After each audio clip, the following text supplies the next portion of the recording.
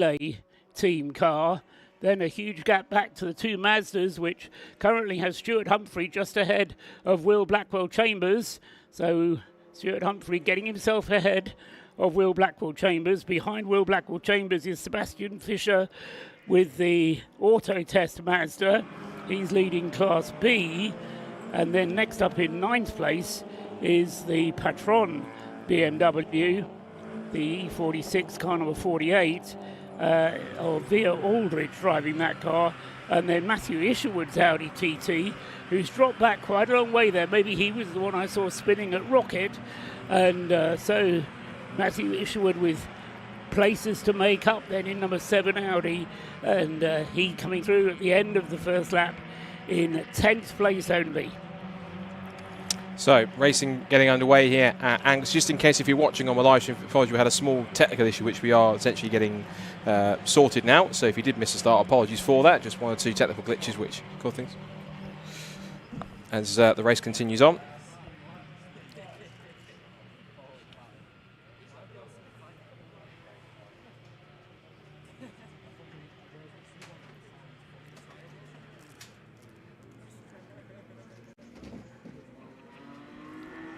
So there goes, completing now 2 laps. Paul Cook has a lead over Sam Heading in second place of 3 seconds now, and then a further 2.4 seconds back is Jason McAnulty with the Lotus Elise. Then it's Steve McCulley with the Caterham ahead of Darrell Cresswell with the relay team car, and then Will Blackwell Chambers just being overtaken there by the Audi TT. Matthew Isherwood making up for lost time earlier on, and recovering now back up to 6th place for Matthew Isherwood.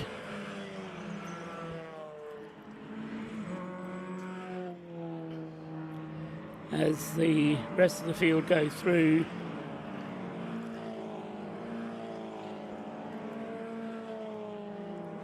Completing the lap. And just looking back there to see how the rest of the field is getting on. Leading Class B is Sebastian Fischer with his Mazda, quite a long way ahead of the Peaky Blinders car, which is second in Class B at the moment. Leading the way as far as the BMW class is concerned are the 2 Anthony Seddon racing cars. Mac Priestwood leading the way in the BMW class from Sam Yates in the other BMW. And Mac Priestwood, they're only 19 years of age, but certainly with the potential of a bit of a career behind him, or ahead of him, I should say, already has had a test in a British GT car, and has potential to go far in the Citroen C1 class.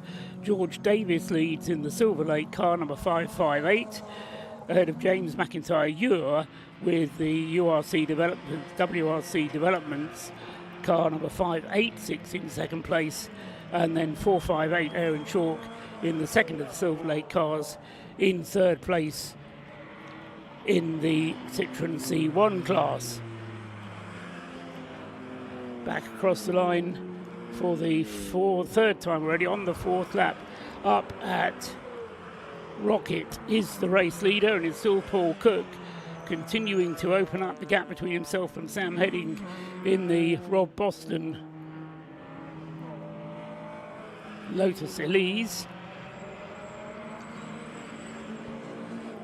Crossing the line there is the 555 Subaru BRZ, which Rob Lewis was talking about down on the grid. That car with some support from Subaru as well, and as Rob said, the car built up from a insurance write-off into a race car. So the race leader now fighting his way through the traffic, going past the Citroen C1s. Paul Cook completes 4 laps across the line, and the Lotus of Sam Heading also fighting his way through the Citroen C1s, goes through in second place. There's Jason McAnulty crossing the line now, third.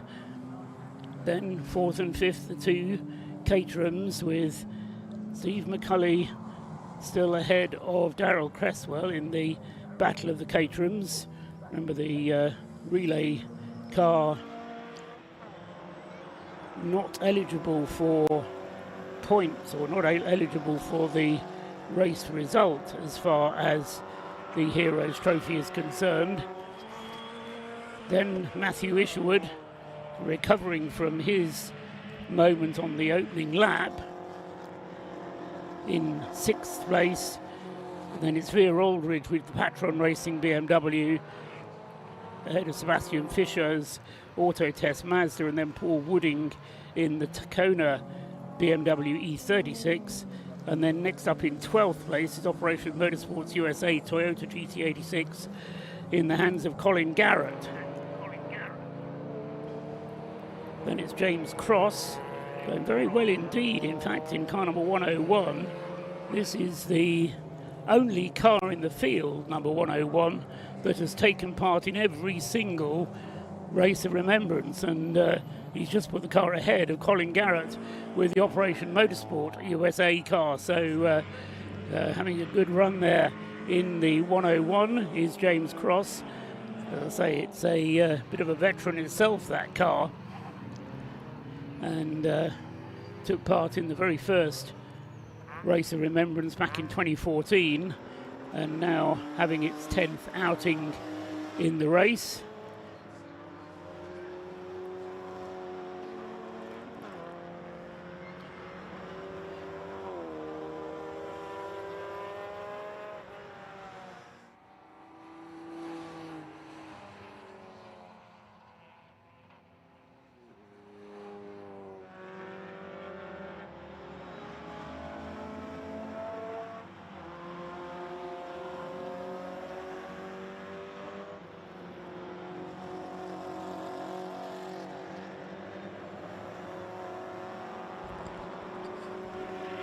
So battling BMWs in the field there, with the BMW class, as I say, still being actually Matt Priestwood has been overtaken by Samuel Yates, who's down in the programme I see as Samuel Carrington Yates, and that, just wonder if he's any relation to David Yates, who was a long-time competitor in British saloon car racing back in the 1980s. Job perhaps for Scott or Rob to find out when they're down there to talk to Samuel Yates and find out if he is any relation. Oh, and a big sideways moment there for Paul Cook as he came out of the final corner there onto the start, finished straight. The screen just caught it as Paul Cook came up across some slower traffic, got the car in a big sideways moment, but controlled it very nicely indeed. That BMW obviously very forgiving. Chris Slater, who Rob or Scott were talking to down on the grid. It was Rob, wasn't it? Because Chris Slater, one of the drivers of that car, a very big gentleman, and as he was saying to Rob, one of the compromises they've had to make with that car is to get the driving position sorted out so that it's comfortable for all of them. And Paul Cook, considerably smaller than Chris Slater, and they've ended up actually making it uncomfortable for both of them, but at least it's the same level of discomfort. So they've, as I say, had to make a bit of a compromise with the seating position in that car, but Paul Cook's clearly comfortable enough, continuing to eke out the margin between himself and Sam Heading in the Rob Boston car in second place. Now nearly 10 seconds behind then is Sam Heading, but as he said on the grid, he needs to stay out of trouble and just keep the car going. Races aren't won in the first 10-15 minutes, and we are already 10 minutes into this race. Jason McInulty still third with the Lotus Elise, and then Steve McCulley in fourth place with his Caterham, and then the other Caterham in the relay team is next up in fifth. Matt Isherwood in sixth, closing in a little bit on the Caterham. So the Audi will be making progress up through the field then in the hands of Matt Isherwood. Waiting for that to come through in amongst the bevy of BMWs further back, as there goes 97 Steve McCulley in second place. Oh, and Matt Isherwood there really getting held up by the traffic as he came into the bus stop, suddenly found himself with nowhere to go as the BMWs were lapping the Citroens.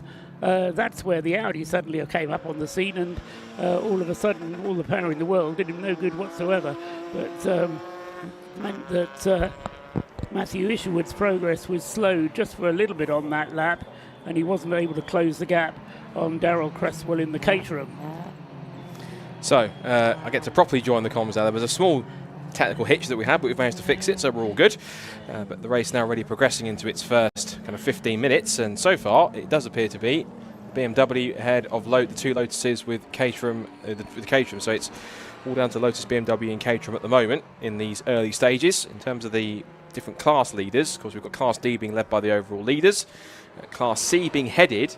Well, I think it's going to be a race-long battle between two teams that have been pretty much rivals all the way through the Supersport Endurance Cup season this year, which was the Clapham North Rob Boston Racing team, which has got Will Blackwell Chambers at the wheel, and Paul Wooding, who is, and the Stuart Humphrey racing car with Stuart Humphrey at the wheel.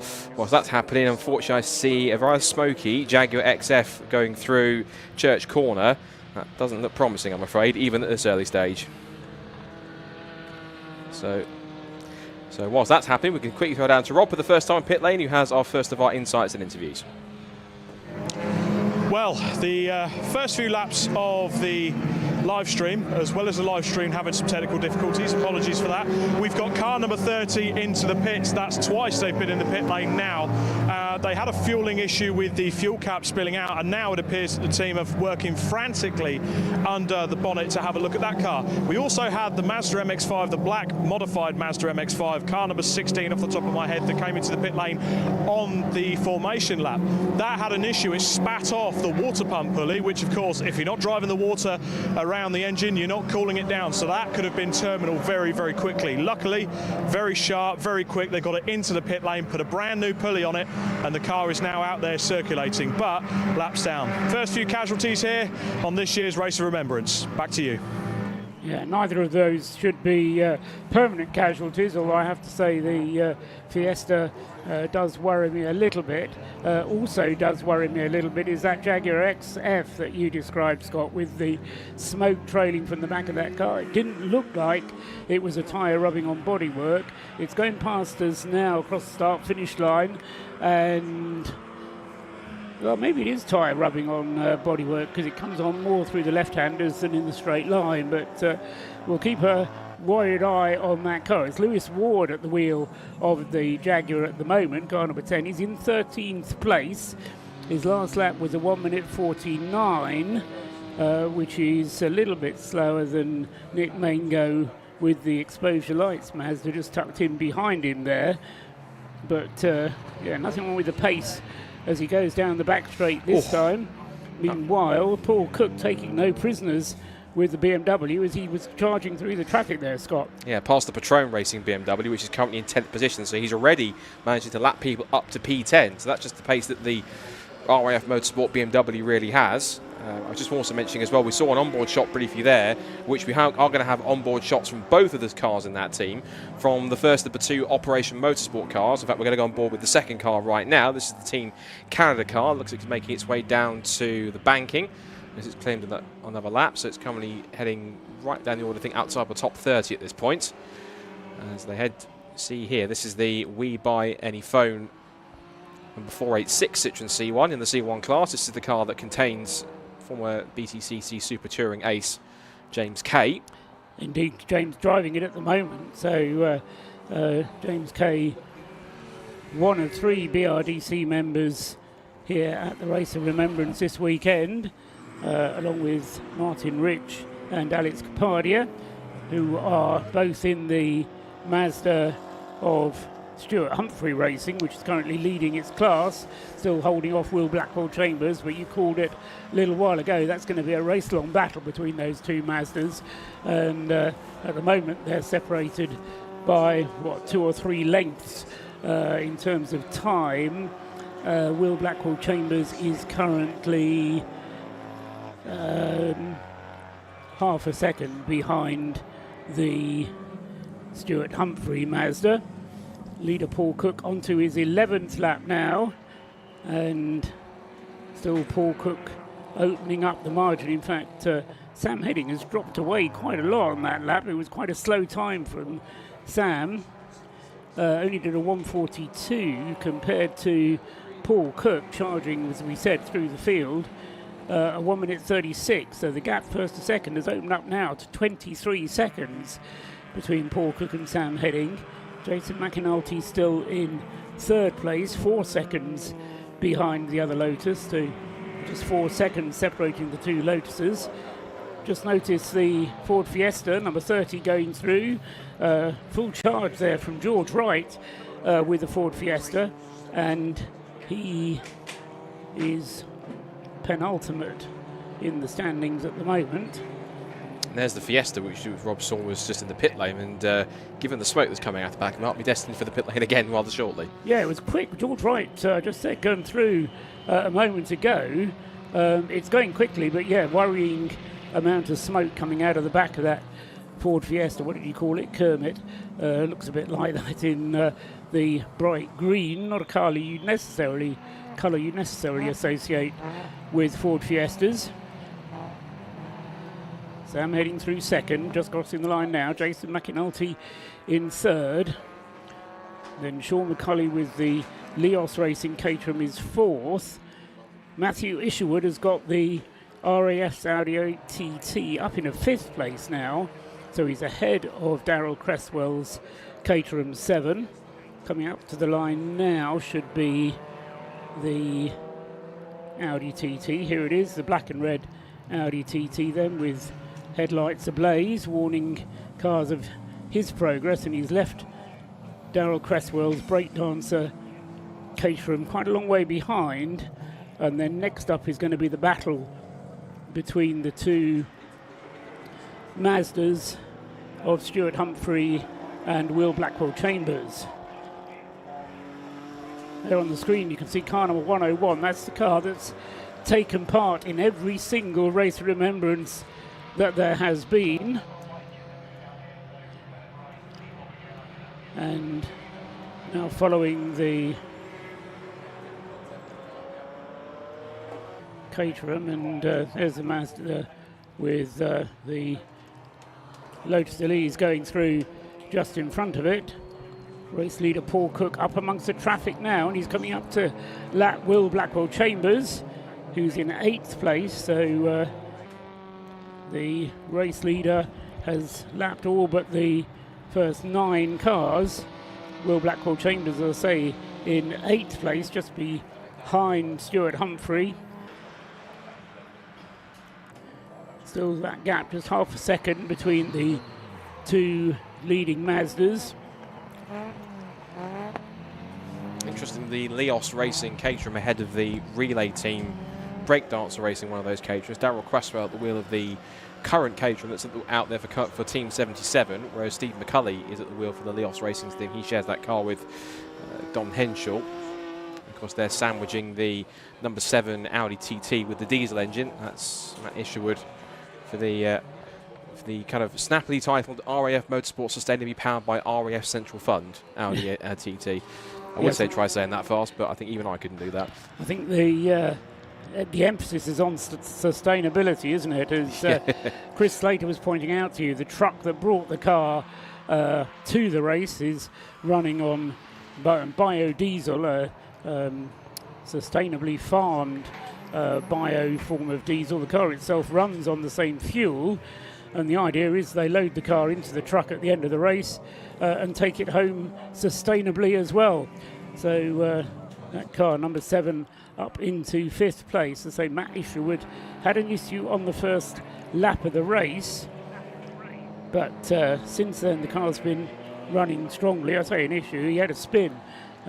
Wasn't a mechanical problem of any sort, but he just, I think, got into a little bit too much traffic as he tried to fight his way through.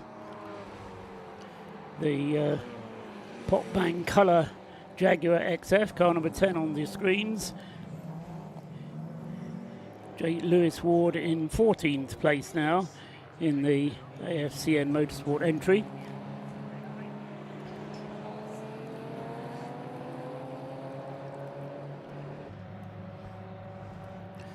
And there's Sam Heading in the Rob Boston Lotus Elise, heading down the back straight at the moment, coming through School and going up towards Rocket.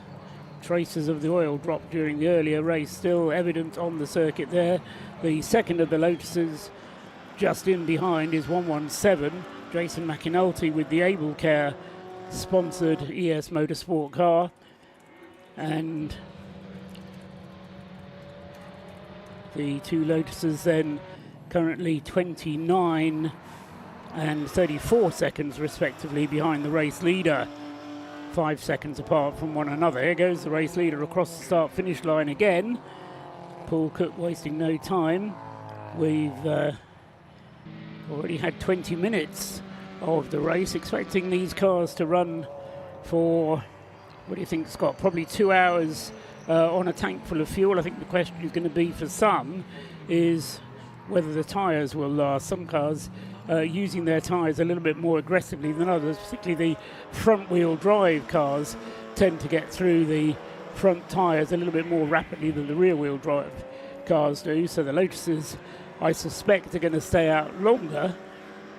And as I say, the BMW, the number 27, the leading car from the RAF Motorsport team, apparently has quite a high fuel consumption from what I've heard. Don't know what your spies have been telling you in the camp.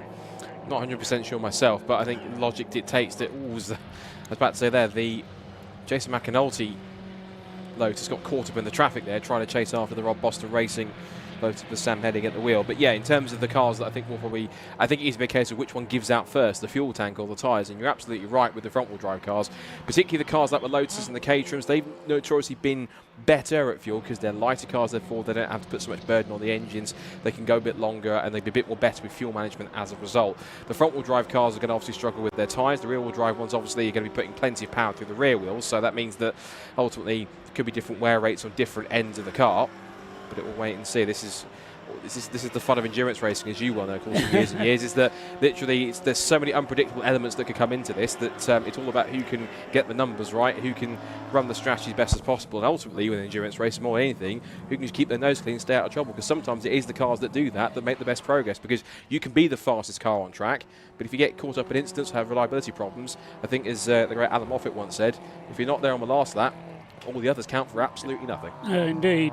And sorry, 1 second. Yeah. So two of the Citroen C1s that, as we said that, almost got into each other. That was 306 and 408, I think it was. 408 was certainly involved, and that was George Smith in one of the WRC Developments cars.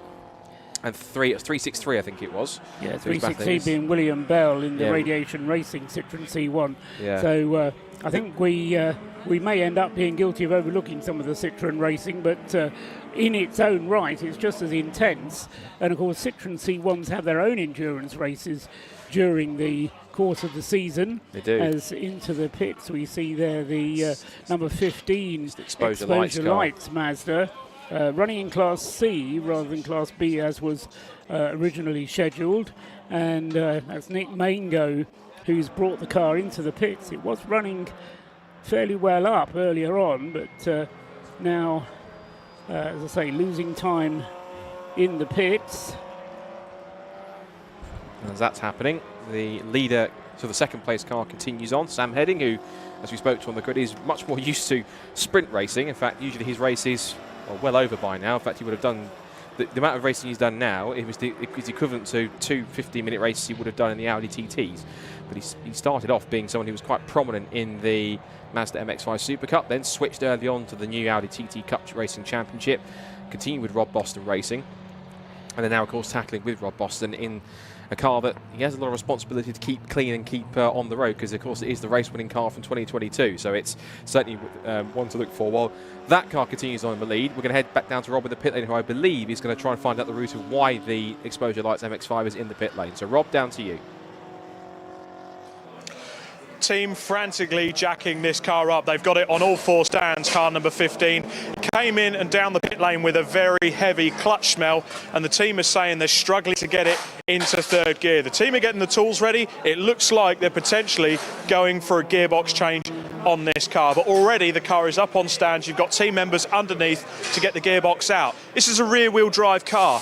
You've got a diff at the back, you'll have a prop shaft of some sort or a Torx tube, and then a gearbox connected to the engine at the front. This is not going to be an easy gearbox change, but as you can see, the team are working frantically underneath to change the gearbox on this car so early in the race. Gutting for them. Let's have a watch and see if they can get it back out. Well, you said earlier on, never give up, never say die, and that is one of the rules of endurance racing, but exactly not what the team will have wanted this early in the race. As Scott was just saying, we've had just not even half an hour of the race yet, and today is the biggest chunk of the race, and today is when the pattern for what will happen tomorrow will be set, although you were referring to it a moment ago, Scott. The nature of endurance racing is the pattern over a long period, and really this first half hour in many ways doesn't tell us anything, because, as I say, the car that's leading the way now by 34 seconds, Paul Cook's BMW, we understand possibly is going to require more fuel stops than is required by the regulations. The regulations require 6 fuel stops to be made by each car at a minimum. That BMW is going to need 7, we think, depending on how much of the race gets run behind the safety car, because obviously during safety car periods they can run at a slower pace and save fuel, but otherwise it does look like that car will need more fuel stops than the regulations actually demand. So although it's leading the way now and pulling away, it's going to need that space at the front in order to, or that margin at the front, in order to potentially cope with more fuel stops, more time spent in the pits. Yeah, speaking of spending time in the pits, that was the NJM Fiesta.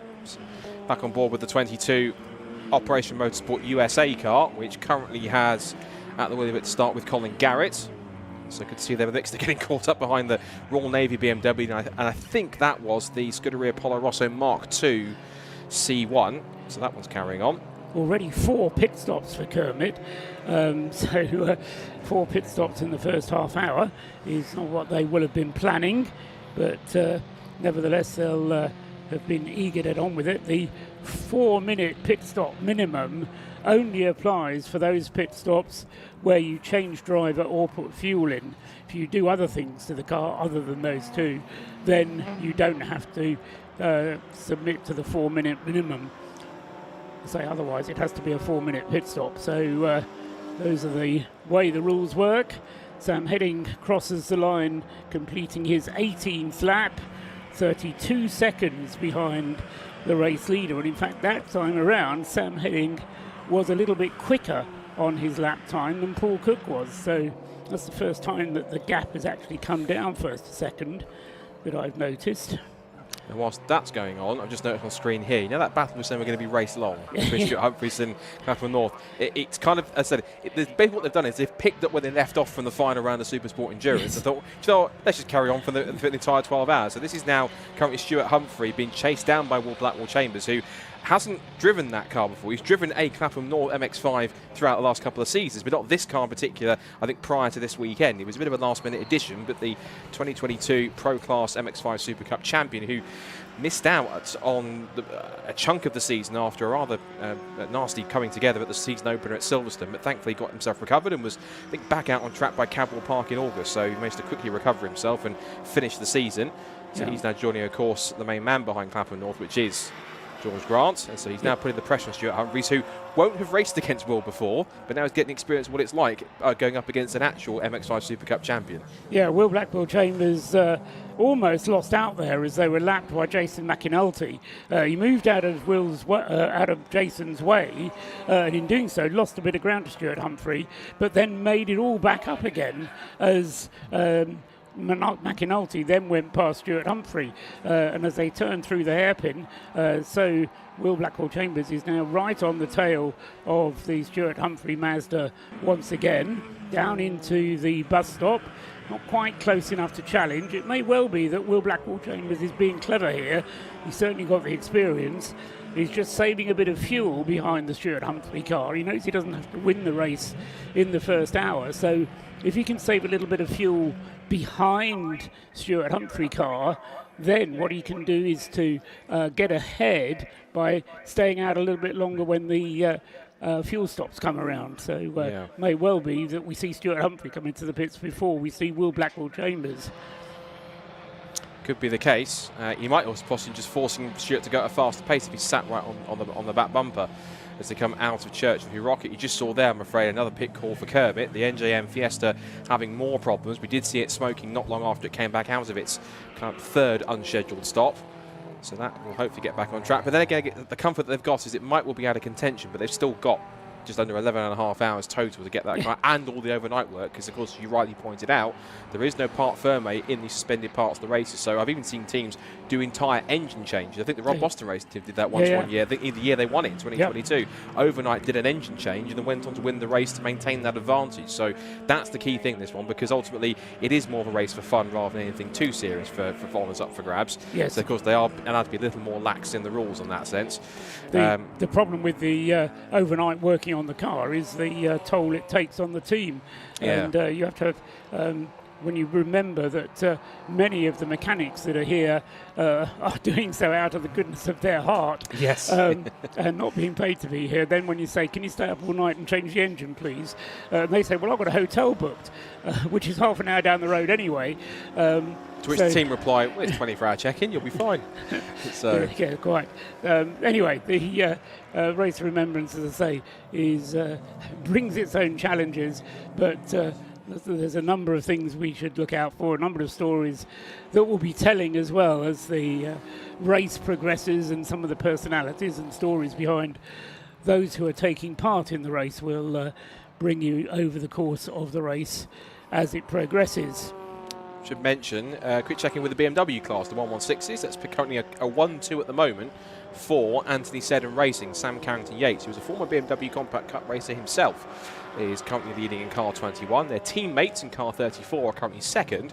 Then there's a couple of cars gap where you've got the RAF Motorsport sustainably powered by Infrastar Simon Froen number 19 machine, and then the DC Lomas Racing Team Pandemonium Fiat Panda. And then you have the third of the BMWs, which is car 90, which is Yggdrasil, I'm going to say. Give a go at that, and that's Crichton at the wheel of that car in car 90. So that will be Tim Crichton, who's showing that car with Rob Mallet and Freddie Tatham. Do you know about Yggdrasil? I don't, but enlighten me. Okay, so Yggdrasil is Norse mythology, Norwegian mythology. It's the tree at the centre of the universe, around which everything else goes. So if you know your Norse mythology, look it up on Google. I do now. I did. That was before I came here. But it's based on that. I thought it was initially something Welsh when I got here, but it's all based on the Norse mythology, and Yggdrasil is the tree at the centre of the world around which everything else revolves. Also, to what's talking about BMWs, Mac Mackenzie Priestwood in the number 34 Anthony Seddon racing car, only 19 years of age. If you get a chance when you're down in the pits, talk to him, because he is a driver who has ambition, quite clearly, and quite where he might go, having cut his racing teeth in the BMW 116 class. It's a good place to start racing. But he's driven a British GT car already in a test, and has great hopes. And while on the subject of Anthony Seddon Racing, the other thing I'd like you to do, Scott, when you get down into the pit lane, is talk to Simon Yates as well, because there was a racing driver back in the 80s called David Yates, and I think he might be related. I remember he raced for, it's my production saloon cars. Ford Sierra Sapphire, Yeah, Cosworth, blue that's one. right. I think it was white, but I hope you forgive me saying that. Any reason I know that's because he's appeared in 1 or 2 crash compilations videos I used to have, so that's the only why I know from that car. maybe it was after they crashed the blue one that he then became the driver of a white one. Anyway, Possibly. so whether he's related or not, I'm not sure, but there was also a Carrington in their name, which is why I think there might be a link back to him. So that's apropos of BMW, but certainly Anthony Seddon Racing has arrived in the race Remembrance very much as the team to beat, and is at the moment showing everyone else how to do it. First and second in the BMW class, ahead of the Yggdrasil car which Tim Crichton is driving, car number 90. Car coming into the pits at the moment, and that is number 14, and that's coming in, that's another Mazda, the Peter McNichol Lancaster Insurance Auto Test car, which is one of the quicker cars in the class. So that is not a car that we would expect to be in this early. No, that's the car which has got, including in that driver lineup, former MX5 champion and now successful MX5 team boss Brian Chandler. So sadly, if that car's hitting problems, that's a shame. Yeah, currently 33rd in the overall standings. So 38 minutes of the race nearly elapsed. 7 hours of racing here at Anglesey today. Paul Cook still leads the way. He's just completed 23 laps. He has a lead of a stabilised lead now, 34 seconds over Sam Heading's Rob Boston Lotus Elise, and then just 5 seconds separating the two Lotus Elises. Those two have pretty much stabilised their positions as well. Waiting for Sam Heading to come through across the start-finish line. Here he is now. So this is actually possibly a scheduled stop because they are refueling number 14 MX5, as you can see on screen. And Brian Chandler giving instructions on the refueling, which is in a slightly unconventional place. It's not a particular tank either side, it's in the boot, which you probably get for it. That's an impromptu makeshift spot to put a fuel tank. And again, the boot, bigger the boot, the bigger the fuel tank you can put in the back and run for much longer. 25 litres in one of those tough jugs going in, and the pit stop, as we've been saying, mandatory 4 minutes, but if you're allowed to put 2 tanks of those 25 litres in, so you can put 50 litres in altogether, but actually getting a full 50 litres in and getting the driver then strapped in, because you have to do the refueling with the driver out of the car, and when that is all done, it does take quite a while and can very quickly get up to 4 minutes elapsed once you've done that. So they have to be a little bit sharpish on the pit stop. Whilst that's happening, just notice that the pace of the leaders has come down from where it was early on. The fastest lap of the race in context set by the race leader, the number 27 RAF Motorsport BMW with Paul Cook, and that fastest lap was a 1:36.231. He's now slowed the pace down into the 1 minute 40s, and he's matching just about the same pace as the two Lotuses behind, the Rob Boston Racing 119 and the Able Care ES Motorsport 117. They're doing sort of 1 minute 40.7.8, 1 minute 40.4 for the BMW. Whilst they continue to circulate, Rob is back down in pit lane with another interview for us. So Rob, who do you have? Okay, you may know me when I broadcast on the C1 Racing. I talk about the intricacies of racing. I look at the geeky stuff. I love the geeky stuff. This race has cars with sustainable fuel in it, so I'm geeking out slightly. Now, Chris, we spoke about this on the grid. Tell me a bit more about how this fuel is working, the differences between this and fossil fuels. So I can't say much how it's working because I've not done any of the technical work, but these boys from Darksider we've partnered up with this weekend to test it. But the Air Force has been using this type of fuel, which is HVO, so fossil-free diesel, in some road vehicles. It's just coming to an end, and there was some fuel available that we could get hold of to take the information that the guys have used when they've tested it on a dyno to feed it into that report. So as we progress through getting towards the end of fossil fuels, and we have the information that we need to make the best decisions possible. Now, guys, so you're the technical guys. You're going to give me the information I need now. So first of all, introduce yourselves. You're from Darkside Developments. What's your roles there? I'm a general mechanic, and then spare time I get to help him out in race workshop. But yeah, he's one who builds cars. And yourself, sir? Yeah, so I'm main race mechanic at Darkside. I'll do all cars and that. So build these ones that come today and run all the stuff for him. So talk us through this sustainable fuel. How does it work? Honestly, it's the same as diesel. Like, there's pretty much no difference. It's got the thing that's the worst bit about it is it smells different. It smells like vinegar, so that's probably the worst thing. But actually, like burning wise and in the combustion chamber, it's pretty much the same. We had it on the dyno with cylinder pressure monitors, and obviously our dyno gives a graph at the end on torque and power and horsepower and stuff, and it was pretty much exactly the same as regular diesel would be. It's like pretty weird, because usually you think of fuel like that, it'd start to burn different, or produce less or more power, and not be as good as diesel, but seems to be pretty similar. So. And the boss has just walked in the background for a little look. I mean, the work that Team Darkside are doing with the RAF, you're bringing a sustainable fuel into motorsport. Essentially, could you say the work you're doing is helping to make motorsport last? I'd hope so, because obviously there's a big agenda going on that wants to shut everybody down and make everybody stay in the house and be scared. So if we can stay racing, and that makes everybody think there's more to be done in the sustainable future, then yeah, it'd be good if we can do that. There's a lot of work gone into the sustainable side leading up to it. What more work is there to come? I think with the diesel side, it's behaving exactly the same as it would on a fossil fuel. So there's nothing else really to be done with that side of things, I don't think. And running the TT as a diesel on it this weekend, is there anything you've had to change on the car at all to run this sustainable fuel? No, if people watch our video, like and subscribe, I don't normally do that. If they want to watch our video there, we've literally drained the fuel out of our truck into the car.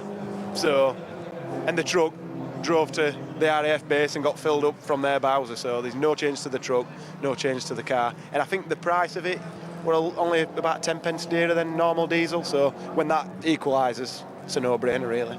Fantastic, guys. I'm going to have to cut it short there, because unfortunately out on circuit there's 3 wheels on a 2CV wagon. So safety cars out. Let's see how they're going to get on with the recovery.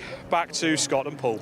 Well, it may get very busy down in the pits with you, Rob, so stand by for some early pit stops, because it may well be that they've used enough fuel in the 45 minutes of the race which we have elapsed to make it worthwhile for some of the cars with the smaller fuel tanks to come in to make a refueling stop. But yeah, you're absolutely right. Scott will describe it. The 2CV, the car running in the invitation class with its little motorcycle engine, never mind what sort of engine it's got, only got 3 wheels on it from the looks of it there, Scott. Yeah, the unfortunately named Crisis Racing are having quite a crisis at the moment, because they've lost a wheel.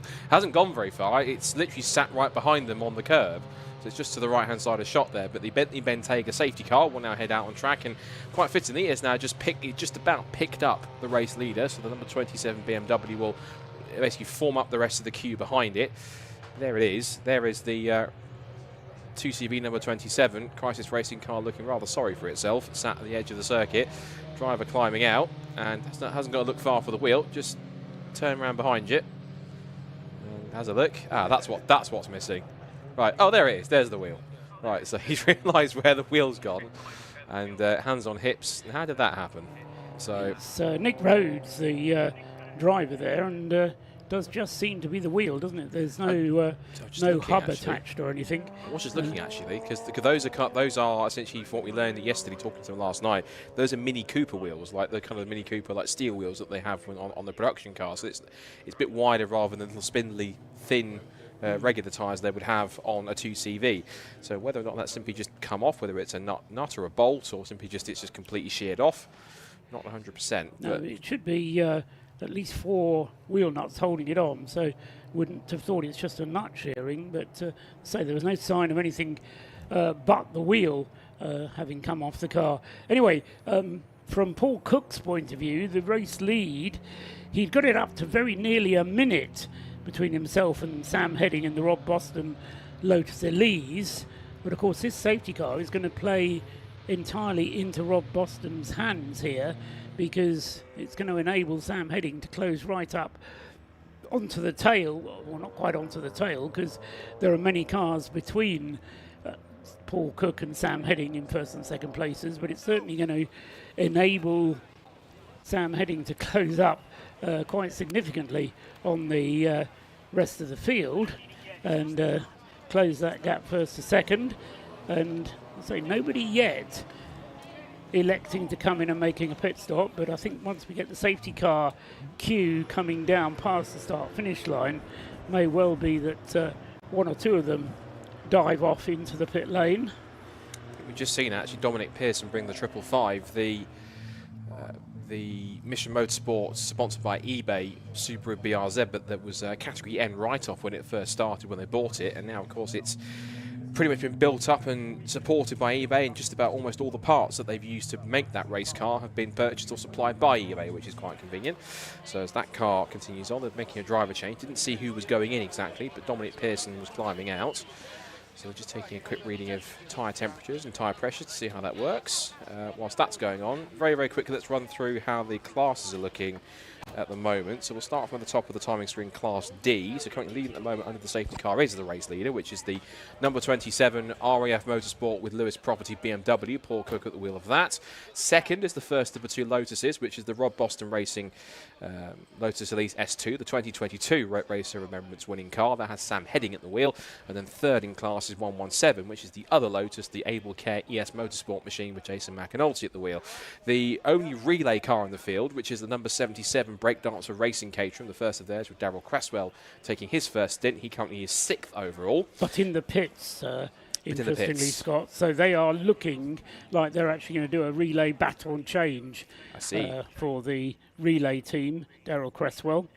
Good stuff. Class C we'll move on to, and it is the two Mazdas that have been battling since the start of the race. It is Stuart Humphrey in the Stuart Humphrey Racing number 91 that leads, and he currently, of course, on the safety car, has a lead of only 1.2 seconds now on the safety car at this point from them perennial rivals this season, the Clapham North Rob Boston Racing number 69, that has Will Blackwood Chambers at the wheel. And then it's in third place, the BMW E36 Tacona Racing Division car. I think that's the one with the RAF roundels on it, number 12. And that currently has at the wheel of it, who has changed over, Paul Wooding, and he will be currently holding on to third place. The Jaguar is also in as well, so the number 10 making its stop from its class. Class B, we can tell you the leader in that class at the moment is the number 24 Auto Test TSW Mazda MX-5 Mark 1. That's Seb Fisher at the wheel of that car. Second in Class B is the Mazda MX-5 of Peaky Blinders, number 11, with Kamal Kelsey, who's another MX-5 Super Cup star, currently 16th overall. And then a team or a car that we saw in the Club Sport Trophy race earlier on. That's Tracks Scotland 2 in their Mini Cooper in third place. And that currently is in 17th place in car 155, which has Adam Morrison at the wheel of that one. And then in Class A, there's only the one car in that class, which is purely the Flat Cap Motorsport Mintro Motorsport Toyota Argo, which has Joe Moss at the wheel. He's currently 37th overall. In the BMW class, it's still an Anthony Seddon Racing 1-2. Sam Carrington-Yates leads Mackenzie Priestwood, cars 21 and 34. And then third place is the Yggdrasil Tim Crichton number 90 machine in third place.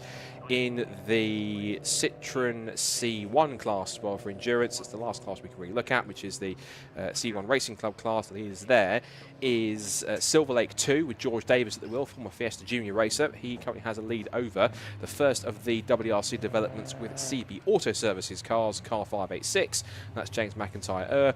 And then it's the car 458 in third place, the second of the Silverline cars, 458, which has Aaron Chalk at the wheel, and they're currently holding station. And the last car we can really talk about, which Sandy we just saw on the back of the low loader, is the only invitation class car, and that was the Crisis at Tete Rouge, a car with Nick Rhodes, was at the wheel, but now is minus a wheel on the back of a low loader. And that's where it stands at the moment as we come into 50 minutes past the first part of Race to Remembrance 2024. Thanks very much, Scott. Complete rundown there. Once the Citroen is recovered, the rules allow for that car to be returned to the pit lane, and depending on what caused the wheel to fall off, then they'll be able to get that car fixed and back on its way again. I think as far as they're concerned, as Scott said, there's no other class cars running in the invitation class, so it really just is a matter for them of running for as many of the hours as they possibly can. So if they can get the car fixed, then will do so, and every reason that we'll see it out again before the end of the race, although in what position remains to be seen. When it came off, the car was running in, where was it?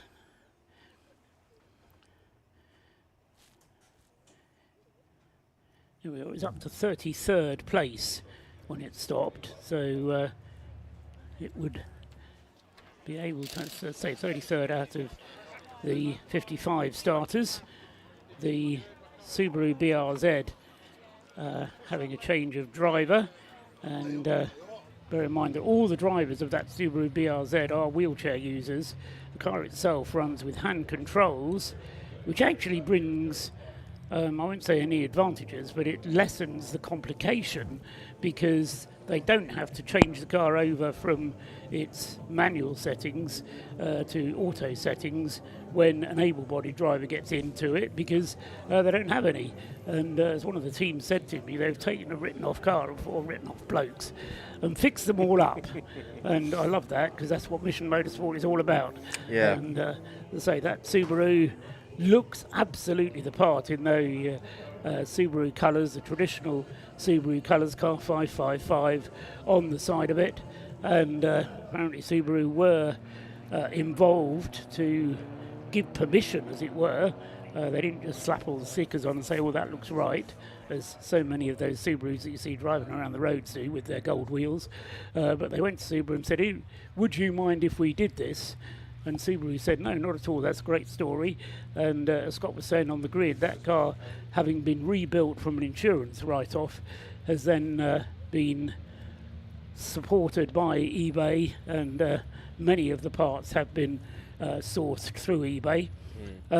There's a little bit of an argument going on down the back straight at the moment, Scott, between one of the Citroen C1s, the Silver Lake class leading car, which isn't going as fast as the safety car is, unfortunately. And not going as fast as car 55 wanted to go to, hence the headlight flashing. That's car 55, which is... That's the 155. That's the Track Scotland car, I think, isn't it? That's why it says 55 though. There are 2 Track Scotland cars. One is 55 and one is 155. Ah, there it is. Yeah, so that's why you've got the confusion. There are 2 of them. Forgive me, I was looking further down the entry list than I thought it would be. So it's actually 19th. That's Michael Imrie, who's had a couple of appearances in the mix. That is the number 7 Audi TT, and that's going... Matthew Isherwood. Yeah, okay, I thought it was going rather slow. It's because it's in the queue, that's the reason why. But I think where it's getting confused is that I think it wants the Silver Lake C1 to speed up, and either it's got an issue and it can't do that, or it's having to keep to a particular speed. But either way, it's kind of just trundling around at its own pace, and the rest of the pack are sort of in that group, are stacking up behind it. Well, yes, because no overtaking is allowed behind the safety car, of course. You say that, but try to tell that to the Breakdancer Racing MXL that's just power past everybody, so that's interesting to see.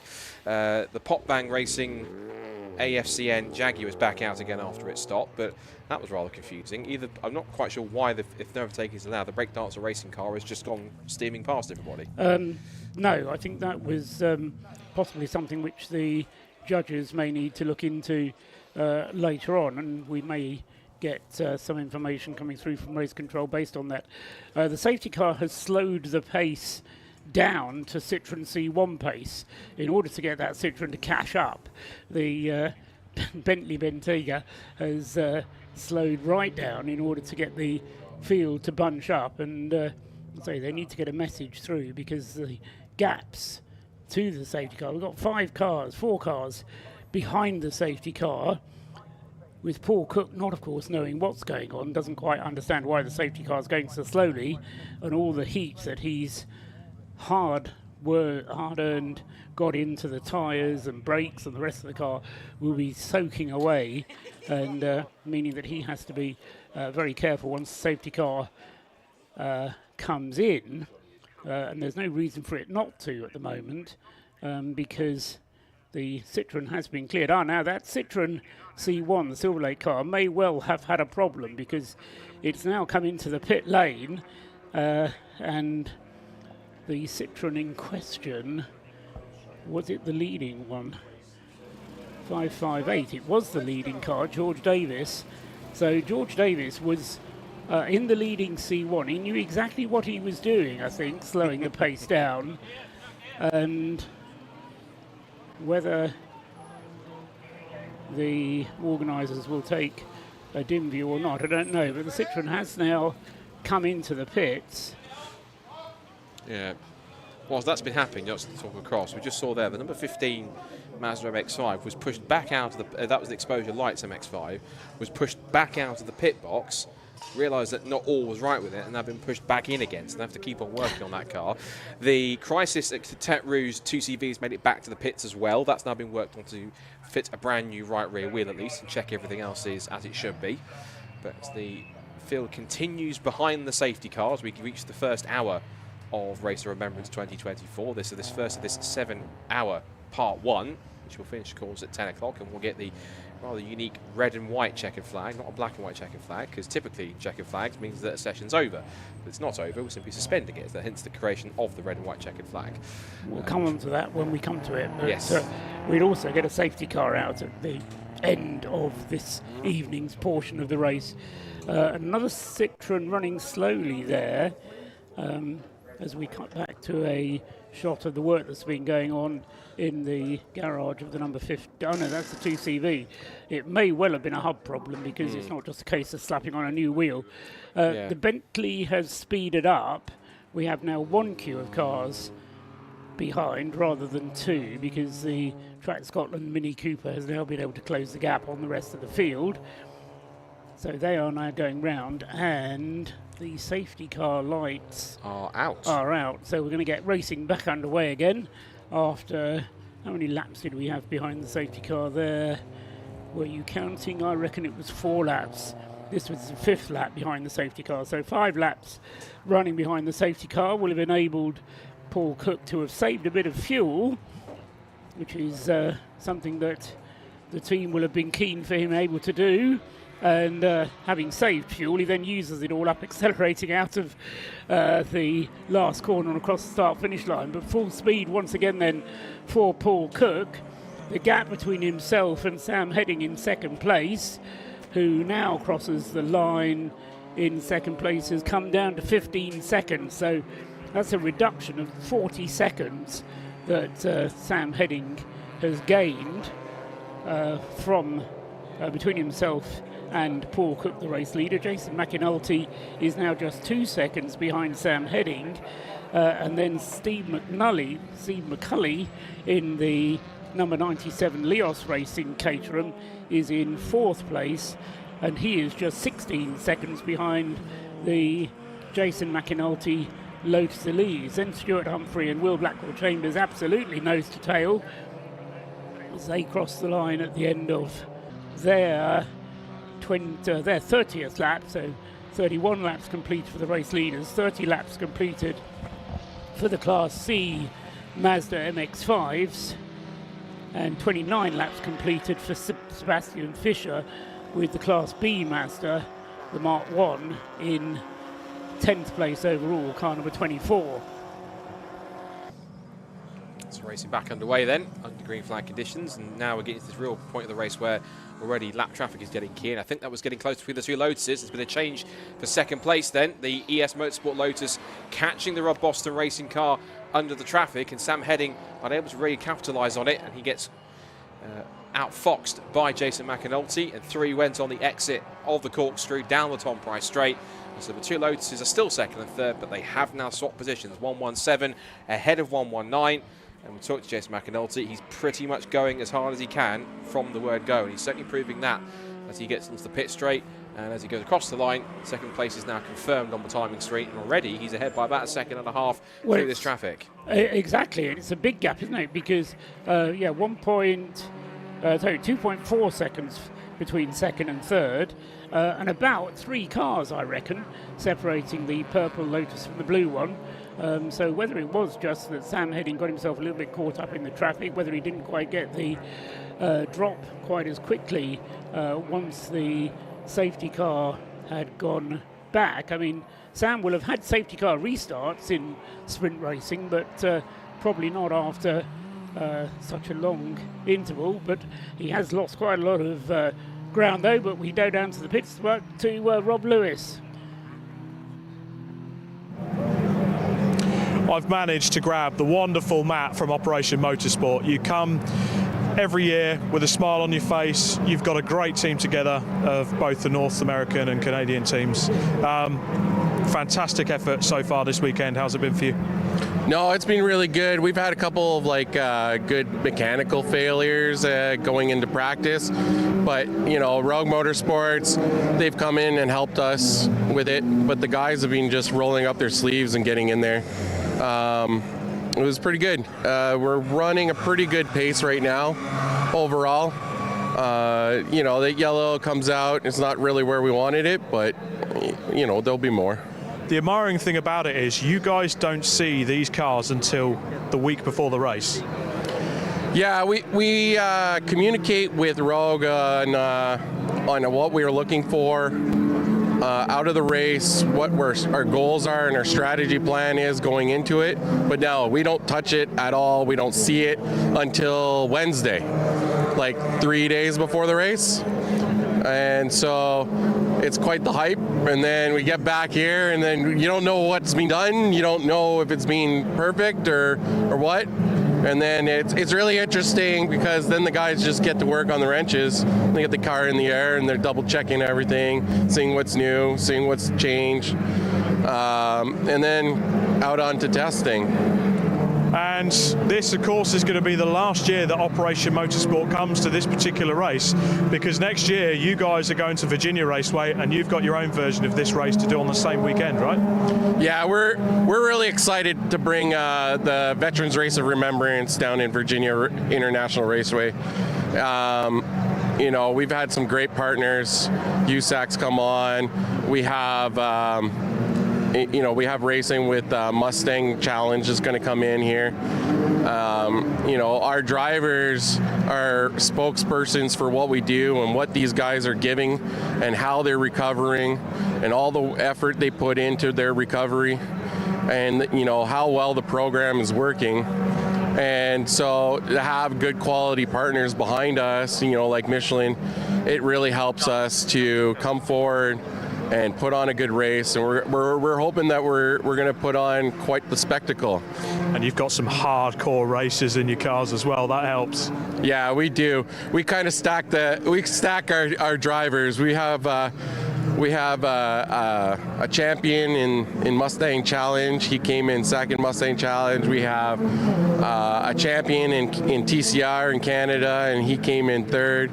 We brought some stout drivers, so we're hoping to still put a good run on everyone around here. Matt, we can't wait to see how you guys get on, but thank you very from much. me, just my sheer admiration to you and to Operation Motorsport. You guys are absolutely fantastic. Before we go, he mentioned Rogue Motorsport.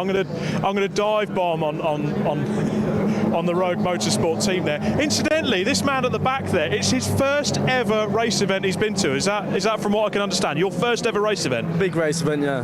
And what an event you've chosen to come to. Do you like motorsport? Yeah. So you are going to absolutely love this, and you've enjoyed it so far? 100%, yeah. Operation Motorsport, they're a great team, aren't they? Yeah, great team. Fantastic. Patrick, you have been flat out getting these cars ready. We were chatting just before, getting them ready for the Operation Motorsport crew.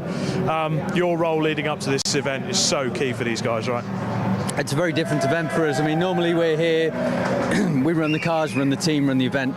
Here we kind of turn up, we give them the cars, we give them the tools that they need, and then we have to try and hang back a little, and if they need our help, we'll get involved and help them out with it, but for the most part, they run the cars.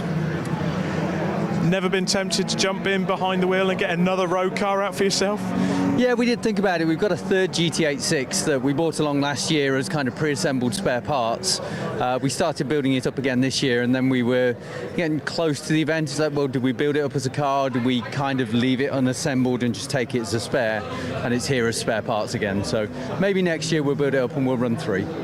Fantastic. Well, Patrick, great to speak to you as Rogue Motorsport. They have been doing some fantastic work with Operation Motorsport. Who knows, maybe we'll see them head over to North America too and have 2 Rogue Motorsport setups for the race of Remembrance. Who knows? I'll keep everyone in the dark about that. We've got some pit lane action going on up and down the pits at the moment. We have had the pop bang colour Jaguar in as well. I was having a look at the tyres. I can't quite bring them to you yet, but yeah, there's a little bit of tyre strategy going on out there, because don't forget, folks, Anglesey is tough and abrasive. This tarmac eats tyres.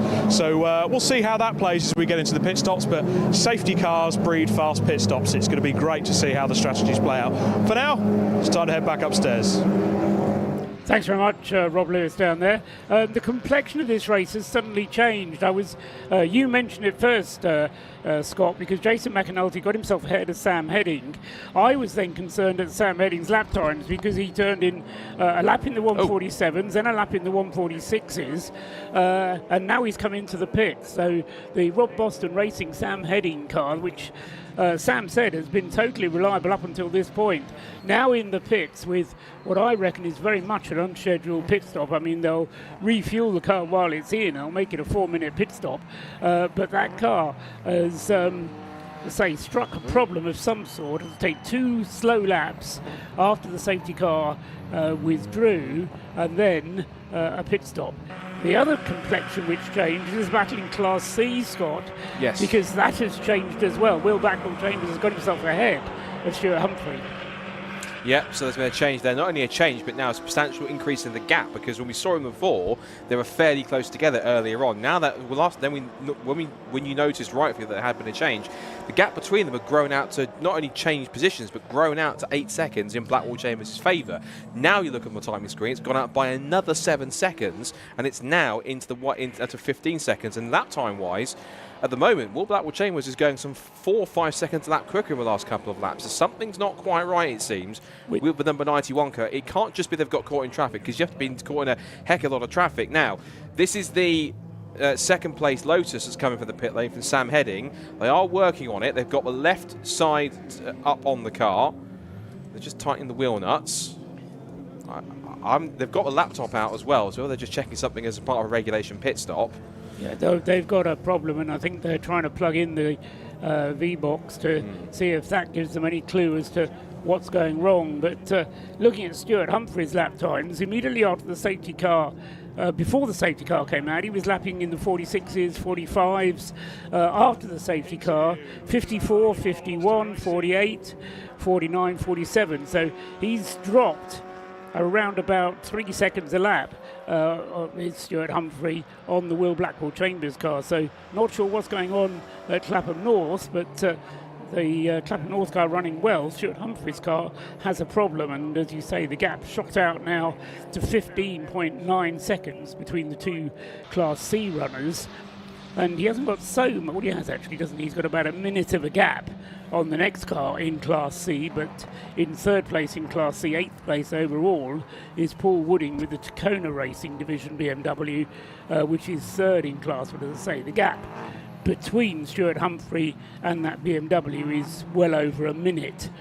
So that gap is one that they don't need to worry about just yet. Meanwhile, Steve McCulley puts in his best lap of the race so far, and in the 97 Leos Racing Caterham, he's in 4th place, and he's only a second behind Matthew Isherwood with the front-wheel drive Audi TT, the diesel car number 7. Paul Cook still lapping quicker than anybody else. Immediately after the safety car, he immediately put in a lap of 1 minute 37, did Paul Cook. So he's extending his margin of lead once again to 25 seconds. Meanwhile, down in the pits, we've got Rob Lewis.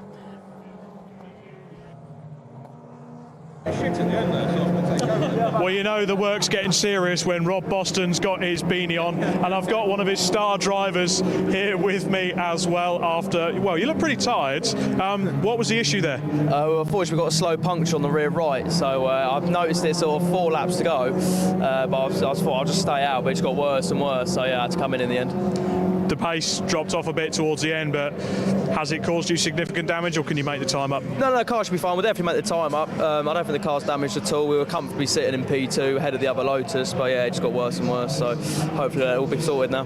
Right, I'll let you go and have a cup of tea now, because you're obviously shattered after that first stint. Rob Boston, yeah, great to see you back at the race of Remembrance. Yeah. The car's back, you're back, not in the car, but you're going to be keen to win it this year, aren't you? We are very keen, yeah. You know, we always come here to do our best, don't we? And yeah, nothing less than a win will do. But no, it's going very well. I'm very pleased to have Sam on board this year, and we've got Ben Brooks as well, which used to be one of our main competitors if you go back not so many years. So it was great that he's come this side of the fence and joined us. But yeah, it's been great fun, enjoying it so far. Shame about that. He was definitely struggling a little bit for a bit longer than he realised, I think, with the slow punch, and he only actually came in once it totally went down. So yeah, it was completely flat in the end, but yeah, I think he was probably struggling more than he realised before that. But that's kind of what endurance racing is all about, managing those little problems until it really drags you down. Yeah, you've got to keep going, yeah, until you literally have, right, this is going to stop playing next lap, then you come in, because yeah, the pit stops, you lose 4 minutes with an unnecessary pit stop, so we just have to get on with it. But yeah, a lot of racing still to do. A lot of racing still to do. I've heard a little rumour that you're having a little play in an MX-5 with Mr. George Grant, who's behind you. Just be, yeah, I'm quite looking forward to a little night stint. George and Will, obviously a two-driver team, and it just puts us in a sticky spot with pit stops when you can only do no more than 3 hours driving in a rolling 5 hours. And depending on pit stop times, it may put them in a situation where they go over their allocated or maximum driving time. So I'm just going in to do a middle stint, so it just takes that out of the equation. Fantastic. They'll be quick enough though, won't they? Yeah. Will's still having a great race. He's been within 2/10 of class leader the whole time, just chipping away. So we're having a lot of fun out there. Those Super Cup drivers aren't too bad, are they? No, he's having to just keep his powder dry for now and just go, this is a long race. So, but yeah, he's enjoying himself all the time. Fantastic. Hopefully, Rob, we will be chatting again tomorrow in the winner's circle there. Great to talk to the Rob Boston team. So, I did speak about tyre issues when we were up at the other end of the pit lane. And wouldn't you know, Lotus puncture. Are we going to have any more as the night draws to a close? There's a bit of a nip in the air as well. It's quite cold down here. So is that going to change the strategy, and is that going to change the tyre wear? Temperature can do quite a bit to a race car. But I'll leave that up to Paul and to Scott to ponder. The other thing we need to find out is what the fuel consumption is, because as Rob was saying, they put fuel into the car, but of course they'll now be going as long as they possibly can on the fuel that's available. Ben Brooks has taken the Rob Boston Lotus back out into the race, so giving Sam Heading a break. They've still got Peter Mansfield, who's also fairly useful, due to drive that car, the 119 Lotus, the blue one. The pit stop was 4 minutes and 9 seconds, so there was no time lost on that pit stop, other than the fact that it was probably a bit earlier than they would have wanted to have made it. But the rules call for 6 pit stops to be made over the course of the 12 hours. Well, you can work that one out. It's one every 2 hours. So to come in after just an hour is a little bit earlier than they would have wanted to. They're down in 11th place then, the Rob Boston car, and will be aiming to work their way up through the field.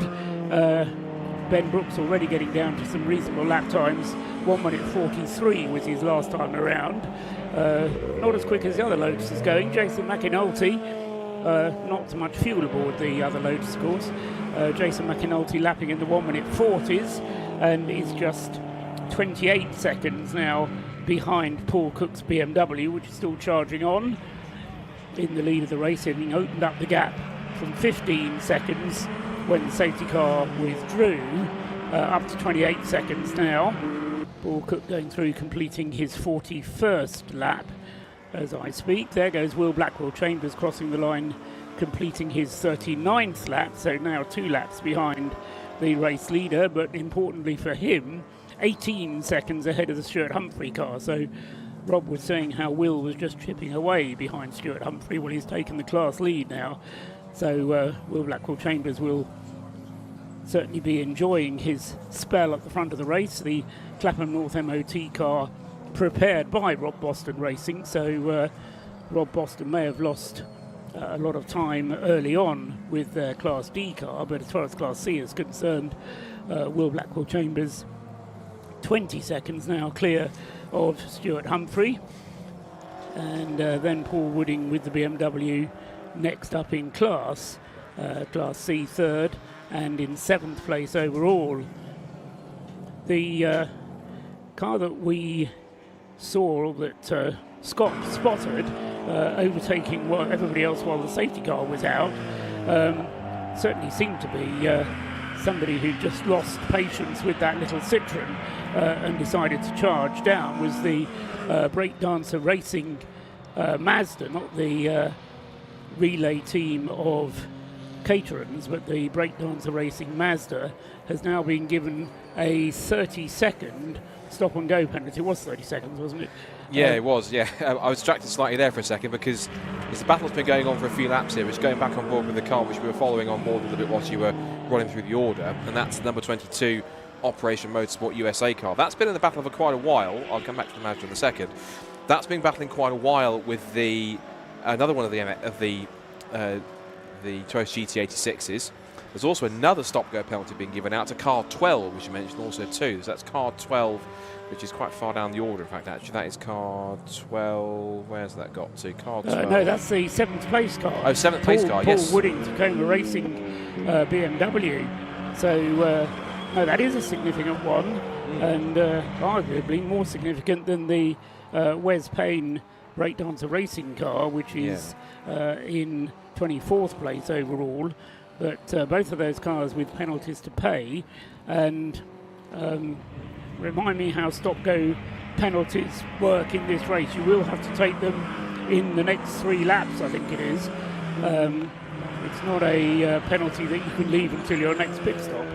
No, I think it's I think it's, there is a specific penalty box which you go into to stop. It's a very quick look through the regulations. But the battle I was watching there was between 2 of the Toyota GT86s, one of which was 22, which squeezed its way around the outside of the 86 car, Mission Motorsport, which has Charles Graham at the wheel. Charles Graham, who's more commonly known for being one of the main people at Daytona, I believe, not sure if it's overall, at least at Milton Keynes, which is quite one of their more popular sites. You see here car 22. There's its sister car, its teammate, car 220, with the Canadians. And now we go on board with 220s. It makes its way through the Rocket Complex. This is one of our 2 onboard cameras with both of the Operation Motorsport cars. So you get to see, in many cases, what the driver sees, or the in-car experience from Racing Remembrance 2024. The number 46 Patron Racing BMW, 48 Patron BMW, has now come in from what was 16th place. So that car was running 6th in Class D. And it's now in to make a stop, as is also the 86 car that I was talking about. So that Charles Graham has brought the 86 Mission Motorsport Toyota GT86 in from what was, after losing that spot to the 22 car, 14th position. So those 2 currently the main pit callers. I don't think there's anyone else apart from those that are in to have work on their cars. Not even the Citroen 2CV that had its wheels shear off is in pit lane anymore. That's been fixed and sorted out, and that's currently showing it's back out on track. It's 18 laps off the lead, as you'd expect, but still Nick Crispin has got behind the wheel this time, and he's trying to put some laps in the Citroen 2CV hybrid.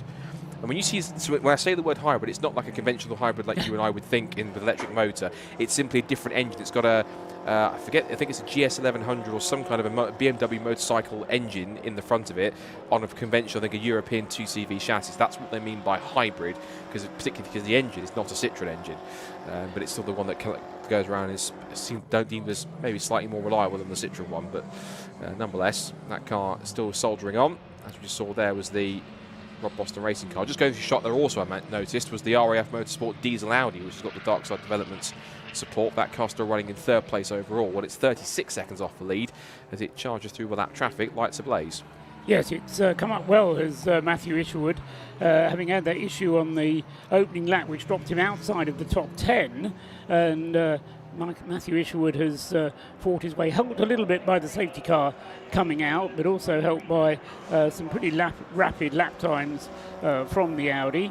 So Matthew Isherwood, Scott says, back up into third place overall. The breakdancer Mazda, number 8, has taken its 30-second stop-and-go penalty already, and as a result has dropped to 24th place overall.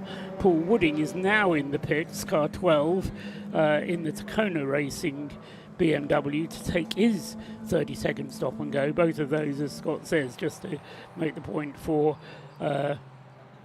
overtaking under safety car conditions. 30-second penalty being the mandated penalty for that offence. And Paul Wooding is now, well, he's still third in Class C, but instead of being 7th overall, he's dropped to 9th, and that will drop still further because the car is still stationary in the pit lane in the penalty box. As the light beginning to fade into the pits has come our race leader. Yes. Was that the cause of your R? It was. Race leader in Paul Cook then. So the RAF Motorsport with Lewis Property BMW M3, the race leader in for its first scheduled stop. And one of the key things, cool those brakes. An hour and 20 minutes into the race, you can work that one out. As I say, 6 mandatory pit stops, even with a period of safety car. That is a little bit earlier than they would like that car to come in. As I said, a little birdie from the team did tell me before the race that they were going to have problems with the fuel consumption. So they had a lead of a minute, remember. It was reduced to 15 seconds with the safety car having come out. Then they got it up to over half a minute again, but now into the pits they go, and that elevates into the lead of the race. The AbleCare ES Motorsport Lotus Elise, the purple Lotus, car 117, takes over the lead of the race as the light is beginning to fade here at Anglesey. The TV pictures are somewhat misleading, making it look like a nice bright day out there, but that's the magic of television. I can assure you that it's getting a little bit more dim out there as the Lotus Elise goes down the back straight through School and up the hill towards Rocket, in the lead of the race now. And so into second place comes Matthew Isherwood, the Audi TT with the diesel engine and sustainable fuel. And then into third place, you said it was a big variety in the race remembrances here, Scott. You're absolutely right, because you've got 3 different manufacturers in the top 3, in fact 5 in the top 5. Lotus leading Audi, leading Caterham, first, second and third. Then the BMW in 4th place but in the pits, and then Will Blackwell-Chambers is next up, and he will be taking over 4th place overall when the Mazda comes through. No, he won't, because he's a lap behind, isn't he? So it will take him a couple of laps to unwind that pit stop advantage that the BMW 27 Paul Cook had. There goes Will Blackwell-Chambers across the line, completing his 44th lap, just ahead of Jason McAnulty, who's completed his 46th, though still very nearly 2 laps separating the first 2 cars. Into the pits comes the Fiat Panda, car number 25. Martin Walker it was who started that car. Jaguar XF still running strongly in, where is he now, number 10, having made a pit stop. 23rd place, Michael Burton, having taken over the wheel of that car. Its pit stop was rather longer than they will have wanted it to be at 6 minutes. Paul Cook's car is still in the pits. They'll almost certainly be having a driver change there.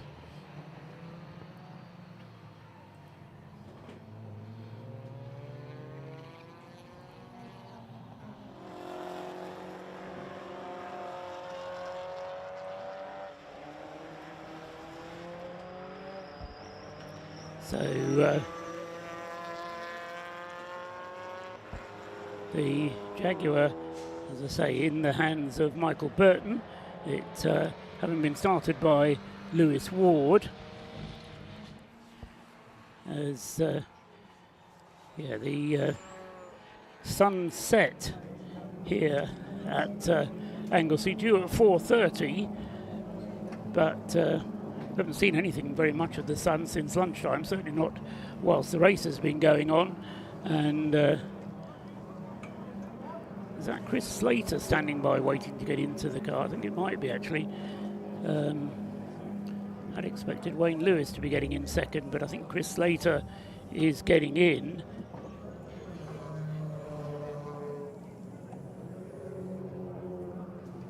So, yeah, it just seemed like a very tall driver getting in. And as I said earlier on, Chris doesn't quite find himself comfortable in the car because of his size. Rob Lewis has joined me in the box now, and that means that Scott Woodward is going to be going down to leave the warmth of the commentary box into the into the outside world, which will be getting cooler now. Rob, but good to have you up here. You were talking to Chris Slater. In fact, you've had 2 conversations with him already. I think it was him getting into the car. It did. He is a big look man, like isn't he? He is, and I looked at the car yesterday and spoke to a few of the team members, and they were padding the car out for the 2 other team members to get in because they have quite a large seat in there so that Chris can fit. He's quite a, I'd say, built like a rugby player, a good rugby player. Yeah. And they're just getting him strapped into the car there. The good thing is, with the minimum pit stop time, little adjustments like this, as long as they can do it within the allotted pit stop time, it works. The key thing you just said there, Rob, is as long as they can do it within the allotted time. Yeah. Chris was telling me that actually with the refuelling, they're not quick, and with getting him strapped in, it does take a little bit longer. So the car is now being given the thumbs up to go back out onto the track, and off he goes. So Chris Slater at the wheel will tell you what the pit stop time was as he passes the WHOTAG sensor, which is at pit exit. And once Chris identifies himself to the WHOTAG sensor, then the pit stop is complete and the RAF BMW is back on its way again. And the time of the pit stop there was 7.5 minutes. So that's an absolute disaster for that car. It's in far too early. Not in the sense of the fuel consumption necessarily, but because the car uses a lot of fuel, they're going to have to do more than their 6 regulation pit stops, and it's a 7-minute pit stop. So having been in absolute command of the situation, this is what I was saying to Scott a little bit earlier on, you don't really find out the pattern of the race until you start getting into the pit stop cycle, and then you can see who is really at an advantage and who is really at a disadvantage. And that Paul Cook started the BMW. It's undoubtedly a very quick car, but it has some issues around it, and it's not necessarily going to be able to win this race because of its longer pit stops and its more frequent pit stops. And the one thing we haven't spoken about yet, I spoke about it several times when I was downstairs, tyres. What's the car doing to the tyres? We've had a puncture already for one of the for the Rob Boston Lotus. We don't know if that's due to conditions out on circuit, whether it's just a bit of bad luck, it's picked up something, or maybe a tyre defect just from the factory in that particular tyre. We don't know. I suspect the cars that are going to have the tyre issues are going to be the front-wheel drive cars. The rear-wheel drive cars are more balanced. It's the front-wheel drive cars which eat up their tyres, particularly the Audi TT. So the number 7 car, Matthew Isherwood, with the Audi TT, the team told me that the car will go further on its fuel than the tyres will allow it to go. It's a diesel, it's economical, diesels are. They've already told you that their diesel produced from corn oil or whatever it is performs just like ordinary diesel. The trouble is that there's so much torque on that Audi, all going through the front wheels, wears front tyres out very quickly. You're going to tell me the rear tyres get worn out on the rear-wheel drive cars, are you? No. What I did a bit of sleuthing, a bit of sneaking around. Now we've actually got it in our ears as well that the GT86 on screen, car number 86, is moving rather slowly. So have they got a fuel starvation issue, some sort of problem? Perhaps tyres, as we've been talking about. So we'll keep an eye on that car as it goes around the circuit. So far, no sign of them going into the pit lane as Paul Trustwell looks out on the right-hand side of our commentary box. But as we go on board with one of the Operation Motorsport cars there. Canadian car. That's a Canadian wheel work going on there, just coming up on one of the C1s in the field, one of the many C1s in the field. But yes, back to the conversation we were just having regarding tyres. So I was down in the Poppy Bang colour Jaguar pit, and I had a look at the tyres that came off from their pit stop. Now, the set of tyres they had, I think the team manager was just dealing with some bits, and they wouldn't let me quite do a piece to camera yet, but I'm sure we can bring something to you later on. That's the car on screen there, car number 10. So as soon as that car came in for its last pit stop, they changed the tyres. And the interesting thing was they were running a pair of tyres on the back that did 30 laps on the front yesterday, and the front left tyre has worn so much, so they've done 30 laps on the front yesterday, they then moved it to the back, and that started this race, and already it was delaminating the tyre, and that was a Pirelli P0 track tyre. Anglesey has always been known to cook tyres, particularly the front left, and you've got a car like that on screen, the Jaguar. It's a beautiful looking car, it's a fast race car, but it's also heavy, large engine at the front. It's got a lot of weight at the front still, albeit front rear wheel drive, whatever. It's heavy because of all that paint on it. Well, modern cars traditionally are more heavier. They've got, if you convert a modern road car to a race car, you have all the modern crash protection and everything, so the chassis are naturally heavier, and that becomes a problem out on a race circuit. Yep, so anyway, we'll see how they get on with that Jaguar. It's certainly not a typical rear-wheel drive car, I would suggest, but it's certainly nice to have the XF here. In the pits there, we were getting a shot of the Operation USA, Operation Motorsport USA Canada, Operation Motorsport USA car having its pit stop. That was car number 22. That's the better of the two North American cars, but a lot of these cars coming in then for their first scheduled pit stop a little bit earlier than perhaps they would need to. But of course, one of the things that you mustn't forget is that because there's no Parc Fermé overnight, there's nothing to stop the teams refueling the cars overnight. No. So the idea will be to treat this race very much as a 7-hour race rather than part of a 12-hour race. There are some race meetings where a 12-hour race is split into two parts, where you're putting Parc Fermé conditions overnight. That means that you want to try and top the fuel up before the end of part one. No point in doing that in this race. You want to you want to get to the end of part one with as empty a car as possible, so that you can then go in, you have to say, refuel it and get the maximum advantage out of that refueling situation overnight. So that's kind of a free pit stop. So coming in short of 2 hours is not necessarily a problem. And what some of the teams will be trying to do is to get 4 pit stops out of the way today and do the second 2 pit stops during the second part of the race tomorrow. So expect to see 4 pit stops happening today, 2 pit stops tomorrow. And the other thing that we haven't probably not spoken about yet is the weather. Today is the dry section of the race. Tomorrow, the forecast isn't looking so favourable, which, again, changes the fueling, changes what happens with the tyres. You're not going to go as fast, so albeit you've got the mandatory pit stops to do, you can make those stints last a lot longer if the conditions are wet. Are you going down into the pit lane again later on tonight? That's the plan. Okay, because I've told that it might start raining around 9:30. I'm not going back into the pit lane tonight. Sorry, Scott. So we'll No, see what I happens. See what happens. But there is rain overnight for sure, Yeah. and it is forecast to rain into It tomorrow does. morning. As we look onto the into the distance from our commentary box, it does look a little bit murky out in the distance. Perhaps the Irish Sea is bringing the rain to us. It's looked murky since, well, Thursday was a nice day.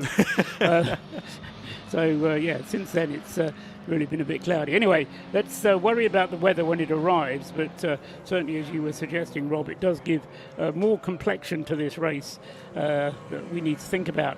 The other thing to think about, Jason McAnulty still leading the race in the Lotus Elise, 117, but he's being closed upon now by... Sorry, I'm just being distracted by some antics on the pit wall, which I'll come back to. So Jason McAnulty being closed upon by Matthew Isherwood. The last lap time for Matthew Isherwood in the RAS Audi was a 1:39.2. Last lap time from Jason McAnulty at 1:40.6. So the gap first to second has come down now to just 36 seconds. Will Blackwell Chambers overall is up to third place overall. So the Class C leader having a great run, yet to make a pit stop, and the next car up has also yet to make a pit stop, being Stuart Humphrey in the other Class C Mazda. But Stuart Humphrey has dropped now to 34 seconds behind in second place. As into the pits comes Jason McAnulty, the race leader. So number 117, the Abelcare ES Motorsport Lotus Elise, into the pits.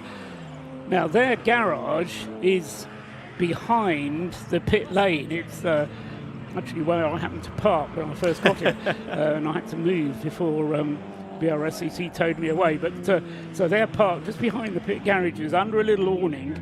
They do the work on the car there, which is somewhere that we can't see it at all, and neither do we have a camera which can get there.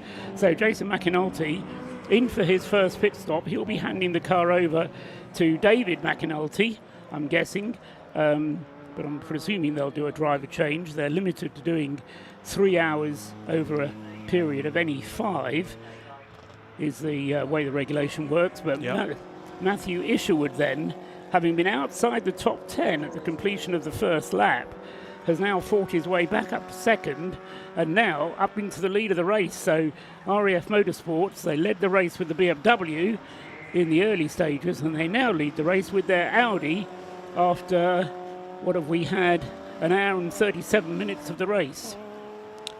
And the leader of the race, the leader of the cars that haven't stopped naturally. So if you take that into consideration, the only other cars that haven't pitted so far in this race, you've got Clapham North Rob Boston Racing entry with Will Blackwell Chambers at the wheel of that car. You've got the Stuart Humphrey Racing Mazda MX-5, that hasn't gone in for its stop yet. The Auto Test TSW car, that hasn't come in for its pit stop yet.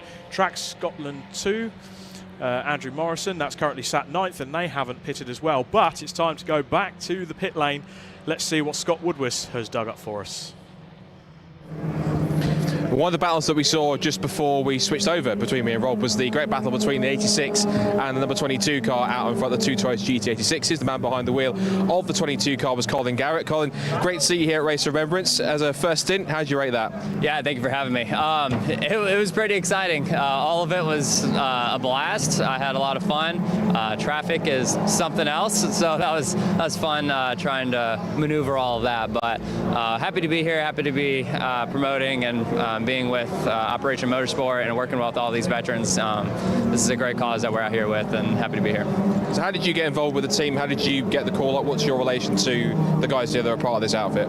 Yeah, this goes back to March or April back in Sonoma Raceway at the beginning of the GT4 America season. I run the 1111 Veteran Project in the States, and Operation Motorsport, one of my buddies started working with them this season, and he came and introduced me to them at the first race of the year. And the talks kind of started there, and when I think it was like Sebring or Coda, Diesel from Operation Motorsports presented this opportunity to come over here to Wales and run this race. So I think it's been since then that we've known we were going to be here. So it was pretty cool. This is your first time racing in the UK? Yeah, it's first time being in the UK. So it's, Yeah. So it's a wonderful experience, and it's beautiful here, man.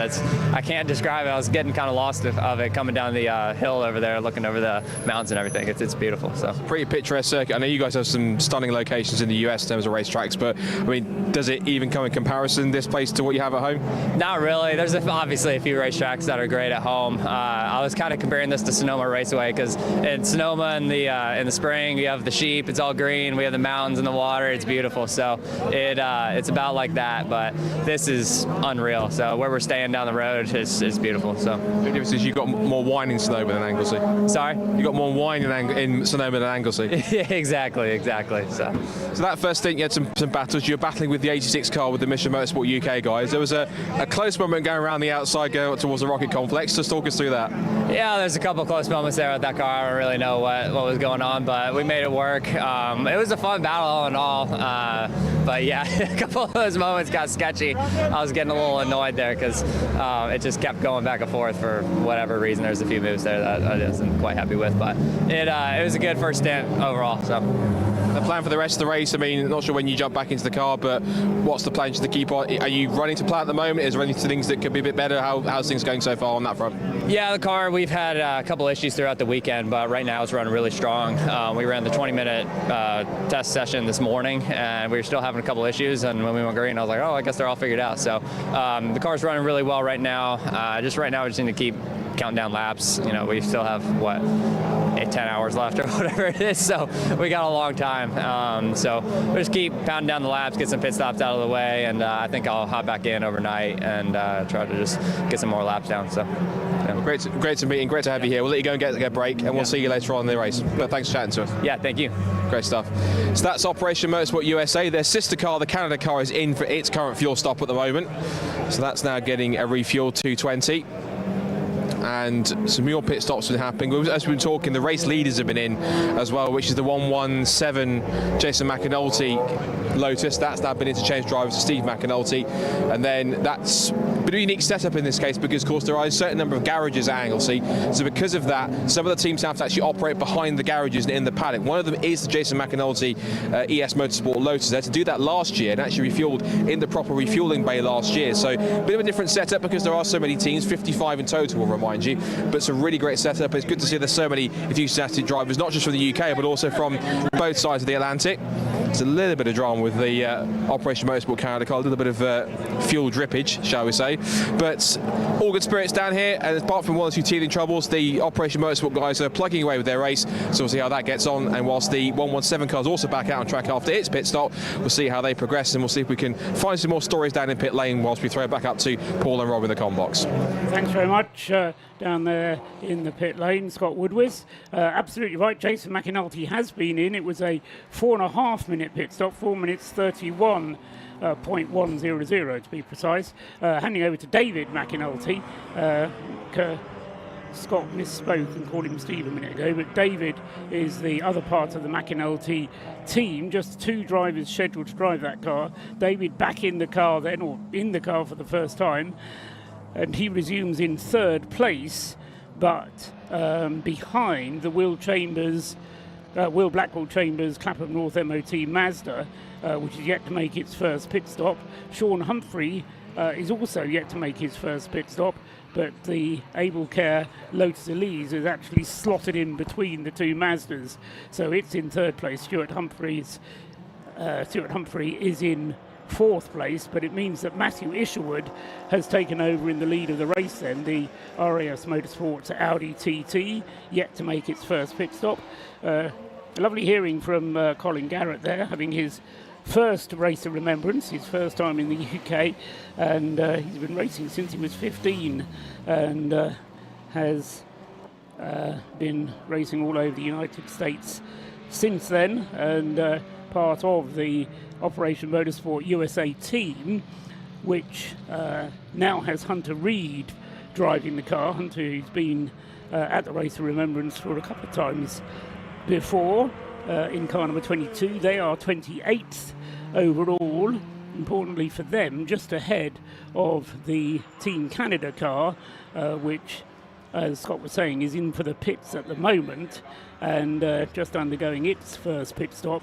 The Operation Motorsport USA car, though, was in the pits for 6 minutes and 15 seconds, so considerably longer than the 4 minutes that is required. So that will have lost it some ground to the rest of the field. So, just go on. A bit of a recap on some of the classes at the lower echelons of the field as well. We'll kind of go through some of the class leaders as well. Class D in first place is our first overall leader, who hasn't pitted yet, the RAF Motorsport Audi TT.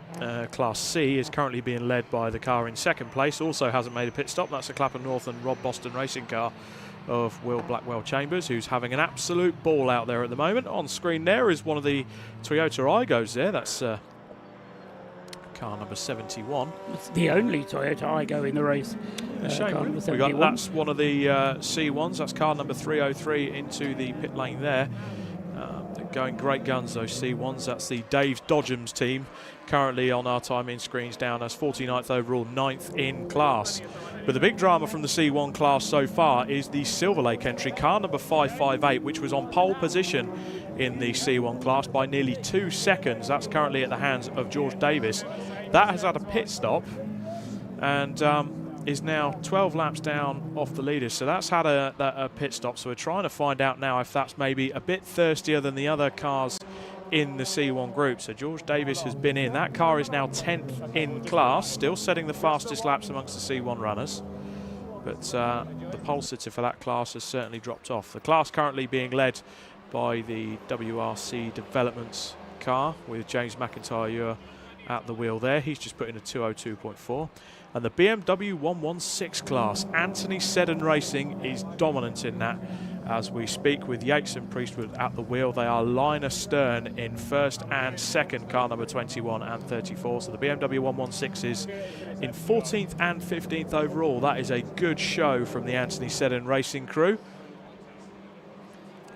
And they are just ahead of the AFC and Motorsport Jaguar, being driven by Burton. So lots of refueling going on in the pit lane at the moment. That's a Dave Dodgem's team just in front of the WRC Developments garages. Yeah, still quite a few cars, though, as you were saying, Rob, to make their first pit stop, including the first 2 cars in the first 2 places overall.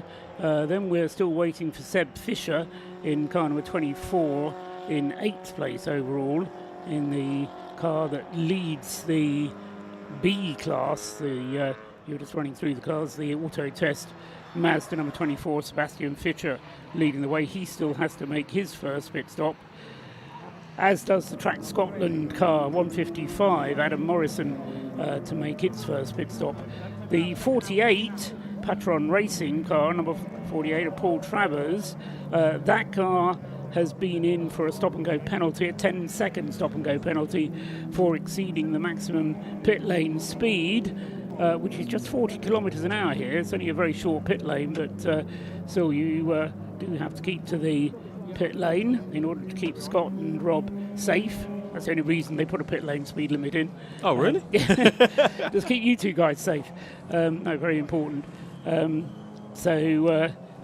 Paul Travers, or possibly whoever was in the car before him, offending the pit speed limit. Yeah, it was Veer Aldridge who was speeding in the pit lane, and so Paul Travers, who's taken over, had to come in and make a penalty pit stop.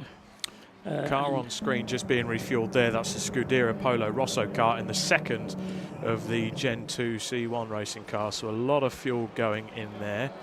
The car not gone as quick as the Silver Lake car of similar ilk in the Gen 2 specification, but Scuderia Polo Rosso have borrowed that car for the weekend from series boss Robin Welsh, and they're giving it a go for the first time, so they're getting their taste of Gen 2. And we've got the car number 21 into the pits as well for one of its pit stops, and I believe that's one of the Anthony Seddon Racing cars. Yes, it is indeed. So the BMWs also starting to make their fuel stops there. That was the second of the Anthony Seddon Racing cars. That's coming from 15th place overall and second in cars. Those cars are setting good lap times, really, around the 151.8 mark. They've got both the cars in now, so the sister car in as well. Yeah, Sam and Mackenzie Priestwood.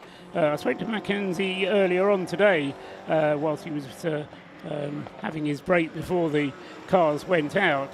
Only 19 years of age is Mackenzie Priestwood, and a very quick young driver indeed, with potential future ahead of him. I'm sure that Scott will try and get a word with one, or if not both, of the Anthony Seddon Racing cars, because they had a good start, as Rob was saying, and are dominating the way in the BMW 116i trophy section.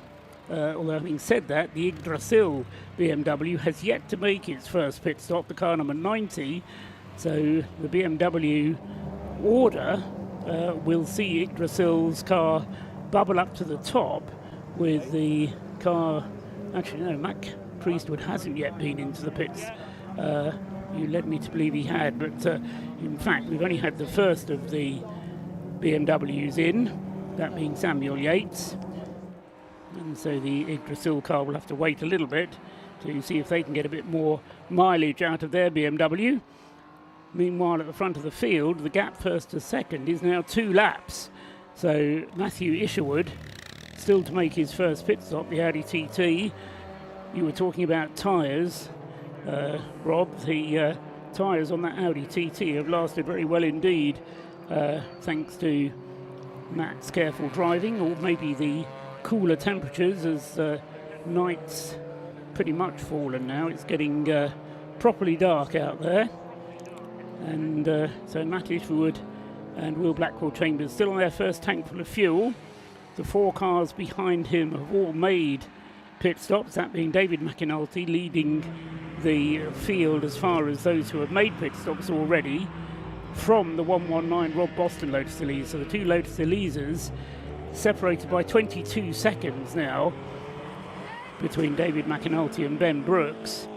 And then Don Henschel behind in the Caterham for Leos Racing. Don Henschel having taken the 97 car over from Stephen McCulley, who started. Pit work going on now with the Scuderia Polo Rosso team. They've done the fueling, which has taken a bit longer than normal, and straight away they are looking at that front left-hand tyre. They're going to check the tread, make sure there's no delaminating, no pitting, no tearing of the treads. Now the C1s in their case run a road tyre that's specifically made for the series, but they do get the tyres shaved to bring the tread down. Now you'll be able to answer this because of your experience, Rob.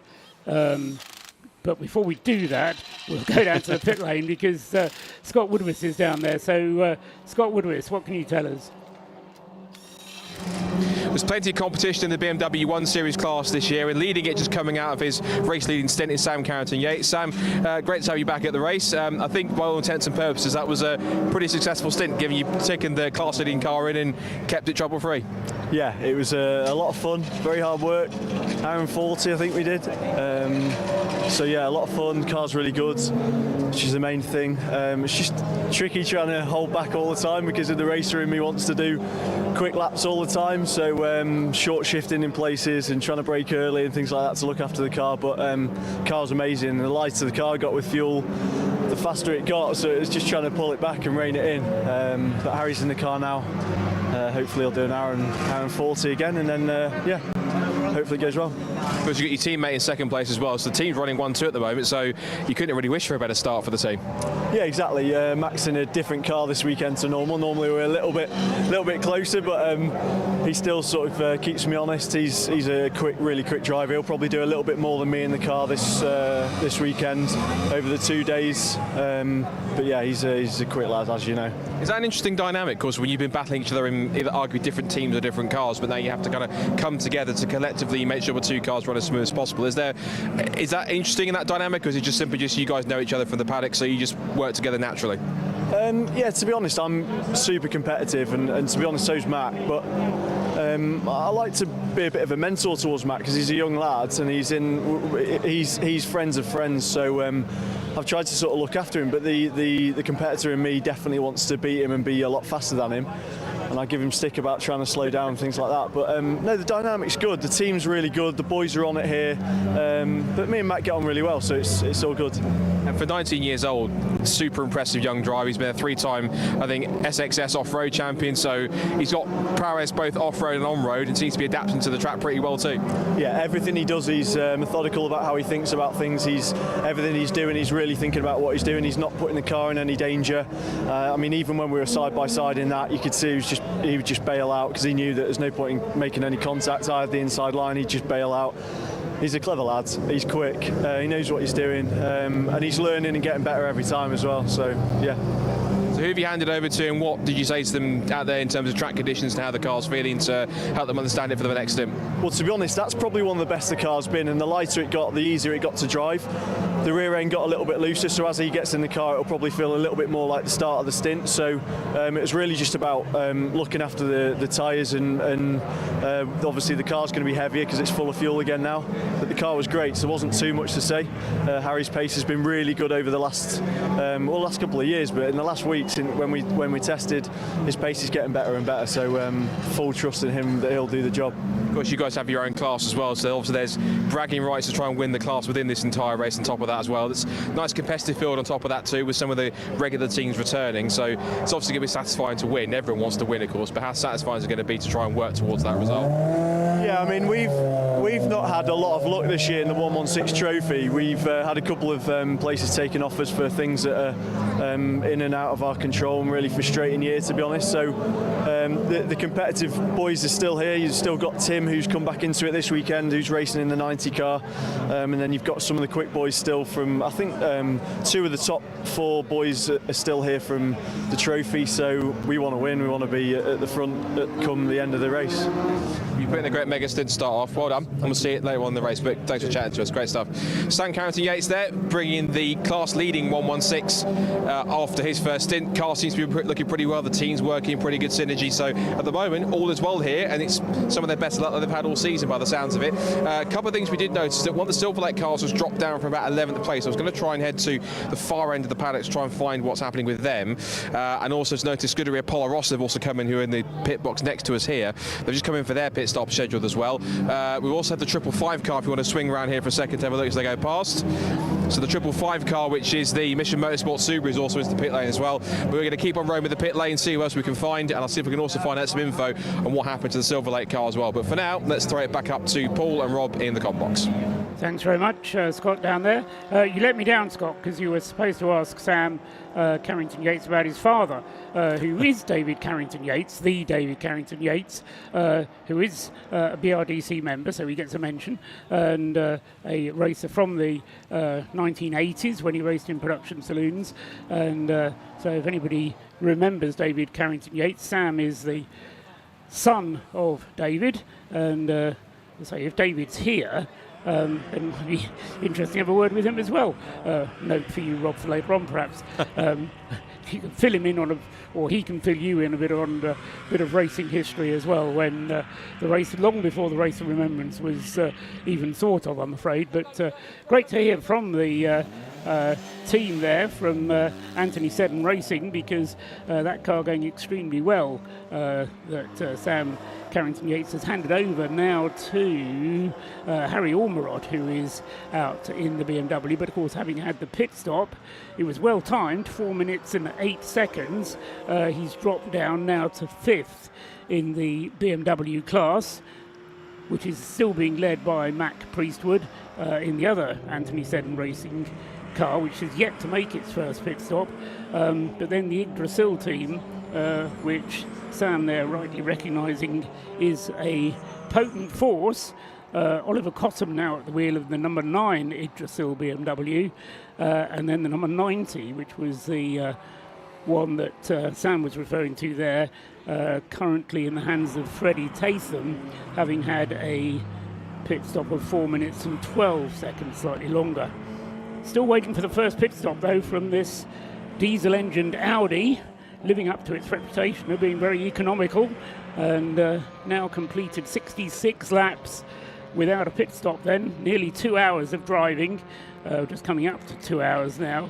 Will Blackwell-Chambers in second place, going, again, great guns in the Clapham North Mazda MX-5, still with the potential for Rob Boston to be driving that car. I think the idea is that Will drive it, or what he said to you, in fact, wasn't it, Rob, that Rob will drive the middle stint. Yep. So Will Blackwell-Chambers will be coming in at some point, we hope, to hand over to Rob Boston, and then George Grant will do the final stint of tonight. But that means they'll only have done 2 pit stops today, leaving them with 4 still to do tomorrow. So there is this strategy element here where you do need to plan your pit stops fairly carefully in order to get the 6 mandatory 4-minute stops in over the course of the race. People will be looking at the weather forecast, I believe, as we see Peter Shearer in the back of the shot there.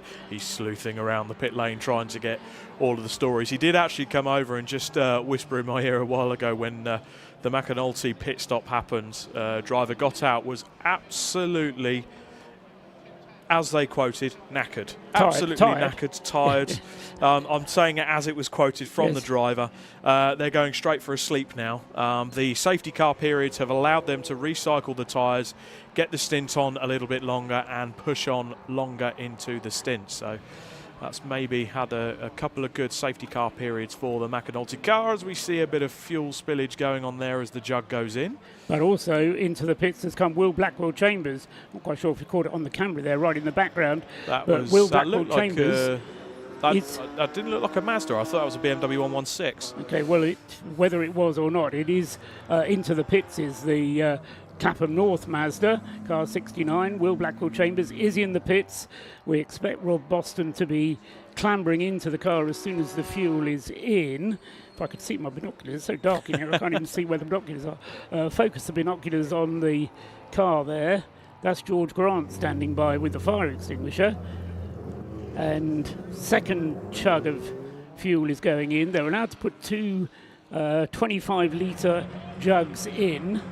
And this is the second one going in now. As I say, George Grant standing by with the fire extinguisher. And that was a very quick 25 litres. I wish Tesco's would put it in that quickly. Takes me about 5 minutes to get 50 litres into my car. Anyway. I just don't have the pumps.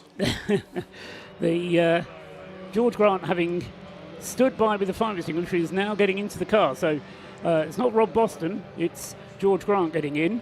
And it's a bit of a struggle at his age, bless him. I'll tell him he said that.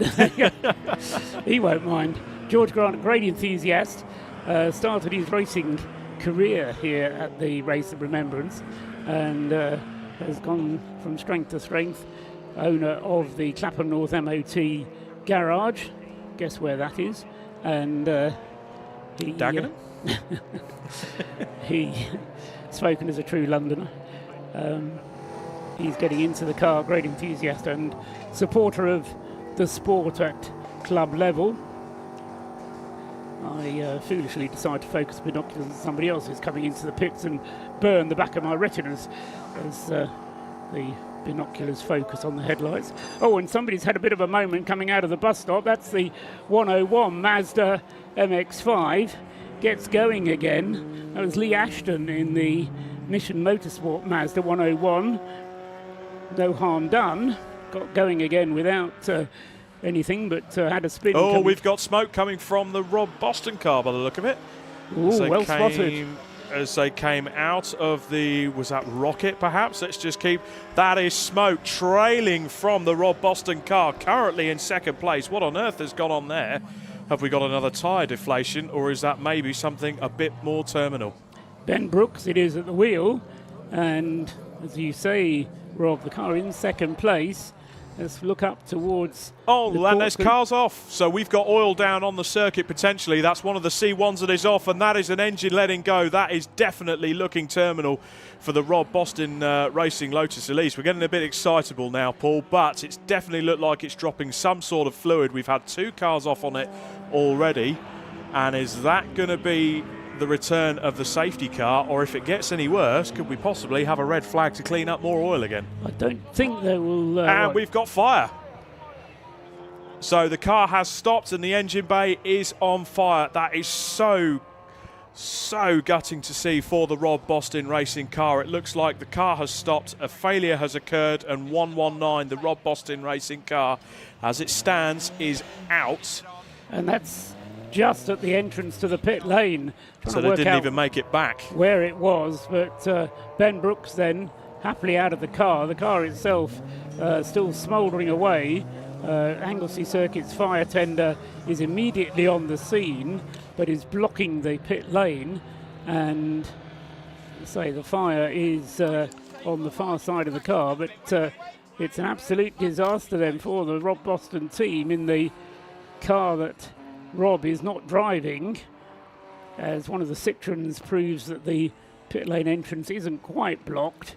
But and one of the Mazda MX-5s as they come in. So unfortunately, the Elise, as it sits there, is right on the entrance to the pit lane. So 2 years ago, we had an Elise suffer the same fate, I'm afraid, as it came onto the start-finish straight. Safety car on circuit, naturally.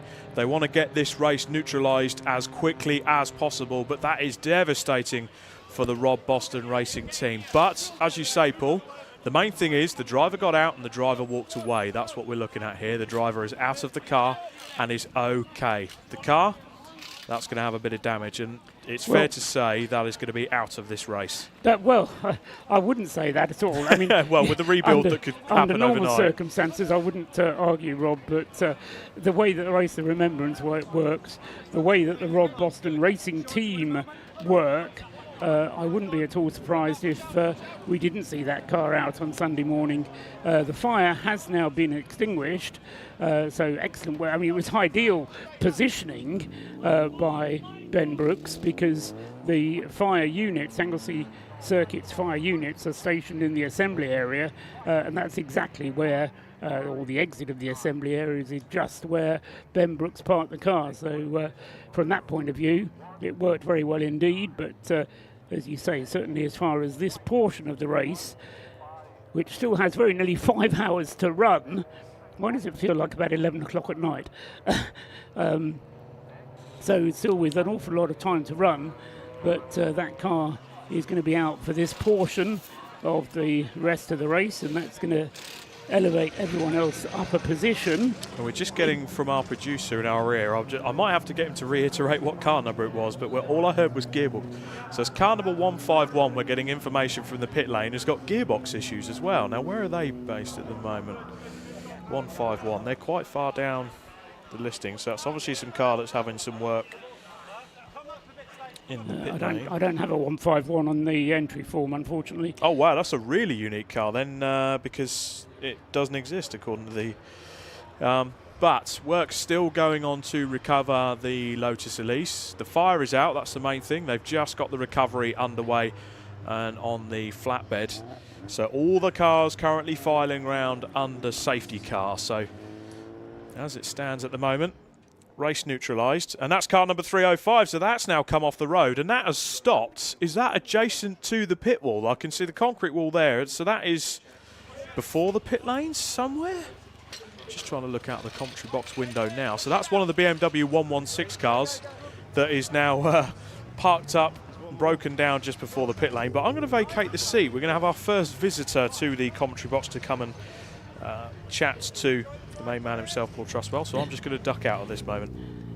Thanks very much, Rob. So quite a few cars taking the opportunity to come into the pits, and of course where you're going to have to be careful with removing the Rob Boston car is that through the heat of everything that's gone on there, everything is a little bit warm, and one has to be a bit careful with it all. Anyway, as Rob has now vacated the seat, I've been joined up here by Paul Wooding, who was out in the car from the start of the race in the BMW from Tacona Racing, which is his entry. As a result of his pit stop, the car has now dropped to 13th place overall. But more importantly, from your point of view, Paul, you're presumably just looking at things from the point of view of class. You're still third in class. We are indeed, and I think so. We're one up from where we started, so that's a good effort. So very happy. Although I have flagellated myself over the safety car error, so suffered a pit stop-go penalty, but we'll recover for that, I think. Yeah, I was watching you in night qualifying last night. I think it was mainly Paul Travers who was out in the car. But I think in the night practice session last night, your car did more laps, or very nearly more laps, than anybody else. You seemed to be out the whole time. No, there must be a transponder error, because we were completed our night qualifying within the hour, and we were on the way to the oyster catcher. So first in the pub, I'm afraid. That was us. Yeah. Car number 12. Yeah, no, maybe it was another one that stayed out for the whole time. Anyway, we can go down to our pit lane commentator now with some more information from the pits. Scott Woodward. As you can tell, it's no surprise. It is an absolute hive of activity down the pit lane, up and down, with people making their scheduled stops, probably being aided a little bit by the safety car. Really unfortunate situation, of course, with the Rob Boston Racing Lotus catching fire. Of course, that's the car that won in 2022. It was going to be a front-running favourite. It was running strongly at one point. It had that puncture earlier on, which Sam Heading had to bring it in early. Ben Brooks was at the wheel, and unfortunately, it had this issue, which hopefully hasn't put it totally out of the race, but it's going to give its chance of winning. Really severely cut it down by quite a margin, so we'll have to wait and see how that rest of that plays out, but fingers crossed, driver's okay and the car's not too badly damaged from the fire that they had. The Comer 15 car that we just got in the pit lane here. It's been in for a couple of times. Apparently it's a gearbox issue, I think. Yeah? So they're currently working away in the back of the car, particularly on the rear axles and on the rear hubs to try and get it going. Well, let's quickly just have a look and see the work that's going on at the moment. So you can just see a little bit here. Try not to get too invasive, but we'll have a look and see what's going on. And yeah, might have to quickly just move our camera, go out of the way, because there is a gearbox being ready to go into that car. There's a full-on gearbox is going to go back in. Either that's the same one which they've managed to put a fix in, or they've been able to do something else. Now, another car which I had a request to find out some information on was the Silver Lake car, which came in 558, if I'm correct. Now, I talked to the team. The reason why they came in is that the car simply went into limp mode. So they brought the car in, gave it a bit of an ECU reset, took about 5 minutes or so. It was out track there for about 5 minutes, 40 seconds whilst I tried to fix the issue. Sourced it out, now it's back out in the race. They think the car's now all good to go and it's okay, running just fine. But obviously, it's a long race to go, things can happen. As I said, as we're walking down here, massive flurry of pit stops, lots of teams coming in to make scheduled stops for fuel, for driver changes, and any other potential repairs on top of that. So lots going on as you'd expect down in pit lane. It's kind of, as we've been talking, cleared up a little bit now. Most teams are going to be behind the safety car at this point, but initially, it's one of those endurance races where really attrition can start to bite. And one of the big hitters for this race, sadly, has hit problems we've seen before it even really gets to 2.5 hours, which is a real shame. But I hate to say the phrase, but that's motor racing. So I'm going to have a quick wander up and down to see if there's any more people to chat to. I might see if I can possibly check in with Scuderia Polo Rosso.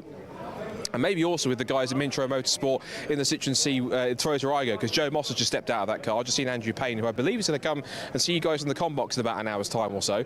But I'm going to see if we can have a quick chat to Joe Moss. And also I think Scuderia Polo Rosso, because of course they're having their first race in the Mark II C1 after that's been making its debut in the C1 Racing Club so far this season. So we're going to have a quick wander down the pit lane, see if there's any other stories to pick up. But until now, let's head back to you guys in the com box as we are under safety car because of the very unfortunate fire for the Rob Boston Lotus. Fingers crossed, all's okay.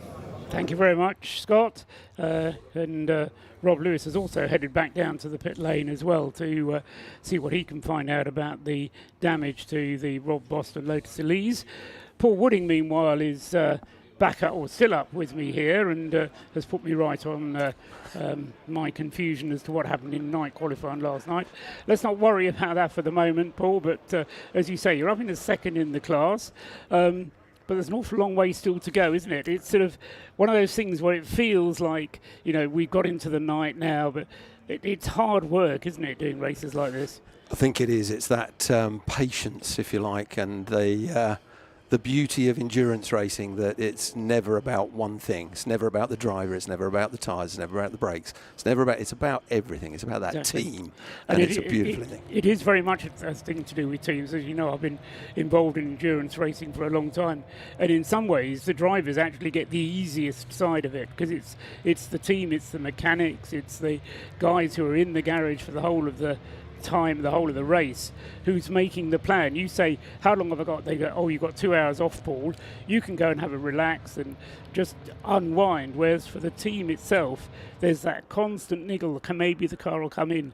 You know, is the oil pressure all right? You know, it's hard work, isn't it? It's very hard work, and you're absolutely right. As the driver, you get plugged in, you're isolated, you're in your own world. Obviously, you're concentrating on what you're doing out there. But it is a very selfish space to be in, but it's a beautiful, beautiful place to be. And then you come back in and all the worry and stress for all the teams still going on.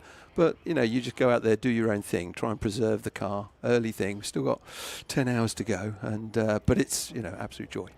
Through the night, how does the circuit change? I mean, especially somewhere here like Anglesey, because somehow there are some circuits that are built for night racing, but Anglesey isn't one of them, is it?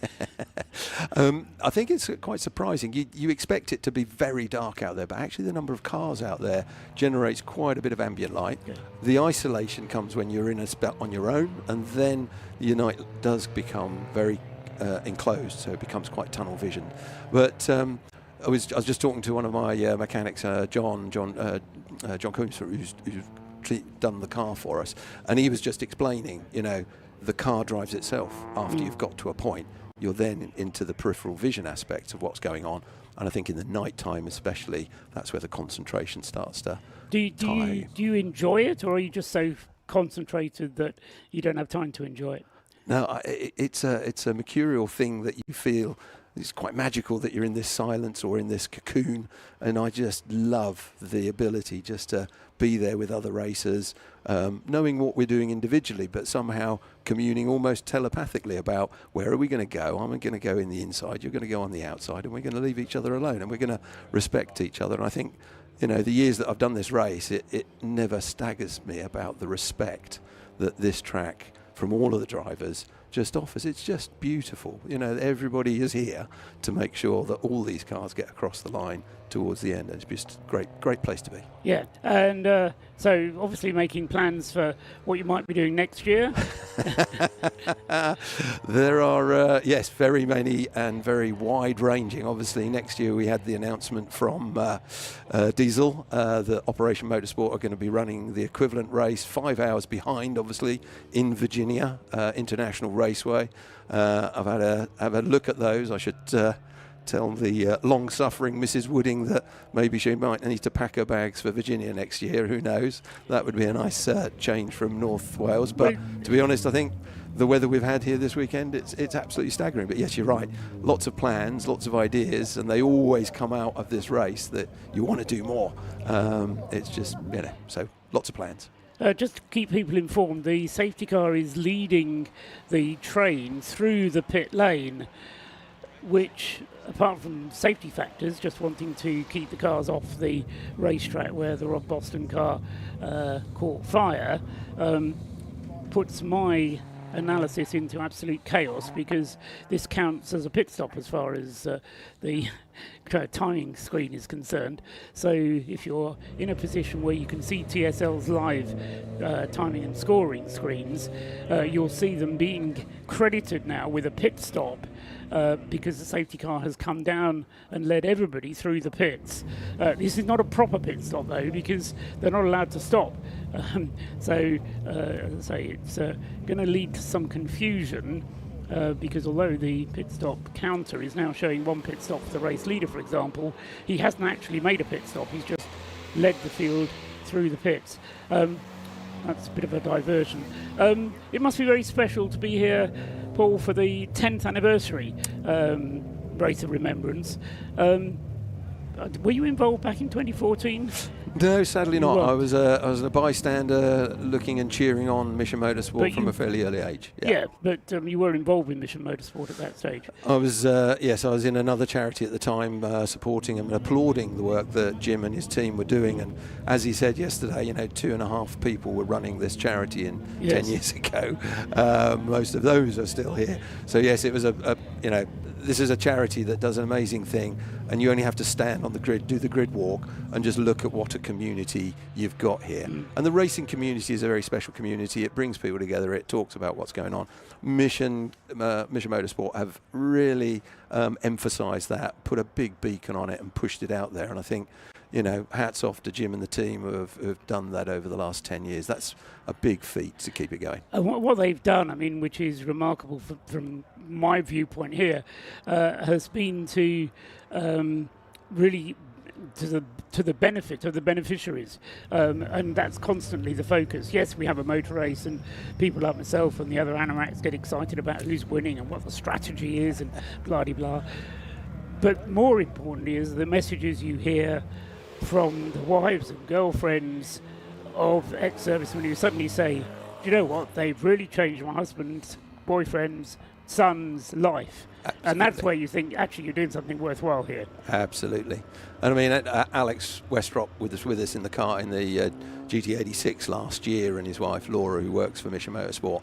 You know, there's a couple there and a family that have seen a huge benefit from what Jim's, you know, catalyst, his Acorn, his seeds have created, and that is massively rewarding. And, you know, other than the beneficiaries that we bring into the teams with us, we're bringing other people from outside the military community, typically in a racing community, but may not even for that, and they're seeing that impact and they want to do more.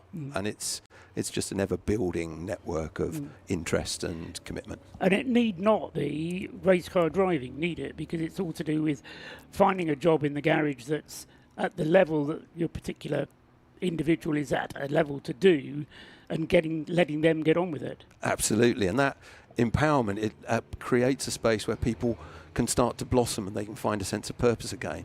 There was a chap I was talking to yesterday, and he'd struggled to get out of his house, and here he was pushing himself to get out into this environment, first time here, and then just seeing what the opportunity he get. It was just, just all embracing, where all of a sudden you can see the glint in his eyes. He wants to do what he can do. And now he's producing fantastic footage from the cameras that he's working with on the cars and doing everything. And that's him just bringing his skills and talent and knowledge, and this race has brought that out for him. Just amazing. Excellent. So tonight, early night, hopefully, relatively. We've raced through until 10 o'clock tonight. Are you back in the car before the end of tonight? I am indeed. That's the plan. That's the plan. Obviously, a plan, rarely survives the first contact. But so far, so good. Plan is I jump back in to finish off. We've got Martin Greaves in at the moment, another man of a similar seniority as myself. Then we've got Max Watt, a little bit of a star in the making there, I think. He's the quick guy, isn't he? He's the quick guy, but don't tell him that. Oh, okay. Come on, calm down. It's an endurance race. We tell him that. Yes. Poor old Paul Sweeney, who's getting in after him, might not have any brakes or tyres. Who knows? Anyway, it'll be fine. And then take over from Paul, and away we go. And we must mention that car is Dave Russell, RAF Senior Chief Technician. He's raced that throughout the season in AFRC. There's a man who's just arrived here. I'm not going to name him, but next year that car is going to be very much on the podium and winning that championship. So, Mark Chalky, you're laughing away there, but it's all about the community. So his car, he's brought that to the race. We've prepped it and got it ready for him. He will then have that car ready to go next year. So that's another sort of beneficial output to a military serving person, getting him back in and out to do more next year. So that's lovely. The last person, Mike Spencer, must say thank you to him. He's a chum who labours hard, keeps us under control, tells us what to do, gives up with all of his time freely to us, and absolute star. His wife and child are at home, and he's up here. So that's him. And finally, Mrs. Wooding, the long-suffering Mrs. Wooding, sitting at home and allowing me the freedom to come and do this, play about with cars. I think we all have wives to thank for the freedom to come and do whatever our role is. Paul Wooding, it's great to talk to you. Thanks very much. And I hope it goes well for the rest of this evening. Tomorrow morning, don't forget, whoever finishes the car tonight has to start tomorrow morning with a brand new car potentially, because you can work on it overnight, or at least you can refuel it, put new tyres on it, and then we pause at 10:30 for the main event, which is what makes this event so special, the Remembrance service, and then the final few hours, which takes us through to the end of the race. But you've gone from third to second.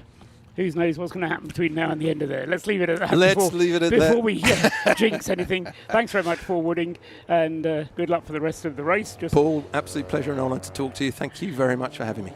No problem at all. Thank you. So that was Paul Wooding, who is in the Class C BMW Tacona Racing Division. Currently in 11th place overall, but as he says, third in the class is what he wants to be, and he's the pit stop count has now to be adjusted, but the green flag is waved. We're back underway, racing conditions once again, and so we can reset after check how many laps we were behind the safety car there. 4 laps behind the safety car, so a similarly long intervention to what we had earlier on. And the race leader, meanwhile, has been in for his mandatory pit stop, as well as having to drive through the pit lane. And we can just check out the pit stop times.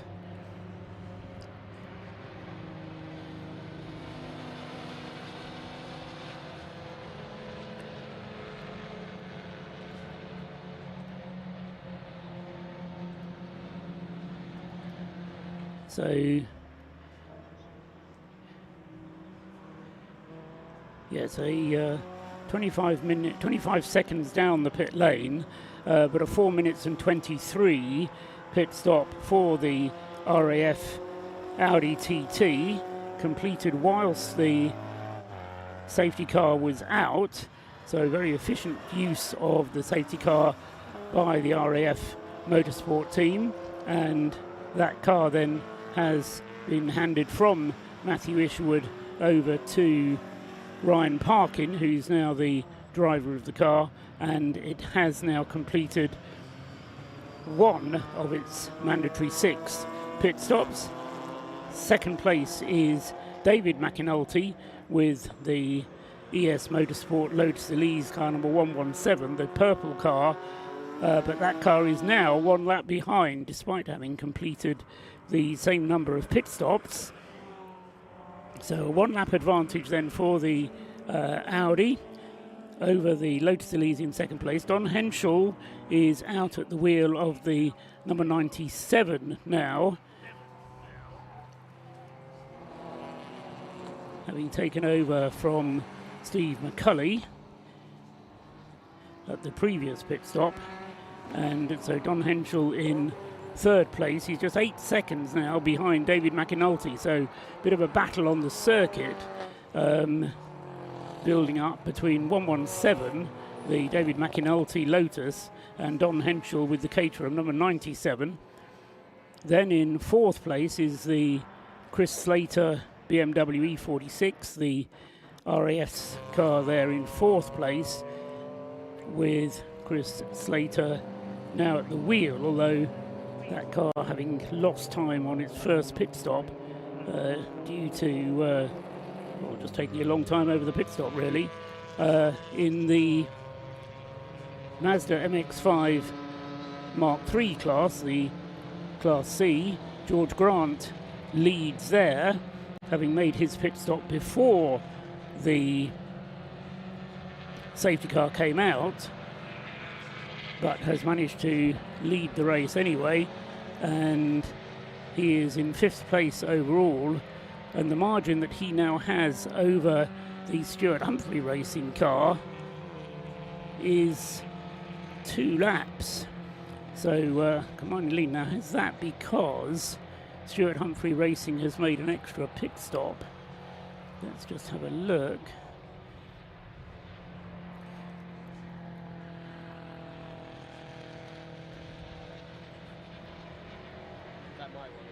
No, it's just 2 pit stops. So Stuart Humphrey has now made 2 pit stops with the Mazda. And so the Clapham North Mazda has just made the 1 pit stop. So Stuart Humphrey having dropped back a little bit. They've put Martin Rich into the car now. And so as a result of that extra pit stop, they've lost a little bit of ground to the overall lead, where they do have now a pit stop in hand. Such is the fascinating aspect of this race and the different strategies which will be employed. As I say, we just have to be a little bit careful with the timing screen here, because the number of pit stop counter is counting the number of times through the pits, and in the case of Stuart Humphrey, every time that car went through the pits, it's made a pit stop, so the number of pit stops count is correct for that car. So Ryan Parkin then with a lap of a lead in the number 7 Audi, fueled up and tyres changed, so they'll be good to go for another couple of hours yet. Still 4.5 hours to go in tonight's part of the race, so still plenty of time for things to unravel, for teams to continue to stick to their plans, or not, as the case may be. And there goes David McAnulty there in second place. So he's probably disappointed to have lost the lap, but good use of the pit stop there by the number 7 RAF Motorsport team. That's the advantage of having the Audi diesel, I suppose, is that it does have better fuel consumption and so can stay out for a little bit longer, and thus give them a little bit more flexibility when it comes to the execution of the race itself.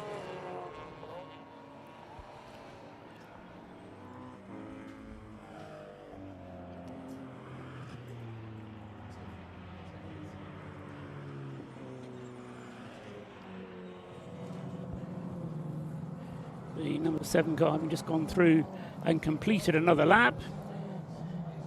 The driver lineup for the Audi, Ryan Parkin having taken over from Matt Isherwood, will then have still Ollie Wayne and Alex Smith to drive the car, so still quick drivers available to the team.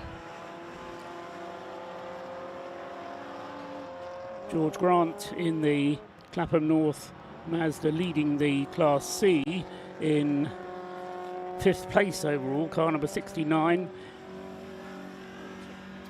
Leading Class B is Adam Morrison in the Track Scotland Mini Cooper, who has got himself up into 6th place overall. So Adam Morrison then in 6th place. Now, how many pit stops has Adam done? The Track Scotland Mini has yet to make its first proper pit stop. So Adam Morrison in car 155, that car has been through the pits on the one occasion that the safety car led them through the pits. He only led them through once, in fact. So the Adam Morrison car yet to make a pit stop in number 155. Great fuel economy then from that car. They've completed 74 laps compared to the second car up in that class, which is the car of Michael Green, the Auto Test Mazda, and that's completed 72 laps. Number 24. That was a car that was started by Sebastian Fischer.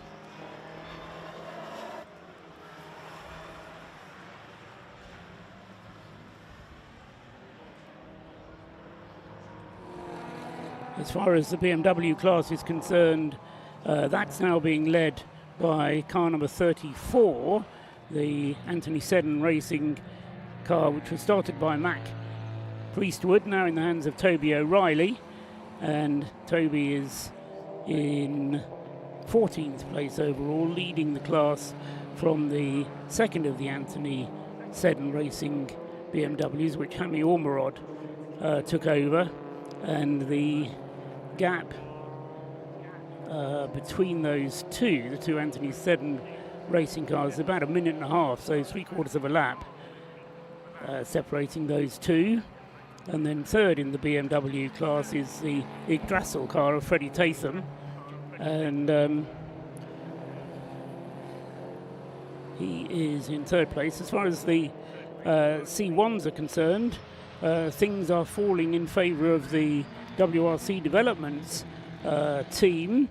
Finley Edwards now leading the way in car 586, having taken over from James McIntyre.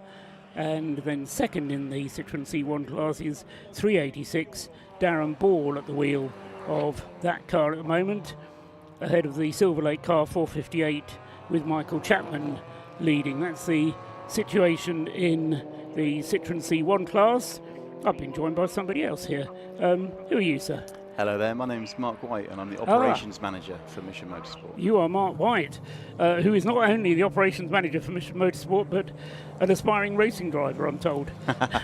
Someone's clearly been very kind. Yeah, I've done a little bit in the past, but nothing here today. I'm just here to support the guys from Mission Motorsport. But, I mean, that's part of the... part of what Mission Motorsport is about, isn't it? It's the enthusiasm that people like yourself have for the sport, and expressing that in terms for the charity. Actually, before you answer that, we'll just go down to the pit lane because Scott Woodward is down there, I believe, and he can bring us a pit report. So over to you. Oh, it's Rob Lewis. Rob, over to you. We're here with the rather charred remains of the Rob Boston Racing Lotus. Now, I'm just going to go around the back of the car, hopefully not hear myself over the PA. So the team are just looking in this side pod here. The fuel filler is on top. And what we think has happened is a piece of debris, something as small as a piece of body trim, has been fired up into this vent here and has nicked one of the fuel fillers here and started that small fire. Now, the team are just deliberating at the moment whether to get this car back out for the race. I'm going to speak to Mr. Rob Boston. Rob, he didn't want it to end like this. No, we didn't. Yeah, it's really disappointing. Yeah, we just got the lead of the race after our first round of pit stops, actually. So, yeah, really disappointing. The guys were putting in a great effort, and yeah, too early to end this one. We really felt like there was another win in there, but very disappointing. There's two positives out of this, though. Number one, driver's okay. Yes, he's all right. Ben, yeah, obviously didn't waste his time getting out of the car, but yeah, he's all right. In fact, he's just here. Where is he? He's just here. Where is Ben, actually? Let's bring the driver over for a quick chat, actually. I was going to say the second thing out of that, the drivers absolutely fantastic and fast as well. But Ben, the main thing is you're all right. Yeah, absolutely. It's obviously not the way we wanted to end. As we got into it, things were going all right. You know, we just settled into a bit of a rhythm and things seemed to be going well. And I saw the MX-5 accident, thought, oh, okay, this is going to be a safety car, radioed through, and as I turned in at the end of the pit lane here, the car rotated and it was obviously throwing fuel over the back tyres, and yeah, then there was a few flames and I bailed out. Bailed out quite quickly and quite well as well. So, Rob, are you going to try and get it out? We're assessing it now. The lads are just pondering over what we need parts-wise to get it out there. There's not a lot, but a few awkward things. That's the problem. So we'll see what we've got. We'll give it everything. Yeah, perhaps some Lotus compadres from ES Motorsport that have just driven past would have some parts they could borrow. But guys, thanks for talking to us in such critical circumstances. The team looking over the car at the moment, and a new nickname for it, perhaps medium rare. Back up to the commentary box. Thanks very much, Rob Lewis. Yeah, sad news from the Rob Boston team there. But Mark, I mean, we were about to talk about the passion that you bring to motorsport. There's an awful lot of disappointment that goes with motorsport as well, isn't there? And it's learning to deal with the highs and the lows, and that's a lot of what you're doing anyway with Mission Motorsport, isn't it? Yeah, absolutely. So I've probably been behind the wheel since maybe 2016. So I know exactly how it feels, how good it feels to put a helmet on and go and do some silly stuff in a car. It's just it's healing, it's restorative, and it's just something that a lot of people don't get the opportunity to do. So to be able to take somebody that's served their country and then potentially, you know, fallen on harder times, to be able to give them a good experience is just a wonderful thing to be able to do. We've got a number of cars out today. So we've got the Subaru BRZ. It's on hand controls, and every driver in that car is disabled. They're all wheelchair users. 3 of them have no feeling below their chest, and 1 guy is missing a leg. And the idea behind the car was to get something that's fully inclusive. So we do a lot of great things for all the right people, but we didn't have anything at the time for somebody in a wheelchair to be able to enjoy, and we wanted to be able to fix that because it's what we do. So we had a great collaboration with eBay and Performance Comms, automotive PR company. We did a collaboration. We managed to purchase a car, a Category N Subaru BRZ, a 2-stage project. The first part of the stage was putting it back onto the road with an MOT, and the second stage was to convert it into a race car for this race here today. Everything fell into place, and it was just a wonderful thing to be able to do. So we've got 4 guys out in the BRZ. We've also got our Mark III MX-5 with 2 beneficiaries and a couple of other great guys that are helping run that car. So they've donated some money, and that's allowed us to get 2 beneficiaries behind the wheels. There's 4 guys in that car, and we've also got a Toyota GT86 with a beneficiary, Lawrence Roke, Royal Navy veteran. And they're all going really well. We had a great year getting the guys their ARDS license, getting them some training, getting them some track time. And here we are today.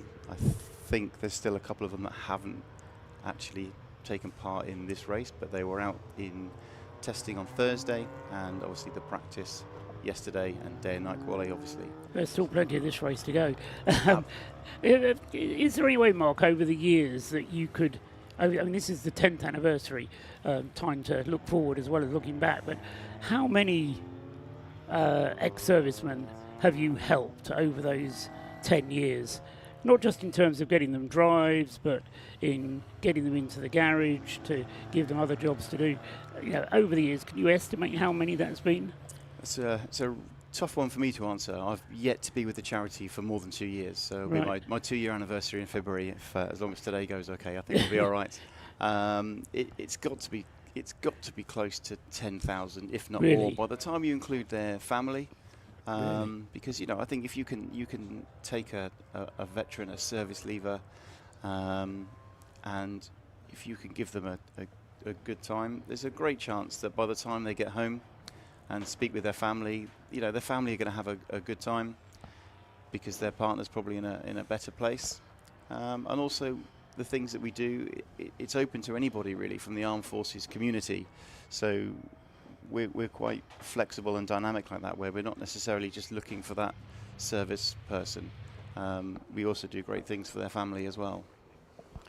Obviously, yeah, I'd kind of not really thought about that extended element to it, but absolutely valid point. And at the end of the day, and we all do this for the weekend, but Monday morning comes around and Jim sometimes goes up and climbs up Mount Snowdon or does something equally mad. But at the end of the day, you reflect on the motor race and you don't worry about who won the race or who came second. It's all about the people, isn't it? Absolutely. So I think we've got around 10 people supporting each car. And it genuinely, it isn't about the racing. It's not about the competition. I don't want to say it's about the journey.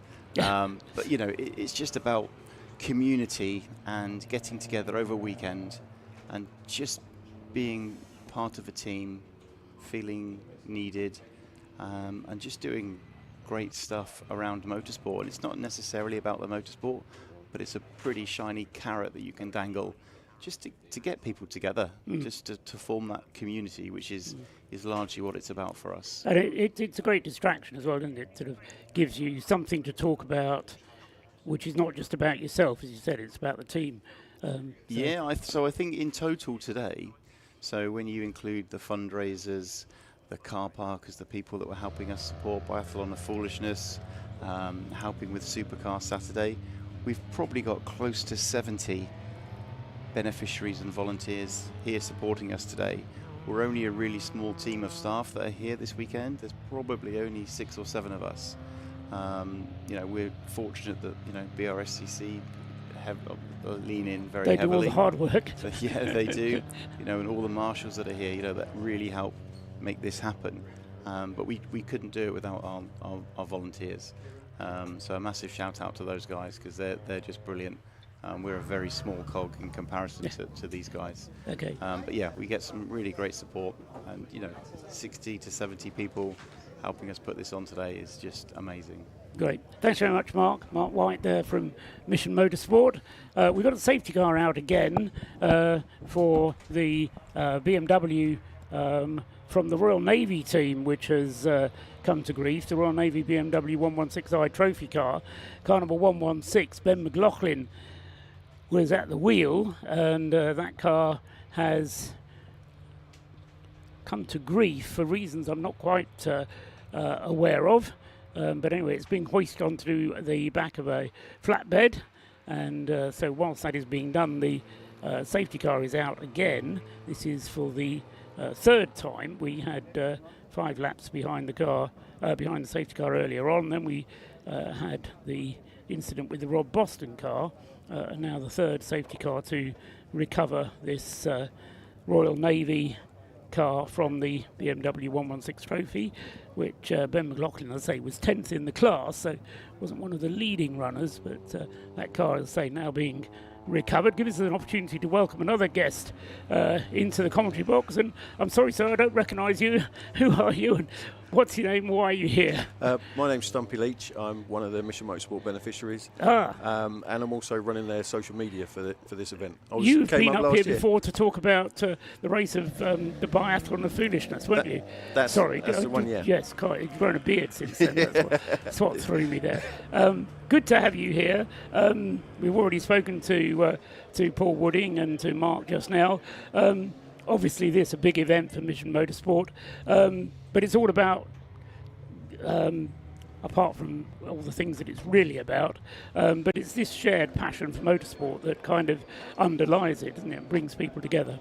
Yeah, it's the weird thing is, like when I was struggling, my wife sent me out to a Mission Motorsport event, and I didn't want to talk to anybody, but because there were cars there, you started to talk about the cars and that kind of stuff, that which then opened you up to other things.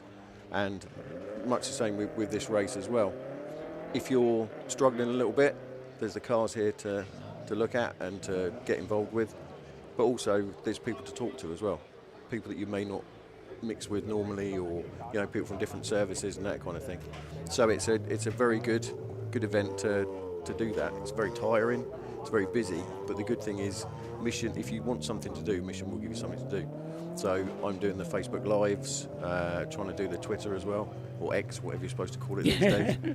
So that's been really good, and it's helped me focus on something as well, because there are times during the weekend where things get difficult. Obviously, as we get towards Sunday, people start to get things start to come to the head. But if you're keeping busy, then it helps you to. Without getting gender specific and politically incorrect about it, cars are a bit of a blokey thing, aren't they? I put blokey in inverted commas, but the military is a bit of a blokey thing. And again, I'm not being gender specific about it, because I know quite a few females who are quite blokey in that sense. But having that kind of common understanding of what cars are, how much fun it is to drive a car, the different emotions in you, if you will, that driving a car awakes in you. That is a way of bringing people together, isn't it? Absolutely, yeah. We have got both males and females within the sort of the Mission Motorsport family, and also Op Motorsport, who unfortunately won't be here next year, but they're doing their own race, which will be fantastic. But yeah, it is very much a way of getting people together and get people to focus on something, and then hopefully the wider sort of restorative aspects of that come to the fore. So, like I say, when I first went to an event, the fact that the cars were there gave me something else to focus on, rather than just turning up and going, "Hello, my name's Stumpy. I feel a bit broken. Can you help me?" So it very much helped in that regard. And what I'm trying to do this year is something that I've called Faces of ROR. So trying to get people to tell me who they are, what they're doing here, but also what Race and Remembrance means to them. Yeah. Obviously, we're on the 10th anniversary, or the 10th running. So that's what I'm trying to do. And if anyone out there wants to see me wandering around, the guy with the beard and the gimbal that keeps fighting me all the way, then I'll be happy to talk to you and take your thing and share your story. And so how has the engagement, I think that's the term you're supposed to use, with social media in general been this year? Have you noticed a rise in interest this year? Absolutely, yeah. As people get to know more and more about Race of Remembrance and Mission Motorsport, the engagement is always getting higher and higher. I've noticed that the number of likes and interactions with the social media posts are always going up, which is a brilliant thing, because it's helping to spread the word, sort of awareness of Mission Motorsport. But also, if there's service people out there who are struggling, if they see it through someone else, they can go, "Oh, actually, I might quite fancy that." And then they can go on to the Mission Motorsport webpage and see where the events are, and hopefully they can engage and begin the journey that I've been on for quite a while. And like Mark was saying, it's the wider families as well. During COVID, unfortunately, my wife became seriously ill, but the Mission Motorsport family got together and helped me, helped my daughter, helped my wife to get around to places when it was difficult, and really sort of help us get together, because my wife had supported me all through my struggles. And then Mission stepped in to help when we were all struggling. So that was amazing. Yeah, who helps the carer sometimes? Who cares for the carer? Yeah. No, exactly that.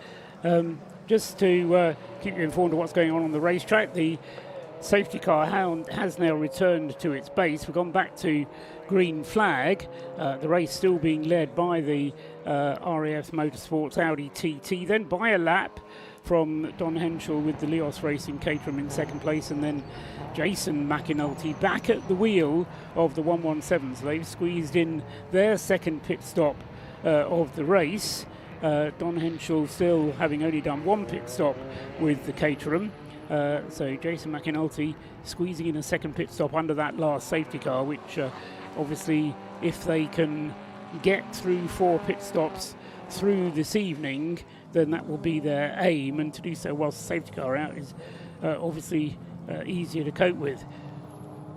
Stumpy, do you follow the race as such? You know, I'm going on about what the gaps are and what the strategies are. Do you follow it at that level, or are you more from the point of view of the people that are involved and how they're doing?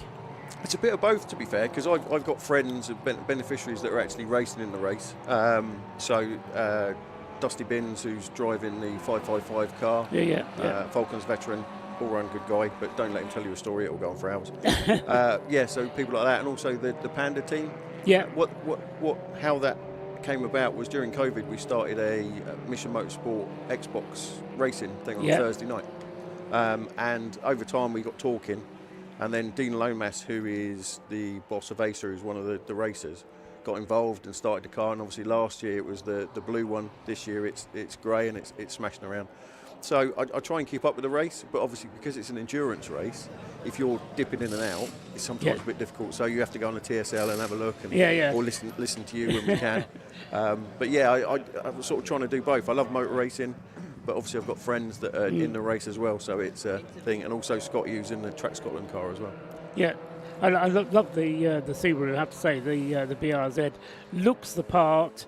You don't have to look at it for a second, and you know it's a Subaru. It's not a Toyota GT86. It's a Subaru.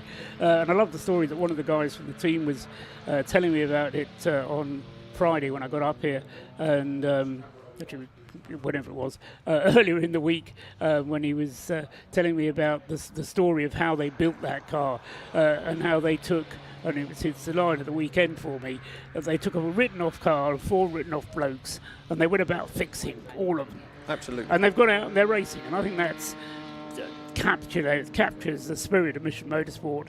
In one car, in one entrant, they're out and they're racing.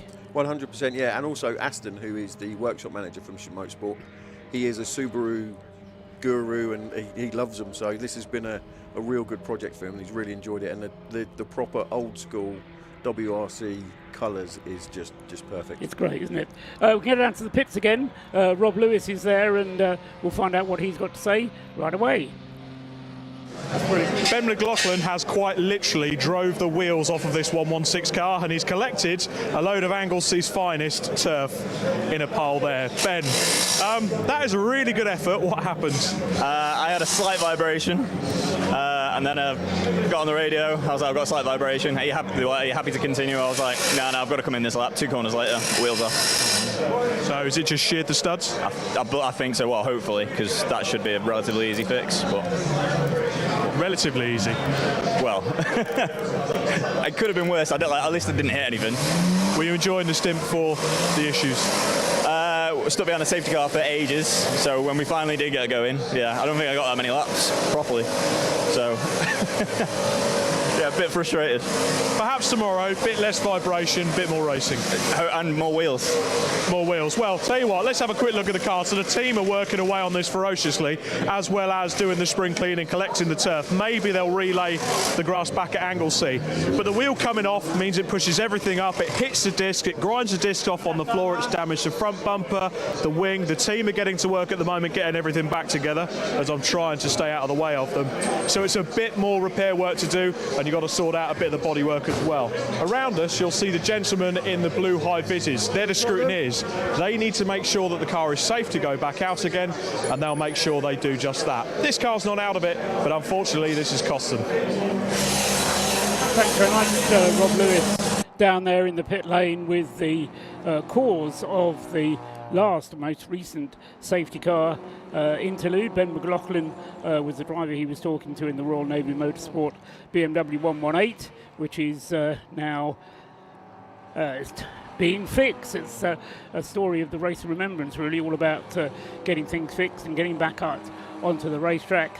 Never give up, though. Let's just have a quick recap, because whilst the various safety car situations have been happening, we haven't been doing that. Ryan Parkin, it is, at the wheel of the RAF's Audi TT, the diesel-powered Audi, which leads the race by a clear lap from the Don Henschel-driven Leos Racing Caterham. As I say, there you have just over a lap between those two. In third place is Jason McAnulty, who is a further lap behind, so 7.97 and 1.17 are the first three. Jason McAnulty having got back into the Able Care ES Motorsport Lotus Elise, so that car has completed 2 pit stops, whereas both Ryan Parkin and Don Henschel have only completed 1. Don't be misled by the number of pit stops column on the live timing and scoring if you're watching it, because the safety car, when it was out, came through the pit lane on one occasion and gave everybody a pit stop, which they didn't really have, if you see what I mean. Fourth place is Chris Slater at the wheel of another RAF Motorsport entered car. This is the BMW E46, the M3, which is just under a minute behind Jason McAnulty's ES Motorsport Lotus Elise. That car has also only completed 1 proper pit stop, but it was a very long one, so that's why that car has fallen back as far as it has. And then in 5th place is the first of the Class C cars, and that is George Grant at the wheel of the Clapham North Mazda MX-5 Mark III. And then he is immediately ahead of Wes Payne, who's in the Breakdancer Racing Caterham. Wes started off driving the Mazda for Breakdancer Racing, and he's now at the wheel of the Caterham, which is a relay entry with 6 different Caterham 7s available to them. Anyway, they will keep going, no doubt, but they're in 6th place overall, although not eligible for the Heroes Trophy, the Race of Remembrance Trophy itself. In 7th place is the fastest of the Class B cars, Michael Green at the wheel of the Auto Test Mazda. And in 8th place, second in Class B, is Adam Kindness with Track Scotland Mini Cooper. And both of those cars have done 1 pit stop. So they're on the same pit stop strategy. In the BMW class, it's Toby O'Reilly leading in the number 34 car for Anthony Seddon Racing, ahead of Harry M. Olmerod in the number 21 BMW. And in the Citroen C1 class, Darren Ball leads in the 386 car, which was started by William Beach. Still has Colin Gillespie to drive that car. Second in the Citroen C1 class, it's Finn Edwards, number 586, that leads the Citroen C1 class. Darren Ball is second, also for WRC Developments. And then third in the Citroen C1 class is 458, Michael Chapman, in the Silver Lake entered car. So that's just a quick rundown. Scott Woodwis has joined me back up here in the box. Hello. Hello, Scott. Down in the pits, what's the mood like? What's the atmosphere like? Just you expect with any race of remembrance at night at this time of the race. There's something magical about motorsport at night, as I'm sure you've having done many endurance races over the years.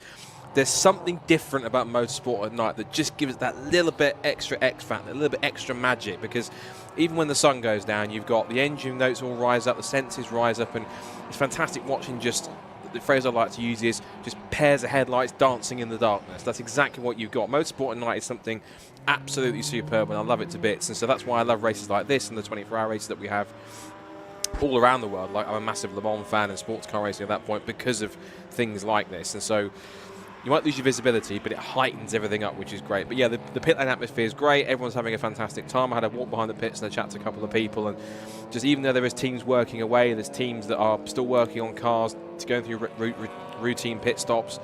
Everyone loves the vibe. Everyone's enjoying themselves, as they should do, for an event like this. And it's no surprise that not only has this race reached its 10th anniversary and its 10th running, but it's still as popular as it ever was, in fact more popular than ever, and we've got so many quality teams here. And again, even though we've got the number 7 Audi that's ahead by a lap at the moment, that could all still change in the blink of an eye, as we saw case in point, sadly, the Rob Boston Lotus having an issue where it caught on fire, which was completely gutting, but it just proves that, you know, it's, even though people mostly make their own luck in motorsport, it can still just be something just happens that doesn't go their way, and unfortunately, luck hasn't been smiling down on the Lotus at all, but it has for some of the other teams, and they're certainly trying to plug on as much as they can. It is 4 Class D cars that are on top of it, and I have to say, really impressive run so far in P5 from the Class C leaders, which is Clapham North Rob Boston Racing, which of course is George Grant and Will Blackwell Chambers, because George in for his current stint at the moment after Will did a fantastic opening job. Just seeing on screen here, one of the longest standing, in fact, arguably the longest standing car in ROI history, the 101 Mazda, which has been involved ever since the very first race. I don't think it's arguable. It is. It's the only car that's actually participated in all 10 races of Remembrance. It's quite a history. There was a great battle going on, just I'll mention it as well. There's a great gaggle of cars that was all going through the same complex together through Rocket and Peel all together, and the little 2CV was getting in the mix amongst some of the bigger and faster cars in that field. But this is the great bit, even there's lots of lappery and there's kind of cars that are some 8, 9, 10, 11 laps down. There's battles within battles, not just class, but also on overall running at that point. And just, yeah, there's something about this race, something about endurance racing like this that I could whack lyrical for ages, because as I tend to do being a commentator, as we do being commentators, but it's magnificent to see. And even that Mazda MX-5 with the blue neons, just unique touches that help to make each car stand out and give it a little bit of an extra personality of its own. It's a magnificent event and a magnificent time of the day to go racing, I always find. Yes, I think the Race of Remembrance is fairly generous in their allowance of identification lights on the cars, including allowing cars to actually have colours which change. The front of the Jaguar, I don't know if we've had any pictures of it recently, but it's got little discs at the front that rotate, and as they rotate they change colour, which, as I say, is very confusing, because you look at it and you think, oh, it's got blue light, oh no, it's got green light, oh no, the red light's on the front of the car.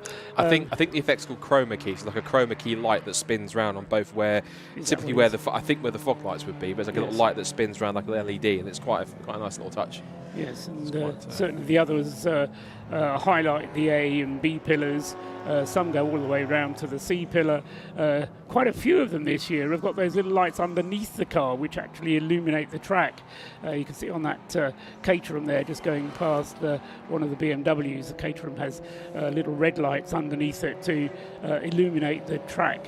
But apart from just being a bit of a joke, it does help the team on the pit wall to identify which is their car. And when you're faced with these, what do you call them, dancing headlights in the night coming towards you, knowing when to hang the pit board out is sometimes a bit challenging. So yes, that is something to keep an eye on. One of the Citroens going through there with the radio aerial illuminated on theirs to again make it easier to pick out. You were talking briefly there, Scott, about the Clapham North MOT Mazda, George Grant having got that car up to 5th place overall, which is indeed a great performance. What's happened to the Stuart Humphrey racing car, I hear you ask, because we were talking right at the start about how that was going to be a battle royal between those two. Well, it is still a battle royal, I think, even though the Stuart Humphrey car has dropped back to 9th place overall, and in terms of the gap in the class is 2 laps behind, it sneaked in another pit stop. So they've done 2 pit stops, had the Stuart Humphrey team, car number 91, whereas the George Grant driven Clapham North car has only done 1 pit stop. So don't write off Stuart Humphrey Racing just yet, because they're a pit stop ahead. Now, if you take in mind that the pit stop time is 4 minutes, then add on the time taken to slow down into the pit lane and speed up again out of the pit lane, and then look at the gap between the two, it's 4 minutes and 27 seconds. So it's still neck and neck in Class C. Just because George Grant has the advantage at the moment, he's a pit stop behind, as it were. So there is still that Class C battle going on between the two Mazdas, 69 the Clapham North car and 91 the Stuart Humphrey car. Interesting enough, have TSL adjusted the amount of pit stops? Because you mentioned about the fact that everyone got given a free pit stop in inverted commas coming to the pit lane. I'm just figuring out whether or not if they've actually adjusted it on TSL to kind of take away what they think is a pit stop because of having to come to the pit lane. No, so what you see on TSL timing, which is available throughout the world on tsl-timing.com, and I thoroughly recommend it because there's all sorts of screens available there, including a tracker, which gives you the positions of the car on the circuit, so that if you're not here, at least you can visualise where your car is and simulate what they're doing. Anyway, the TSL timing screen counted everybody into the pits when they made their tour through the pits behind the safety car and counted it as a pit stop. So that's why we're showing one more pit stop for everybody who was out when the safety car was out than what really happened. There's funny games going on in the pit lane. You're missing all the action down there, Scott. You see, I thought it was you that caused the chaos down there, but I think they're quite capable of causing their own chaos. Oh, I'm always causing chaos in pit lane. People know that. Yeah, but that's just the atmosphere of the whole event. It's fantastic, and it's the same with the C124 hours, anything else like that. Everyone enjoys themselves because it is that kind of event. Yes, there's an element of seriousness to it being racing, but ultimately everyone enjoys it, everyone loves it, and I'd expect nothing less from the Flying Haggis team because they are perennial jokers in the pit lane. They were going to, I might be spoiling something here, but they were going to show us that they take health and safety very seriously, and reference a 90s hit song where they said that when they take their jam, they pump it up. So they're simply going to put some strawberry jam on a jack and just pump it up to kind of go with that. I think I follow. More of a visual joke, I think. More of a visual joke, yeah. It's one of those you have to be there to see it to understand it. So, but nevertheless, they've been a great team the past couple of seasons of Flying Haggis Racing. Sometimes not had the best of luck, but their number 44 Honda Civic seems to be just plugging away and doing what it used to do. It's currently sat at the moment in whereabouts is it now? It's outside the top 30 at the moment, I think, the number 44 car. Yes, and Rob Lewis can tell us more about it because he's down with them. Rob, what can you tell us? We saw just now the best dance impression of Madness, One Step Beyond. I think that was a dance. We've got Flying Haggis Motorsport team here. Right, this is an example of some of the great teams that turn up to race Remembrance. So one at a time, folks, introduce yourselves. What do you do in this team? I'm David, and I'm one of the drivers. I'm Donna, David's wife. I do everything. You are the boss. I'm the boss. I'm the boss. I'm Keith. I'm a driver. I'm Sandra. I'm Keith's wife. I'm Luca. I'm a mechanic. Adam, and I do fuel. I'm Robbie. I run everything. So you're also the boss? No, well, I'm the boss. I'm the race director, shall we say. I'm Gordon. I'm a driver. Mark, mechanic. Mechanic. Right, let's talk to the boss. So that's your hair looks absolutely fine. So you've got a Group N spec Honda Civic out there. It's going great guns, a great team around you, and some cracking drivers. Fabulous. How's the race been for you so far? Fantastic. It's always fantastic. It was a bit of a learning experience last year, wasn't it? You had your tales of woe. Yeah, just a few. But you know, we learn. These guys, the mechanics, they get us through it, and they do everything that needs to be done. And you know, the drivers, we couldn't do it without the drivers and all of you guys. These mechanics are absolutely brilliant. Up and down the pit lane, constant entertainment. They're the dream team. Your driving lineup as well, obviously. You've got to be a bit biased. One of the drivers is, obviously going to be quicker than the others. Well, I'd love to say Hubby, but actually I think Gordon pips him ever so slightly sometimes. But yeah, Hubby does all right. Fantastic, and aiming for the win this year, hopefully. Do you know what? It would be lovely, but we just want to finish. If we can go over the finish line, we've done our job, we're happy. We'll make sure when the finish comes in, we come and see you. Do that, and we'll have more chocolate biscuits for you. Fantastic. They're keeping the pit crew topped up with various biscuits of the Scottish nature. I'm loving this, and as you can see, they are pure goofballs, every one of them. That is a part of what makes Race of Remembrance so good, the camaraderie up and down the pit lane. You cannot beat it. For now, after that bit of light-hearted entertainment, back to the commentary box. You're all mad. They're all mad down there. They're all mad. The car's 36th at the moment, just actually dropped a couple of places while we were talking to the team there, so they obviously got a bit distracted what was going on. Currently lying 11th in the class, 12th in the class, in 36th place overall, Flying Haggis Racing. Just to give the team their full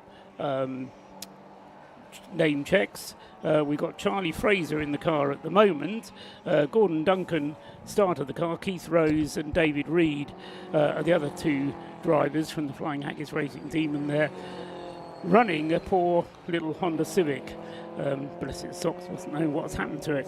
On the subject of the Scots, though, and there's a fair few of them here at Anglesey this weekend. I suppose coming to Anglesey isn't quite as far for them as going down to Brands Hatch or Thruxton or someone like that. Adam Kindness flying along in the 155 Mini Cooper, currently running second in Class B for Track Scotland 2. A few moments ago, he did the car's best lap of its race so far in a time of 1 minute 48.261. And that was just a couple of laps ago. And another car that's running quickly, remember a little while ago we were talking to Paul Wooding and he was talking about his driver Max Watt. Well, Max is a bit quick and he's just turned in the fastest lap for that car. So even though we're in full darkness now, it is still possible to go quickly. And Max Watt, as I say, turning in the fastest lap for that car, just 2 laps to go in a 1 minute 44.755. That's the best lap that car has done so far. So there's still improvements to be made as the night falls. And is that a change of position for second place? It is a change for position for second place because Don Henschel has just come into the pits. So Don Henschel in the Leos Racing Caterham, car 97, into the pits. And also into the pits is the 27 RAF Motorsport BMW, which Chris Slater has brought in. Now last time, I won't say it was a disastrous pit stop for the RAF Motorsport BMW, but it was a very long pit stop for that car. Instead of being able to refuel, change driver and get the car underway again in 4 minutes, it took the RAF team 7.5 minutes to change it round. So they're in for their second scheduled pit stop now. The RAF team, which, remember, led the race in the early stages with the very rapid Paul Cook. And I think Chris Slater won't mind me saying, but I suspect if they're going to put Wayne Lewis into the car now, it may well be going more quickly again. Currently in 4th place, but running reliably, or hoping to be running reliably. That car will be going out again very shortly. Steve McCulley, meanwhile, is now at the wheel of the number 97 Leos Racing Caterham, having just taken it over from Don Henschel, and the pit stop time for the Leos Racing car was a 4 minutes and 49 second pit stop. So a little bit longer than it needed to have been possibly, but nevertheless they got the car underway again, and that's now 2 pit stops, 2 mandatory pit stops completed for the Leos Racing Caterham number 97, but it's lost second place while it's doing that and may well lose another one. However, it's not going to lose any places to the RAF Motorsport BMW because that's having its own pit stop at the moment. Did have a jack ready for it, so it looks like they are doing some kind of a tyre change on it. On the 27 BMW M3, yeah. There is at least changing rears. I'm not sure they're doing all 4s, but they have got a rear wheel next to it, just looking down the pit lane out the commentary box window. You can see also we've got two of the Mission Motorsport cars in. Well, Mission Motorsport and Operation Motorsport. The 220 Operation Motorsport Canada car is in. There it is. And just behind it is the 555 Mission Motorsport, sponsored by eBay car. That's the Subaru BRZ. These cars, like when we talk about city car, that was a bit of fuel spillage there, but like we talk about with the city cars, when it's the Citroen C1, the Toyota Aygo, with the Peugeot 107, both of these cars are essentially the same mechanically. Even physically, they're roughly about the same. The only thing will change differently, really, is just the badge on them. In many cases, they're all exactly the same mechanically. So technically, you can put a Subaru BRZ part mechanical onto a GT86 and it'll do exactly the same job because they're exactly the same thing. The only difference between those cars in the Race Remembrance spec is that the Subaru is an automatic, whereas the two Toyota GT86 is a manuals. Yeah. Notice as well there on the GT86 refueling, they refuel 2 churns at a time. They came up here and were asking us about that last night as to whether that was legal. But so they put 2 25-litre jugs in, one on the left, one on the right. Looked a bit like one was a fuel vent and one was a jug, but they're actually both going in at the same time. So filling the car up in effect twice as quickly. Of course, they're still limited to 4 minutes, but as I say, if they can get the fuel in quicker, it means they can do the other jobs on the car in slightly more relaxed circumstances. The GT86 equipped with 2 fuel intakes, at least in that form. Just going across the start-finish line there was the leading car, Ryan Parkin with the Audi TT. Still lapping pretty quickly. That last lap was a 1:45 and not actually lapping as quickly as Jason McAnulty is doing at the moment in the Lotus LEs in the second place car. And should also point out as well, we have hit the 100 lap mark, 100 laps completed by the leader, so we're into treble figures for the first time. Yep, with some 3¼ hours of the race now elapsed. 3 hours and 15 minutes had elapsed as Ryan Parkin crossed the line for the 100th time. If I was really good at mental arithmetic, I could tell you the average speed. I'm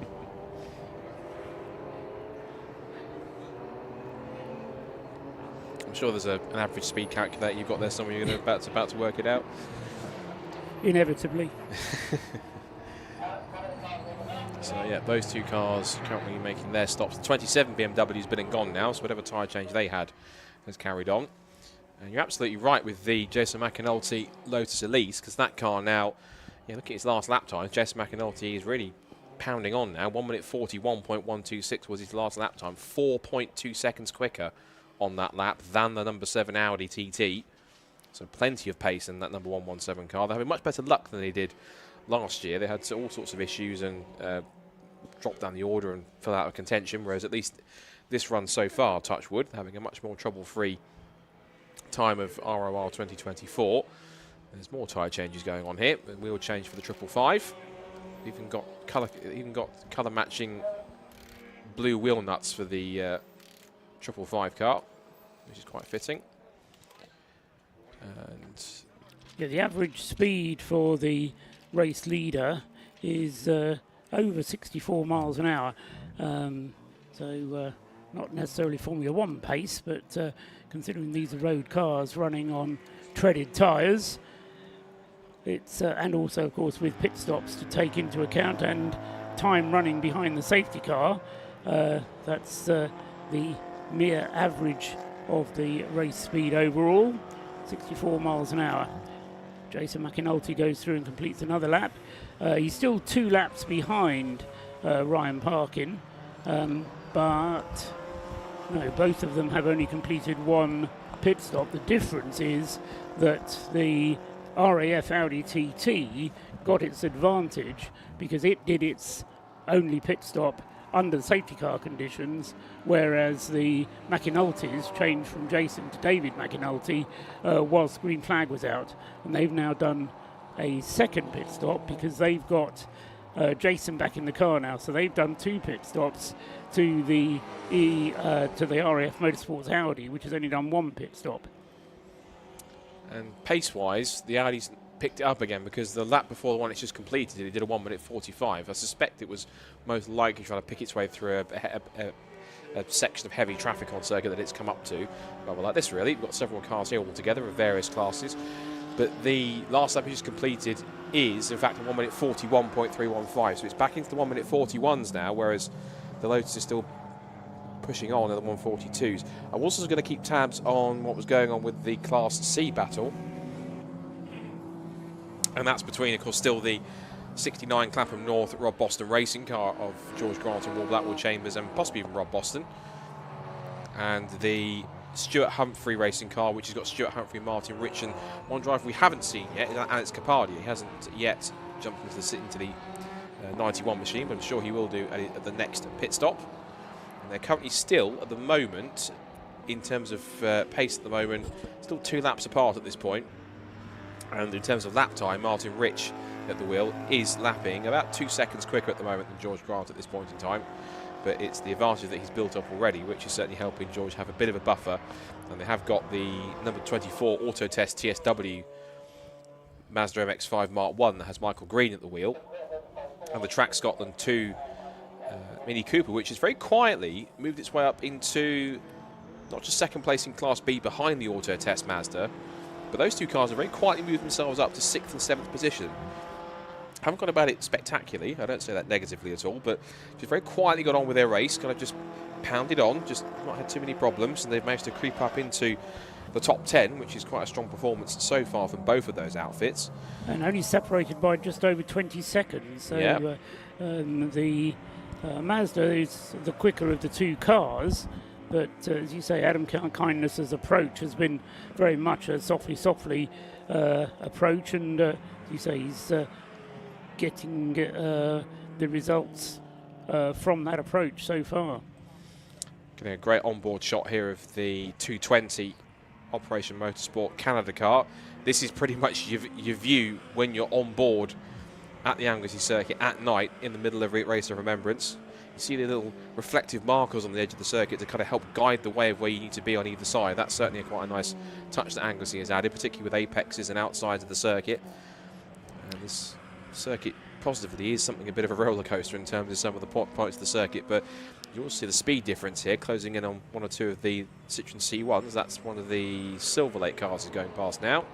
It was interesting. I don't know if you were listening to Paul Wooding when he was talking to us earlier on, Scott, but I was asking him about driving at night, and he said, actually, when you're in a clump of cars, it's amazing how much light you get from the headlights of the other cars. It's when you're running on your own that you suddenly realise how dark it is, because it's only your headlights illuminating the track in front. It's a bit like when you're driving down a country lane, and it's very much more easy to follow somebody than it is if you're in the front and you're having to kind of pick out where the road goes. So yeah, it's interesting to have that feedback from the driver himself about what it's like driving here at night, because there aren't any illuminations. There's no street lighting around this circuit at all. So, as I say, once you're on your own, then you're relying totally on your own headlights. But nonetheless, I think there are some drivers who, crazy enough, actually prefer racing at night or very much enjoy it. I mean, I have to say, even looking from that onboard viewpoint, I think probably I would in many cases, because you get such a great... It must be such a fantastic experience being behind the wheel of a race car at night. Some might find it terrifying, particularly if you're in a section of track that there's nothing but your headlights illuminating the way. Imagine places like Le Mans, for example, when you're going down the Mulsanne Straight at speeds of 180 mile an hour plus in, let's say, a hypercar, for example, and you're in pure darkness. And it might even be raining at the same time, and all you've got is your headlight to try and figure out exactly where you're going. Some thrive on it, some are not so keen on it, but ultimately that's just part of endurance racing and an element of motorsport when it comes to these long distance epics. Here's a fan favourite. This is the DC Lomas Motorsport Fiat Panda. Good to see that back here this weekend, and made its debut at Race of Remembrance last year. They loved it so much they've come back for a second crack at it, and they've given it more of an Italian tricolor style livery on that car too. Do we know if it's actually the same Fiat Panda or is it a different one? I presume it's the same car.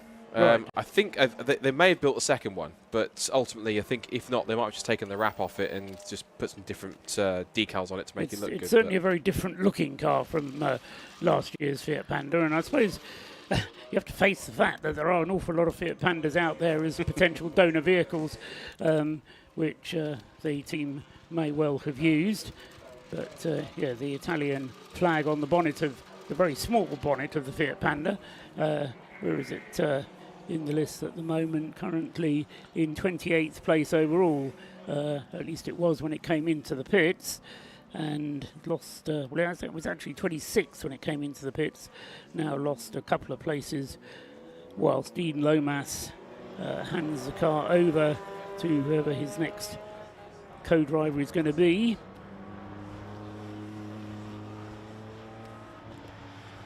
And it's Samantha Evans who's taken over at the wheel of the number 25 Fiat Panda then. Also a quick check-in with the Jaguar as well, the AFCM Motorsport Jaguar XF, which currently at the moment is running in the 23rd position, so all good for that car. And that being car number 10, that currently has at the moment James Lamb at the wheel of that car now. So he's now getting out there. They're currently sat at 8th in class. The next highest car they've got to try and chase after. The 7th in, 8th in class. 8th in class in Class C. No, 7th in class. I'm getting confused with Class B. Right, 7th in class is the Jaguar. That's the line.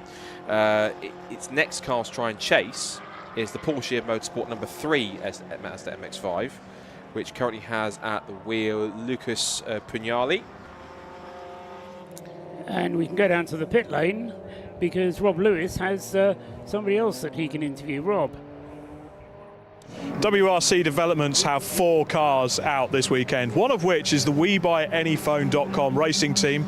We, of course, have royalty in the motorsport world, James Kay. We've got Darren and Charlie racing alongside this weekend, all put together by Mr. James Poulton. He's not going to get away with being mentioned on the live stream there. Guys, welcome to the Race of Remembrance. It's a very unique event to be a part of. It is, Rob, for sure. Absolutely, 100%. A fantastic cause, and so far we're really enjoying the day. C1s are rather unique to drive as well. They're not like any normal race cars. No, they're definitely not like any race car I've ever driven, and I've driven a lot. But they're still a race car, and everybody's doing the same, in the C1. So it's just a matter of enjoying, what you're sat in, really. And enjoying the occasion. Absolutely, and what a fantastic cause. So what's the story behind the team and getting you guys together?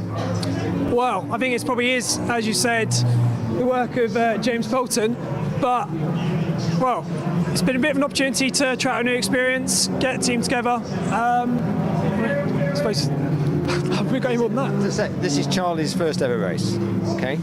Which is incredible what he's done so far. Mitch's the same, he's out there now. Darren's only ever done 2 races before, so it's a completely novice team, and that's what this event's about. Getting everybody to enjoy motorsport in a good name, good cause, and everything else. So, and long may it continue. So, what's the goals for the team moving forward? Are you looking to sort of grow, or is this purely something to do amongst a group of friends? As a blend of that, to be fair. At 61 years old, I've come into racing about 40 years, a bit too late, but we've been doing a bit this year in GT4, and we're going to do some GT3 stuff. For Charlie and Mitch, they work with us at We Buy Any Phones. They've both got their racing license, never actually been involved in a true race, so it's an incentive for those guys to see if we can make them work harder and earn me more money. And James, obviously, over the years, you've raced so many things around the world on the highest pressures. Is it nice to kind of go into a motor race with your friends, teach them a little bit, pass a bit of the sort of knowledge on, and just enjoy the occasion? Absolutely. I mean, I wouldn't be here, if that wasn't the case. So, what we're doing now is we're as I say, we're as a completely novice team, and we're building We Buy Any Phone racing as a brand as well. So we're doing GT4, we're going GT3, and with the 2 boys, maybe we can bring them on through what we're doing. Now for the bit of playful needle. James Poulton, JP, he's got the team together, but he's in another car, so is it going to get a bit spicy out there later? Well, they've been doing it for a lot longer than we have, so I'm not sure we're necessarily at the same level of speed as those guys yet, but if we can take him off, we will, for sure. Yeah, definitely, James. Absolutely, definitely. But we'll all be in the bar later. Definitely in the bar, taking each other apart later. Guys, fantastic. Great to speak to you there. Welcome to the race of Remembrance, and hopefully we'll see you at the C1 24 Hours next year. Yeah, look forward to it, maybe. Fantastic. Thanks, guys. Great to see James Kay and this wonderful team. The car looks so smart out there as well. Great to see them out there and fighting in the C1 class. I'm going to go and find some more suitors to go and interview and maybe get the backstories of some of these teams up and down pit lane. But for now, back to Scott and Paul in the commentary box.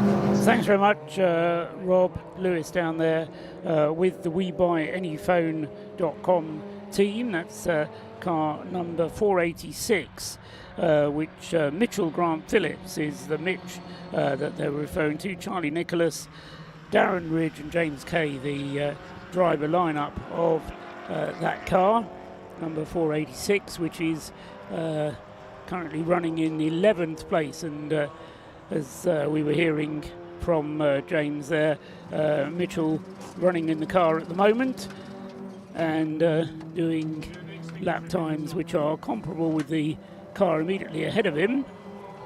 And yes, it's, he says the other Citroens running much nearer the front of the field, but that's as you would perhaps expect given the experience of the other teams.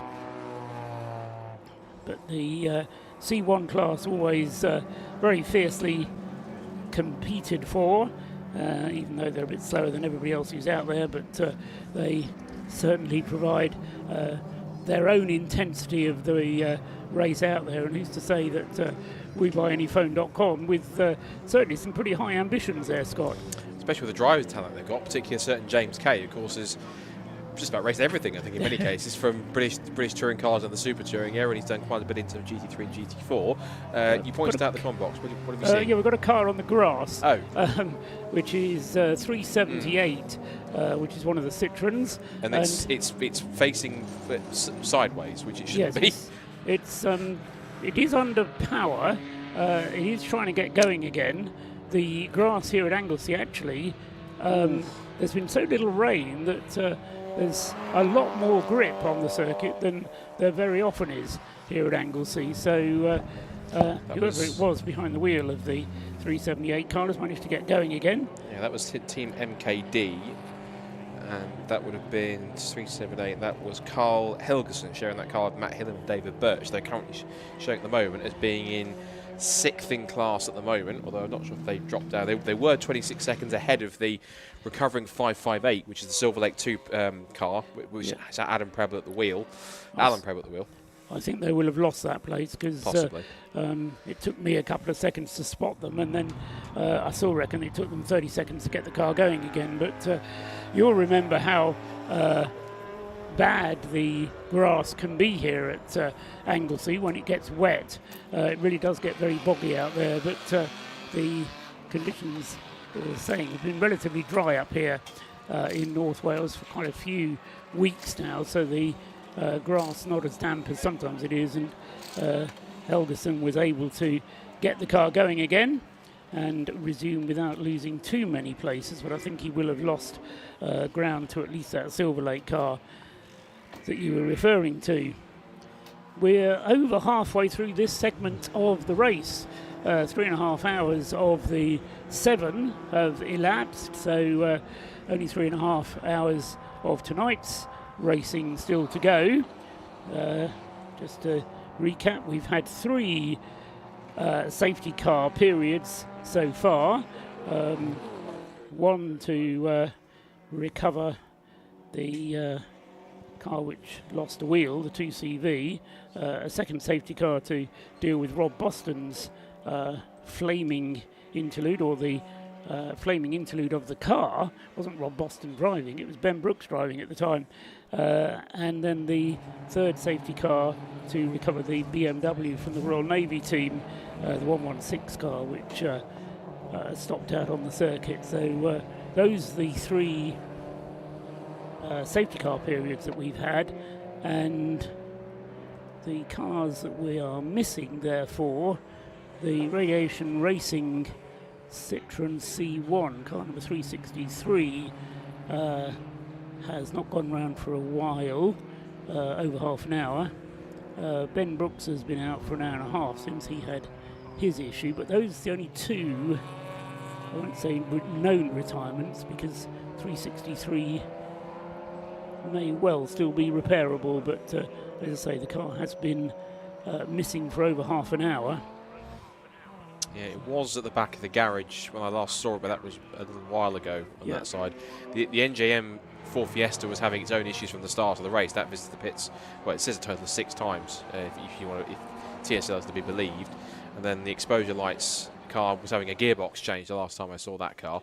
It's good to see this car recovering though, which is the 92, the unique little Citroen 2CV hybrid with the fuel going in the back. Again, we'll stress it doesn't mean hybrid as in electric, it means hybrid in that it's a different engine in it than you would normally find in a standard Citroen 2CV. It's a BMW motorcycle engine that is in the front of that car. It even runs different wheels rather than the spindly little Citroen 2CV wheels it will normally run. It runs a set of essentially Mini Cooper kind of steel rims to kind of give it a bit more sort of tyre, if you like, rather than anything else, and so that adds to the hybrid element. It's even got what looks like a carbon fibre bonnet, which is absolutely superb.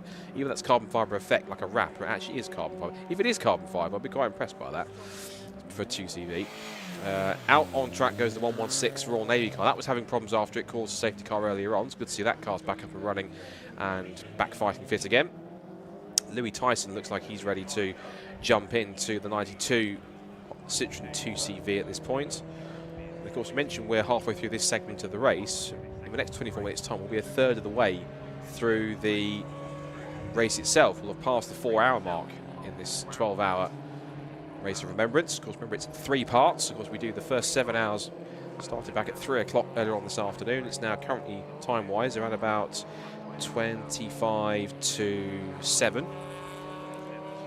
And of course we go to 10 o'clock tonight where the race will be suspended. So when the race, they'll throw the safety car out right towards the end to bunch everyone up, and then they'll throw not the checker, well, the checker flag, but not the one you'd expect. It's a red and white checker flag, which was kind of invented in many cases or produced purely for this race, because we put the checker flag out, but we're not ending the race, we're simply pausing it overnight and suspending it.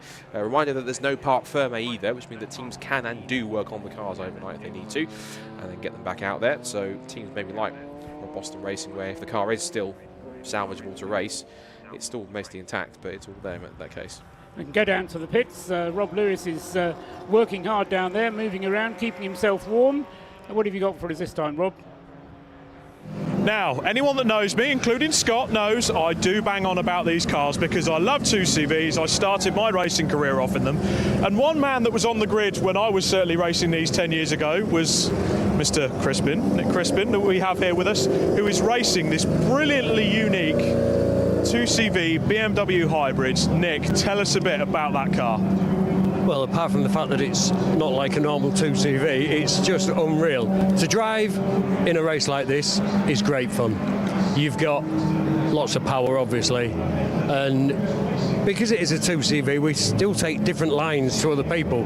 So we're coming out of corners with so much torque, pulling away, and then obviously the other cars get us on the straight and everything like that. But no, it's great fun. It's certainly a unique car in itself, very unique earlier on, and for a brief moment it turned into a Robin Reliant. What happened? One of the rear arms, one of the weak points if you run the curbs a lot or get on the inside of a curb, is the rear arms do have a tendency to just sort of snap, and unfortunately that's what happened. Have you managed to recover the arm and hub? The arm, hub, everything has been recovered. Half of it's back on the car, just change of arm and that's it, send it out. It's great for you guys to come into this race. You're almost racing yourself because unfortunately you're in a class on literally by yourselves. Yeah. Do you just come for the experience? No, we come for the fun. Come for the fun, come to support the event, obviously, primarily. I mean, I've done it, this is my 4th time of doing it. I've done it in Clio and I've done it in the 2CVs, and it's a great weekend. And I know it's 10 years old.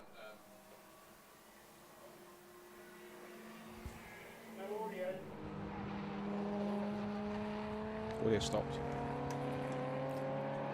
So Nick Crispin there talking to Rob Lewis, and was suddenly cut off in his prime. So He was, sadly enough. We were getting into that because Nick was telling us all about his joys of running a 2CV, which of course we're getting into. Oh, whilst we're watching there, one of the MX-5s got very wayward on the exit of the banking. What's going on?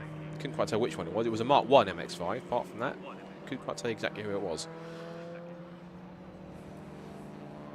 Yeah, that being the problem of racing at night is identifying what you're seeing a lot of the time. Yeah. Some of the cars with very good illumination on their cars, others with slightly less side illumination, making them harder to pick out.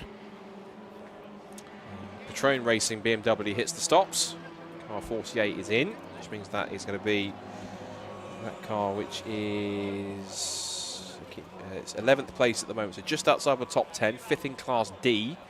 Next car it's going to try and catch, if it can, is the RAF Motorsport with Lewis Property E46 M3, which started on the front row of the grid and led early on.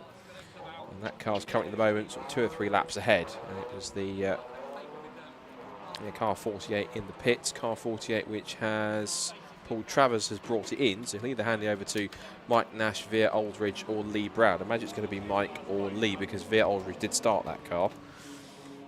Yes, and losing places whilst in the pits there, so losing ground to the BMW of Wayne Lewis, which has already had its second pit stop. So we were saying earlier on, some of the, or most of the teams wanting to complete 4 pit stops in this segment of the race. The race leader, the Audi TT, has still only completed 1. The 117 Lotus Elise in second place has completed 2 driver changes, so 2 mandatory pit stops, as has the third place car, the 97 Caterham, which has Steve McCulley back at the wheel now. He started the car, that car, just as the McInulty is ahead of it with just 2 drivers, which means that they have slightly less flexibility when it comes to their driving time, but they should be able to share the driving between them. The one thing they do have to be careful of is that by the end of the 12 hours, so it's not a worry at the end of this segment of the race, but by the end of the 12 hours, they have to ensure that no driver has completed more than 60% of the race. So you have to do 40% of the race with one driver and no more than 60% of the race with the other driver. However, time in the pits doesn't count towards that time, so it does give you a little bit more flexibility. Anyway, 2 pit stops completed then by the first 2 cars, in fact by the first 3 cars, because the 4th place car is currently the Breakdancer Racing relay team.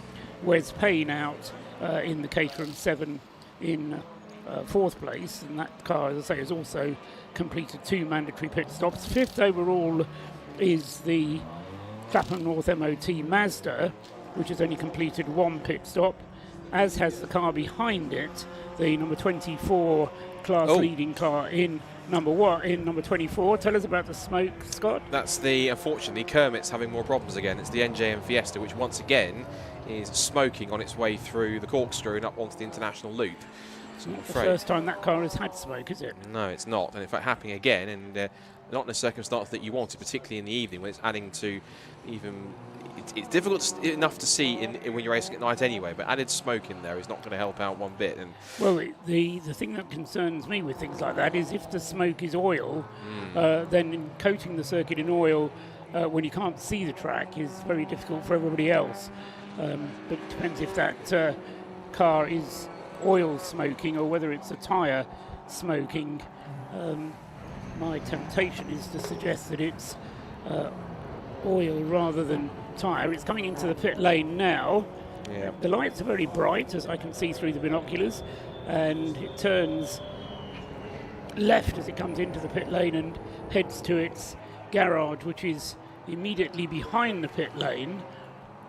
So garage is probably a bit of a exaggeration. It's more of an awning where they're working on that green Ford Fiesta. Anyway, it's back in the pits again. And that is the 7th pit stop for that car. If there were a prize for the most pit stops, then that car would be winning it. The NJM Ford Fiesta has completed just 41 laps now, compared to the leader's 116 now under the belt of Ryan Parkin with the Audi TT. The other RAF car, Wayne Lewis, is in 9th place and his second pit stop for that car, the 27 car. Remember, the first pit stop was 7.5 minutes. Well, they've got it down for the second pit stop, 6 minutes 43. But again, although the car is very quick when it's on the track, it can't really afford to be losing that amount of time in the pits. So Wayne Lewis, who's currently driving it, his last lap was a 1:46, which is not as quick as any of the first 3 drivers. When Paul Cook is at the wheel, it's a very rapid prospect indeed, but Wayne Lewis not as quick as Paul Cook, or he isn't being at the moment.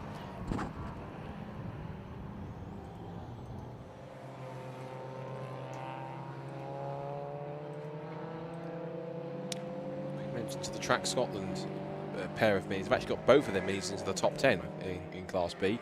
Currently running on both the podium, 2 podium spots. They're currently 2nd and 3rd, with the 155 car ahead of 55 at the moment. So Adam Kindness certainly doing the job a lap ahead at the moment of their. Well, I say a lap ahead. I think they're actually no, I think they are a lap ahead at this point in time. So 8th for the 155, 10th for the 55. Just see the 71. That's the lone Class A car we have in this field, and it's one of the BRSCC City Car Cup spec cars. That's the flat cap with Mintro Motorsport squad. That's Alex Foden. I think Hayden. I would say Hayden Payne. It's Hayden or Andrew Payne. I should really look at the entry, shouldn't I? So if I can figure it out. It is Hayden Payne. There we go. So Joe Moss, Hayden Payne, Alex Foden, 3 regular City Car Cup races. They did also have Stuart Bliss initially, who is Richard Bliss is here this weekend, but Stuart Sandy is not. So it's just those 3 behind the wheel of that car. It's a good call though with the Track Scotland cars you mentioned, Scott, because as you say, 2nd and 3rd in Class B, and after all the trouble that they had during practice and qualifying yesterday, that's still far too early to say so, but the result that they've got so far is certainly reward for all the hard work that the Track Scotland team has put in over the weekend so far. And Scott Armstrong is currently 2 laps behind Adam Kindness. So Adam Kindness on 110 laps, Scott Armstrong on 108.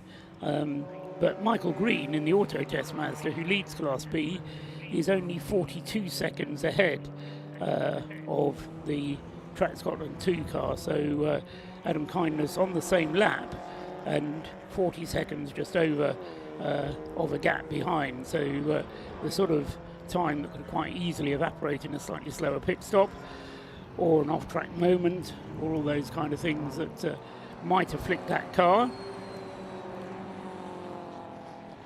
And whilst we continue there, I believe we have another couple of Mission Motorsport visitors here to have a chat. So I shall happily vacate the headset and see if we can bring one of them in to have a chat. Right, okay. Thank you for that.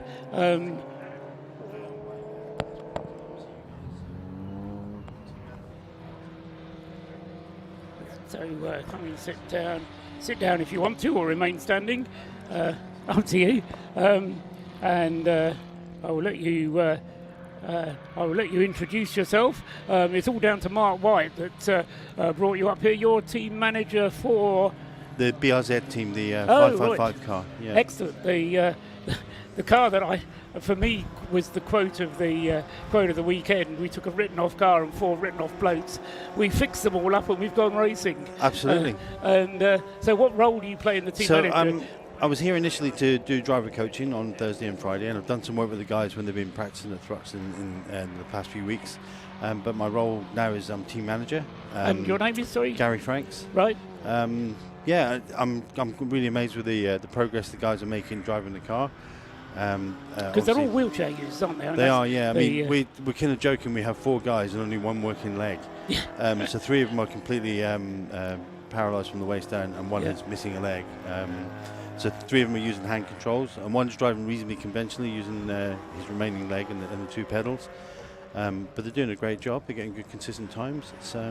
it's quite inspiring actually. I was going to say, it must be inspiring for you as well as team manager. Gary, I'm just going to interrupt you because we've got a pit report coming up from Rob Lewis down there. So stay with us, if you will, and we'll listen to what Rob Lewis can tell us from the pits. Scott, you might get some deja vu with this. I'm talking about tyres again, like I did a few years ago at the C1 24 Hours. This has just come off of car number 386. This has done an hour and a half stint, an hour and 45 minutes, and look at it. This is what Anglesey does to tyres. The C1s run a particularly unique blend of tyre. They have their own compound, they have their own tyre design, made by Nankang for the C1 Racing Club, but Anglesey kills tyres. It's abrasive, it's hard, it's delaminated this tyre, it's ripped it off, it's worn right down to the cord. Not quite ready for an MOT. Now, while I appreciate not all of the cars are going to be running those particular tyres in the field, we have a lot of the top cars out there are running semi-slick tyres. They're a bit grippier, they'll run different compounds, they'll get a bit of bite, but I just wanted to show you, give you an indication of the type of tyre wears involved and what Anglesey does to the cars out there. It's hard on them, pure and simple. Food for thought, gents. Thanks very much indeed, Rob. Yes, food for thought indeed. We've got Gary with us from the Subaru BRZ team. You were telling us about the drivers that you've got. They're all wheelchair users. You've been coaching them. Presumably it's the first race for all of them. The two of them are complete novices. One, Steve Binns, has done some races in Morgan's, and Lionel's been here before as well. So yeah, we've got a little bit of a mix, but they're all quite fresh, they're all quite new.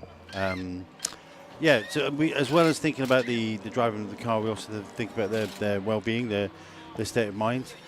With any driver, particularly with these guys, given that the history and how they got injured. Presumably they're all ex-military, yeah. And are in wheelchairs as a result of their military service. So kind of, yeah. I mean, I need to talk to Lionel. With three of them, it's not combat injuries. It's right. Having fun after some combat injuries, right. Falling off the motorbikes or bicycles, usually.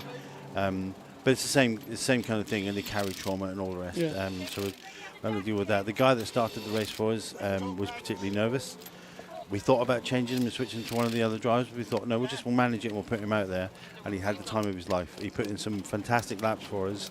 And once he got over the initial nerves, so it's a very positive thing to kind of push him through that. And it must be difficult for you as team manager, because you have to take responsibility for their well-being. Yeah. You know, yes, you're giving them time of their lives. Yeah.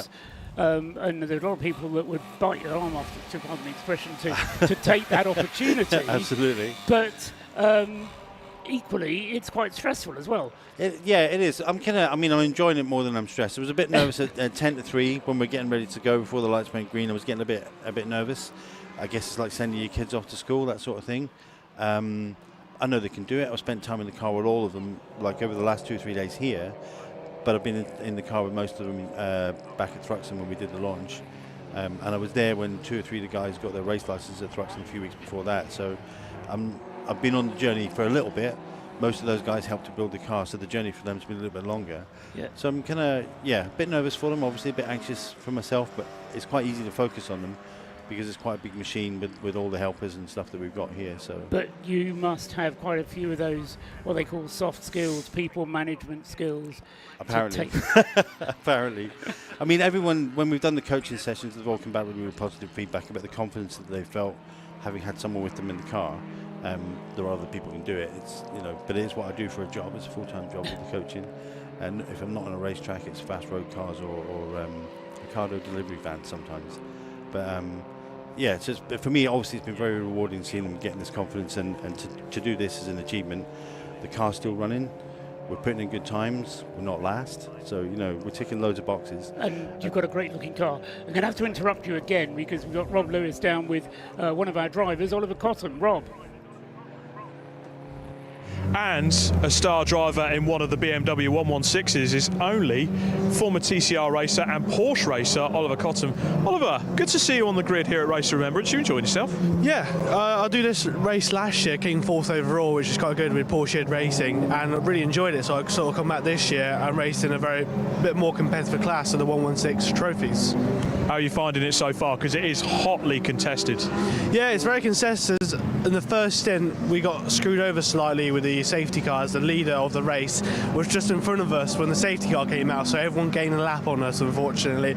But we're going to do some strategy and hopefully we're going to gain a few laps back on ourselves because we're 2 laps down after the second stop.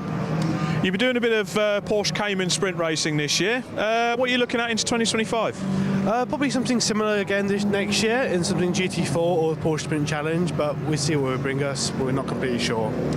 But current race in hand, Oliver, the strategy hopefully plays out. You're looking to win this class, aren't you? Yeah, that's always the plan, to win this class, but it's a long race, and the way this race plans out, you can always win on strategy and pace. What other drivers have you got out with you? So we've got James, my teammate, which is really fast. He's out there setting the world on fire in this class, and our next driver just over there, he's ready to get out for the next session. Fantastic. Oliver, I'll let you sit down and rest up ready for your next stint, but good to chat to you. Thank you. No worries. Always good to see Porsche racers in the paddock alike and touring car racers. We've spoken to James Kay and we've spoken to former TCR racer Oliver Cotton. Certainly some star names down here, except Scott Woodwis, because he's up in the commentary box. Thanks very much, Rob Lewis down there. We've actually got Gary Witherstill from the Subaru BRZ team. Can you tell us anything about the livery on that car? Because it's absolutely perfect. I mean, you only need to look at it for a second and you can see it's a Subaru. Yeah, so Aston, who built the car, is a big Subaru fan. So we've looked at the livery of the 555 logo, the branding that was on the rally cars, but it's been subtly changed. It's got the Mission Motorsport, the tracks in the logo, so we've kind of repurposed it a little bit, and I think it's very eye-catching. The blue with the luminescent yellow on it is an iconic colour combination, thanks to Colin McRae and those rally drivers. So he's kind of living a boyhood dream and having a race spec looking Subaru. So somebody whispered to me that you actually went to Subaru and asked permission to mimic. Yes, they're on board. So we've been sending them pictures, and they're really keen that we've got their support, which is really nice. Fantastic. So it's it's all nice and inclusive. It's very inclusive, which is really lovely. Yeah, and of course the big event it comes tomorrow morning with the Remembrance service. Yeah. Have you been here before for that? I've not. No. I was going to say I didn't remember you having been here. So that will be a new experience. I'm ex-military. I've been. Remembrance parades were a thing for every November for a big part of my life. So it's going to be quite a privilege and a thrill to be here. And the fact that we're going to pause the race and stop. Yeah. And then go again is that's going to be quite amazing. So it's a very moving experience. I've got some tissues just in case. Well, it does. It gets a bit like that, but it's usually I don't know. Say it's harder to watch than it is to be part of. But we have some cameras down there, and we usually catch a tear or two amongst servicemen who are remembering their own colleagues and things. And of course, as you say, the Remembrance Sunday event for me is what makes this race special, because everybody who's participating in it comes out of their cars, walks into the pit lane, and we're all united as a single family. Yeah. So I'm looking forward to experiencing what that's like. You hear about it, you read about it, but I think you need to be there to experience it really. And I've got comrades who have been to the Garden of Remembrance in Westminster. Some of my friends have been on the little sticks in the ground in there, so I'll be thinking about them tomorrow. It's going to be good. Exactly. Quite a moving experience, I think. Yeah. And a fantastic way to highlight that by having the race going on at the same time. So I'm looking forward to it. And it's absolutely great what you're doing with the driver coaching, getting those drivers rebuilt, getting them fixed, getting them racing, and managing them. So carry on the good work. Thank you very much. See them through till tonight. Yep. Keep them out the pub tonight. Absolutely. See if we can all get some sleep overnight. But I mean, my initial nerves I've kind of abated now. We've got a job to do. We're going to carry on. Yeah. Charlie Francis, who's doing she's the crew chief, who's really keeping me straight and narrow. And we've got lots of volunteers in the pits. People looking after the tyres. We've got 2 guys who are dedicated to getting the drivers in and out of the car. So we've got lots of little clusters of people doing specific jobs. So it's great. And I guess everyone's used to working in a team from the time when they were in the military. So we can well set up. Now we're moving. We're a little machine. It's working really nicely. So. And the car itself running well? It is, yeah. We had one little spin. One of the drivers a little harder on the brakes than the other, so we had a small brake fire in the pits. But this sort of stuff happens. The car's running like a dream. I mean, it was only really finished a couple of days ago, We had to do bits for the scrutineers before they let us out. So given it's all kind of last minute, it's working very well. So yeah, Gary, good job by Aston getting it good together. good job by you guys as well. Thank Keep you it up. very Hope you can keep going for the rest of the race. Excellent. And enjoy the race. Thank you very much for coming Thanks up. for having us up here. Yeah, Cheers. cheers. Thank you very much. That's Gary. What was your surname again? Gary Franks, beg your pardon. So thank you for your input, and great to have you here. And somebody else has come up now, having had Royal Air Force. Do we want to talk to Chris? We've already spoken to Chris 3 times.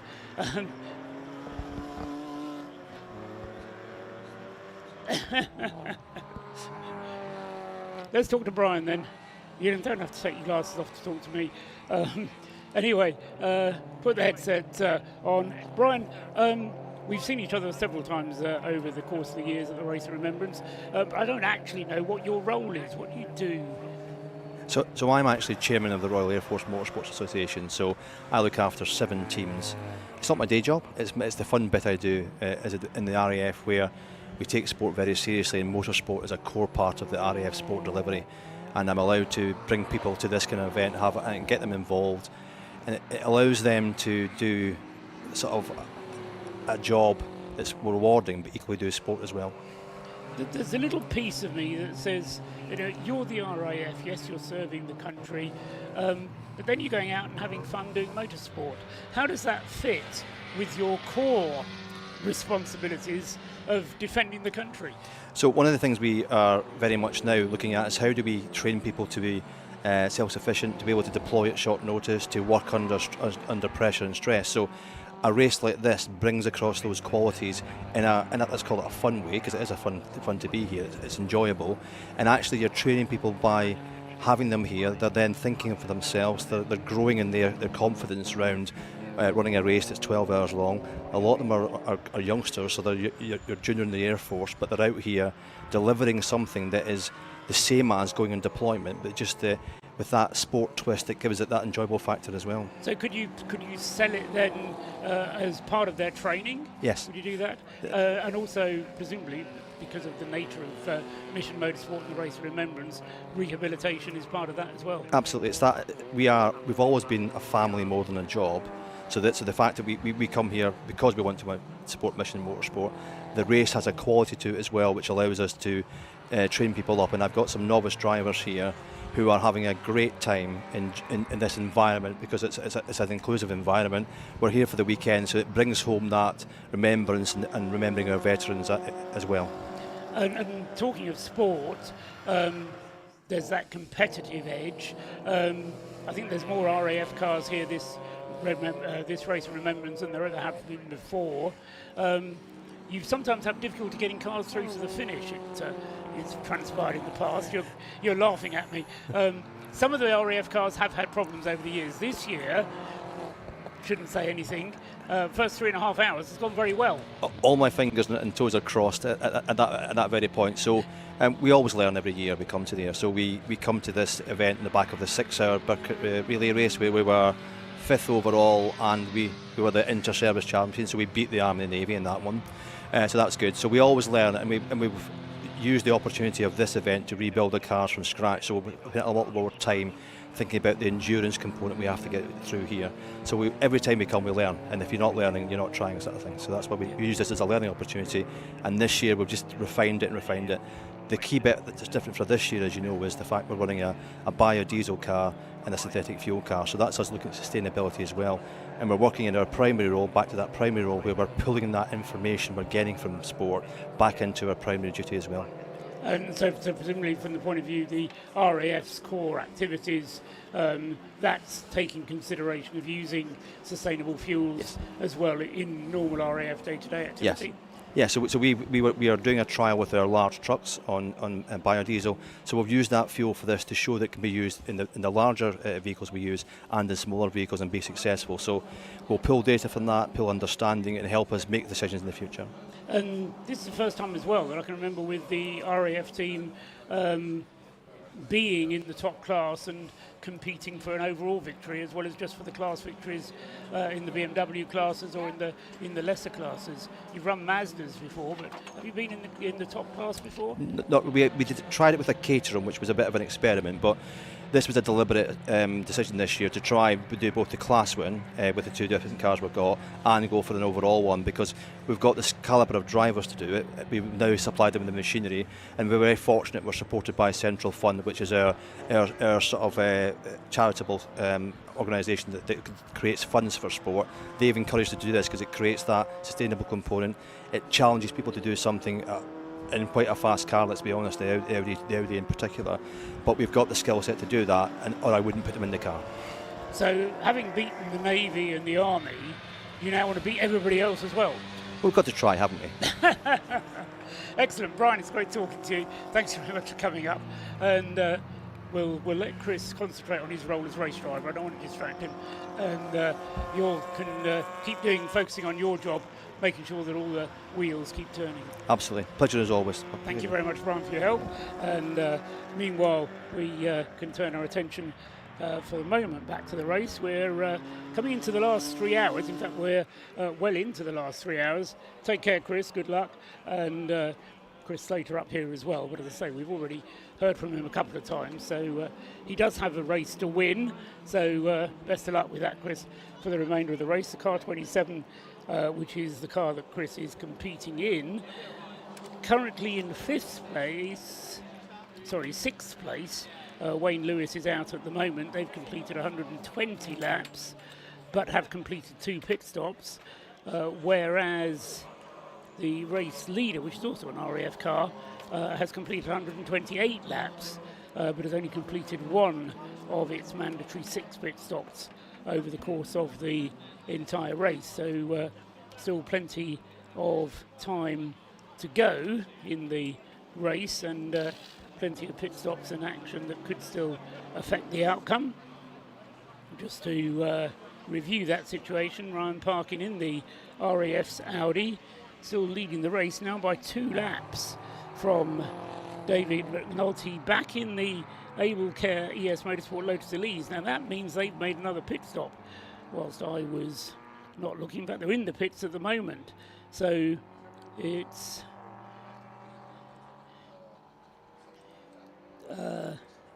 Jason McInulty was the most recent driver of the 117, but they're in the pits at the moment, having their 3rd pit stop. So the race is going to get increasingly hard to follow as we head into the last 3 hours, as different teams use different strategies to use up their pit stops. The Audi that leads, as Brian was just telling us, from the RAF Motorsports team, running on this biodiesel, but of course that makes it extremely economical, so they can go an awfully long way on their tank full of fuel, and they're using that to their advantage at the moment, but they will still have to follow the regulation, which says that there are 6 mandatory pit stops to be completed over the course of the race. So they've done 1 of them, but no more than that. The car number 7 was started by Paul Cook. Ryan Parkin took it over. It was started by Matthew Isherwood, I should say. Ryan Parkin has taken it over. We still haven't seen anything of Alex Smith or Oliver Wayne, who have yet to drive it today. David McInulty and Jason McInulty are a 2-driver team, and they have now completed, or they are in the middle of their 3rd pit stop, because Jason McInulty brought the car in, and we expect therefore it's going to be David who takes it out again. In 3rd place is the Leos Racing Caterham, which has Steve McCulley behind the wheel of it. That car has completed 126 laps, so it's 4 laps behind the race leader, and has only completed 1 pit stop, two pit stops for Steve McCulley and Don Henshaw. So Steve McCulley started it, Don Henshaw drove the middle stint, and then Steve McCulley is back into it, that car. So 2 pit stops for the number 97 car, which could be taking over 2nd place whilst Jason and David McAnulty have their pit stop. See whether or not they get out before the Caterham comes through.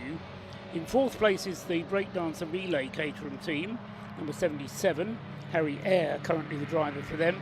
Then in fifth place is Wayne Lewis with the second of the RAF Motorsport entries, that being the BMW E46 M3, and that car is on 122 laps. Then coming up now into the lead of Class C is the Stuart Humphrey racing car. So Stuart Humphrey choosing to do their second pit stop early. We've now had the second pit stop happening for the number 69 car, and Rob Boston is back out in the number 69 car, having just completed his pit stop and taken the car over from George Grant. And the pit stop time for George Grant to hand over to Rob Boston was 4 minutes and 49 seconds, and that's lost them the lead of the class. So it was a slightly longer pit stop for the Rob Boston team, or the Rob Boston getting into the car, George Grant getting out, and so that lost them the lead of the class. There's now, well, we'll work it out when the pit stop cycle unwinds, but they've now done the same number of pit stops, the 69 and the 91 Mazdas, and Martin Rich is at the wheel of the 91 car, and Rob Boston at the wheel of the 69 in 8th place overall, just behind the leading Class B car, which is the Adam Kindness Track Scotland 2 car. In fact, in Class B, it's now a Track Scotland 1-2, because Adam Kindness in 155 leads Class B. Scott Armstrong in 55 is second in Class B. But they have, two Track Scotland cars have both only completed one pit stop so far. So they've still got pit stops to complete. Then we've got the Tacona Racing Division BMW, which Max Watt is still driving. That's in 10th place overall. In the BMW 116 trophy class, it's still Alex Seddon racing first and second. Toby O'Reilly at number 34 leading the way in the BMW class, with George Heller in second place in the Anthony Seddon racing car. Those cars first and second, and then third now in the 116 trophy class is number 80, and that's the Ellsworth EIC entered car, which Chris Bayliss is currently at the wheel of. In the Citroen C1s, WRC Developments lead the way with 586, Finn Edwards, ahead of the Silver Lake car of Michael Chapman making its recovery, and then 408 is another of the WRC Developments Citroens, and that is third in its class, car number 408. So back out onto the circuit goes David McAnulty at the wheel of the number 117 car. So it's now David McAnulty driving the 117, and he has lost second place as a result of that pit stop. And so into second place comes Steve McCulley with the Leos Racing Caterham, and he is now 4 laps behind the Audi TT, but with, let's say, very different pit stop strategies going on. Scott Woodwitz has been following the events whilst I've been chatting to various people and trying to work out what different strategies are going on. As I say, it is going to get quite complicated even when we get to the end of tonight, Scott, because it may well be that some cars at the end of this evening's running have completed more or fewer pit stops than others, and so the positions even at the end of tonight, as they could be in slightly misleading because of the number of pit stops completed. I was going to say we might see something like what I call the accordion effect, and I usually mention that in terms of whenever seeing anything like a Fun Cup race or a C1 endurance race, because it's a shorter race and there's a set number of there is a pit window range that you have that you can pit any time within C1s, but Fun Cup, for example, have set pit windows that you have to make pit stops within. So typically you'll find where what I call the accordion effect, where everyone will be bunched up together at the beginning of the race, then it will spread itself out and it will kind of ebb and flow throughout the middle of it, and just as it comes back together on those last pit stops, everything all comes back together again towards the front, and you've got those really tight lead battles. Different dynamic with this kind of race. 1, it's in 3 parts. 2, it's 12 hours long on top of that as well. 3, there's no pit window, so to speak, in terms of when you can and can't pit, so you can do so whenever you wish to. So it's a different way of looking at it in terms of the strategy, and it will be down to who can play the fuel game better, who can play the tyre game better, who can simply make the most of what the car have got underneath them in order to keep on improving what they've got to make more progress up the order. Nancy, when you talked about the accordion effect, I just thought it was because they make a lot of noise. There's that too. No, I do see what you mean. And yeah, I mean, the difference, and part of the reason that the Audi is leading the race at the moment is that the only pit stop they made was during a safety car interval.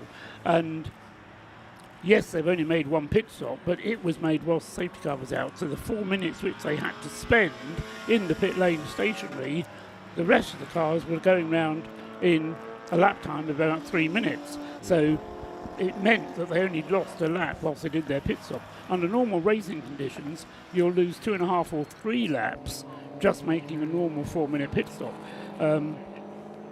So that's part of the reason why the number 7 is out in the front. And I just wonder whether they're waiting for another safety car to interrupt proceedings to bring that Audi TC in again under safety car. Because it has such good fuel consumption, they can afford to leave it out for quite a long time and only bring it in for a few refueling when the safety car comes out. So it does give them a little bit more flexibility. Another key factor, of course, in that car too is that it's diesel.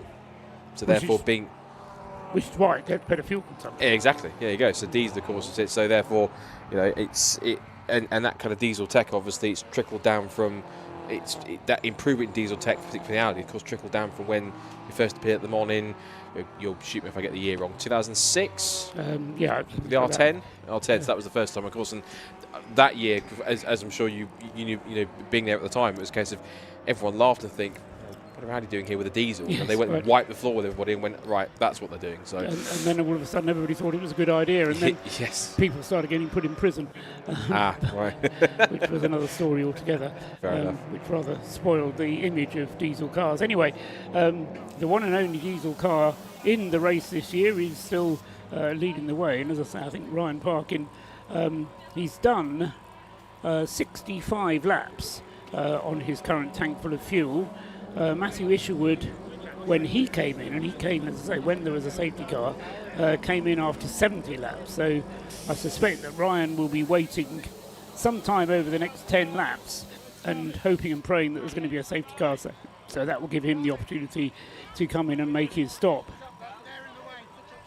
Now, in Class C, Stuart Humphrey Racing, having taken the lead due to the Clapham North Mazda having made its second pit stop, has responded by making their third pit stop. So Stuart Humphrey Racing doesn't want to get involved in a fair fight with the Clapham North Mazda. So they put Alex Capadia in the car now. You were mentioning a little while ago, Scott, that we haven't seen Alex yet. Well, Alex Capadia is now out for Stuart Humphrey Racing. So they've made their third pit stop in the number 91 car. This would be interesting. Yeah. Rob Boston versus Alex Capadia. I never thought I'd see that battle. But Rob Boston, in anything that he gets to the wheel, and also anything he engineers and puts a spanner to, is usually pretty competitive. And Alex, of course, is someone who's been as far as Le Mans 24 Hours. So they've done plenty in that respect. So ultimately, those two are going to be quite battle lines drawn when it comes to that point. Yes, and I can't remember now whether it was you or whether it was Rob Lewis who was talking to Rob Boston earlier on. I think it was Rob. But it was clear that Rob Boston was looking forward to his outing in the Mazda, despite having to deal with the disappointment of not having his Lotus running anymore. And So we're not expecting to see the Lotus out, although it wasn't clear when we were hearing from Rob Boston whether he would be out again or not before the end of this evening's activities, or whether they'll take part tomorrow. But great disappointment you could hear from Rob Boston with the fire that occurred there, due, we think, just to some debris getting into the wheel arch and then puncturing a fuel pipe. For those of you who weren't listening when we had the interview with Rob Boston earlier on, punctured fuel pipe then led to the fuel leak, which led to the fire, which caught hold as the car was just coming into the bus stop directly opposite the station where the Anglesey Circuit fire tender was. So it was quickly extinguished, but a very nasty moment when it happened. It's just pure bad luck, because you couldn't have predicted for that kind of situation to happen. So unfortunately it was just a case of where it just didn't really work out for them, and fingers crossed if they can do some work on that car, if they can at least salvage it in the terms of getting it back out for the race, then I'm sure they'll be able to do what they can to get it back going again. Here is car 448 making its scheduled pit stop, one of the Citroen C1s, car 448, which is, where is car 448? It is Road and Tracks. So it is Road and Tracks in 44th position. So that car making its pit stop at the moment. Car 448, which is currently has Alistair Morton at the wheel, but he'll be handing over to the driver. There's the 555 Subaru BRZ also making its stop. We heard from their team boss earlier on. That's cars plugging away as that happens. Speaking of team bosses, I've been joined by one who is overseeing, I think, activities for the Flat Cap and Mintro Motorsport Toyota Aygo, and that's Andrew Payne. So, Andrew, good to have you in the commentary box. Thank you. Good to be here. It's going really well as a race. It's the first time that they've done the race of Remembrance after watching for a few years, and so far so good. 3 drivers: Alex Foden, Hayden Payne and Joe Moss. Hayden's actually my son, and he's in the driving seat right now, so they seem to be doing really well in their in the car. I think we can just see them just going past one of the C1s, actually, just in this little gaggle of cars that we've got in the mix, which is seeing plenty of lappery going on for a lot of drivers in the mix. But this is quite a unique situation for these guys, because of course we've talked about other teams and drivers that have done mainly sprint racing and stuff.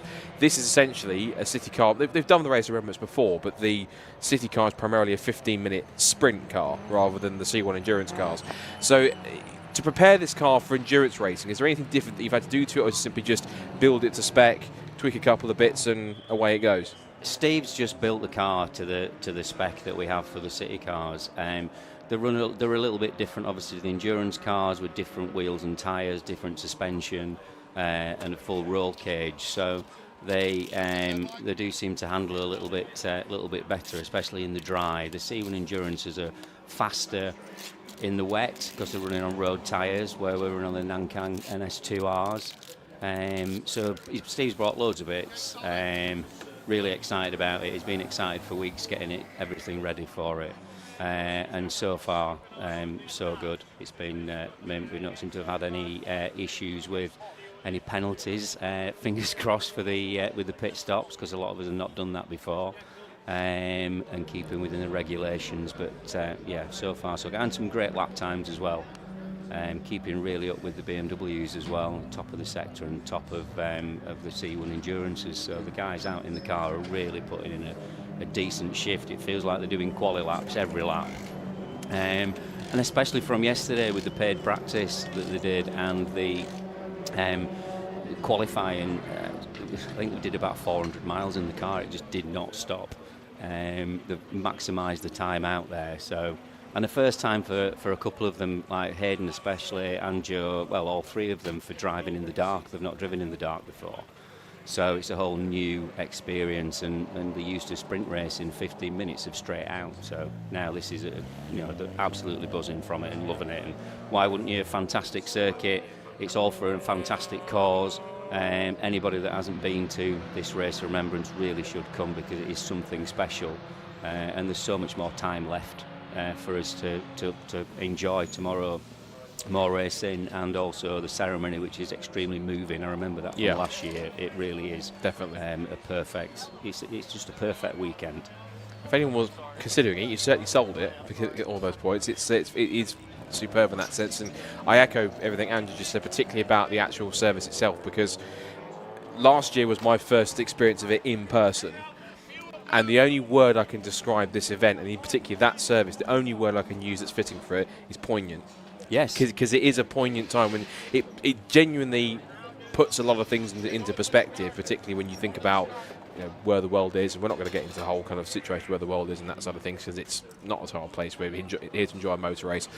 But it's one of those situations, and if you've been part of Remembrance weekends before, you might have gone to a service somewhere locally where you live, or you might have gone somewhere that's a particular occasion, or you might have watched the service on TV or on YouTube, and even watched this race in this service on YouTube, or read about it, or seen pictures of it. Nothing compares to being on the ground with not just people who are there, but like-minded people who are there for the same reason, not just because they all collectively love motorsport, because they want to play their part for this event. When you have so many service leavers and veterans, and even possibly even active service people who are here for that reason to celebrate it, and they're all in the pit lane together, marshals, officials, everyone's together. And the moments when you're singing the hymns or the readings or the last post is being played on the trumpet, or even just the silence to remember those who've given the ultimate sacrifice, or those who've sacrificed a lot for us to be how we are today. Poignant's the only word you can think, because it genuinely does feel and hit you differently than if you're watching it from afar. It does, yeah, because I remember the first time that I came and being standing on the pit wall while the ceremony was going on, and for having all the noise and all the hustle and the bustle and everything that goes on to that sort of complete silence, and you look out to the guys that have served for us, all the veterans, and they're in the uniforms or got the berets on, and it just really gives you a sense of what these guys have done and how far they've come. And you look at some of the people out there that are racing. There's a car out there with hand controls. It's hard enough, I know from racing myself, to be able to get the right braking points with all your limbs, but to actually be able to do what they're doing in that car and the lap times, and I had a good look at that car today, it's absolutely, it's immense, it's mega. You can't compute it when you're not in that situation, and I really think that they've brought themselves here, and what a mega effort. The guys coming over from Operation Motorsport from Canada and the USA, so enthusiastic, so nice, people, and everyone seems to pull together. But yeah, the ceremony tomorrow is something special, and I think it is the calm from all the noise and everything. The calm, and the last post and everything that goes with it. It's superb. And like you say, Scott, you can see it on YouTube, but you don't get that feeling that you do when you're here. And it's a free event to support, so you don't have to buy any tickets to come. So you'll come next year, then you come along and enjoy it. Absolutely. Bring a tent. The bar's fantastic. The food's fantastic. You're welcome in everybody's garage to look at the cars. It's just a brilliant, fantastic weekend, and it's all for a good cause. Yeah, it's a good point you make about the fact that it is an open gate in terms of there is no ticket cost because of the nature of the event. So if there happens to be anyone watching, if you do want to actually come down at some point, either experience and maybe even be part of the Remembrance kind of service in that sense, but even just observe the race in the second and third parts of the race, by all means come down if you're nearby. If you can make the trip to Anglesey, do it, because it's a magnificent thing to do. Just going to break in conversation for a second, because as the Flying Haggis team continue to garnish us with their unique sense of humour and keeping awake at, even though it is only 7:30 in the evening. We've been looking at a couple of the BMW 1 Series cars that have had a little bit of drama. We saw the number 18 RAF car, which was in with an issue with a rather crumpled front end slightly. That's had some racing grade duct tape on it to keep it together. That's the RAF Motorsport Graduates car. And that car's come in from that's gone back out again, now showing as 9th in the BMW class. This car's also hit trouble. This is the 303 car, I think it is. And that's the 303 car, which has come in. That's one of the. I think it's the 305 car that's come with the Royal Engineers Motorsport car, and that's got some work on it going on the back end. So this is one of those typical endurance races where it is very much a race of attrition in some cases, and most teams tend to want to stay out of trouble. They want to keep the cars on the straight and narrow, and to make the minimum amount of pit stops that they need, and if they have to make a pit call, purely just to be in, to make the managed stop they need to make for a driver change, for tyres, for fuel in particular. It's, from your experience, how much of this is it down to strategy, and how much is it down to purely just keeping your nose clean? Because seeing some of the teams that have moved up and not done anything too spectacular, and that's not said in a negative way, but how crucial is it to find that balance between keeping on strategy and just staying out of trouble to make sure that you can get to the end? Because ultimately, for some teams, finishing in itself is a massive result. It is. I mean, what we've been doing is not panicking when we've got to the pit stop to get everything changed. I see a lot of people sort of fumble over themselves because they are, rushing things through. We very much put the strategy that we're looking that these cars that we're running don't actually use a lot of fuel. So with 3 drivers, we're kind of looking at 2 hours to have a turnover. We can put 20 litres of fuel in it. It will give us a bit of top up to keep going. Any changes we need to do with tyres, we can do. So when you work on that basis, it's quite easy. It's when you come into the problems that you have an issue. And just making sure that you are within the regulations, because you can go backwards so quickly by getting a stop and go penalty for something that really you could avoid. So if people are, if on that strategy, if people don't just rush it to, get out in a time period. If you've got something you need to do it, and then just don't get a penalty. Yeah, and that's the key thing. Just again, the less time, it's an obvious thing to say, but the less time you can spend in the pits, the better chance you've got of being up the order and doing a grand job. Just quickly, of course, you're involved in a lot of stuff now these days, more with BRSCC in many cases. Yes. So give us a rundown of some of the things that you're personally excited for next year when it comes to BRSCC, and also some of the stuff that you think is going to be stuff that people should look out for when it comes to their paddock next year. So I'm doing coordinating for one of the championships next year that I'm really excited about. Yet to decide on which one it's going to be. And also I'm really excited about the new championships that are coming into the BRSCC next year. I think it's going to open it up to a lot more drivers, because with different cars that don't fit into a category currently with the BRSCC. So I'm really excited about that, and I think the venues that we've got on the calendars for next year are really good, with the City Car Cup, some personal favourites. Croft is coming up. And the guys in that group seem to be really excited about that happening, and I'm excited about getting involved with the coordinating and doing more with the BRSCC and helping people. It's a fantastic organisation. It's run so well. It's going to be a very easy transition for me to come and enjoy it, and I'm very much excited about next weekend. Actually, Scott, driven by racing at Silverstone. Where people can come and try out cars in different series to see what they want to drive for next year, and a lot of the teams are there. I know friends of mine, Arc Motorsport, are going to be there with the Audi TTs, and you can book on with them if you go onto Facebook and bring up Arc Motorsport. I'll be sharing some of their links. The ST150s are there, Fun Cups with Chris. So get in touch and come down to that weekend. It's going to be fantastic. It was the first one last year.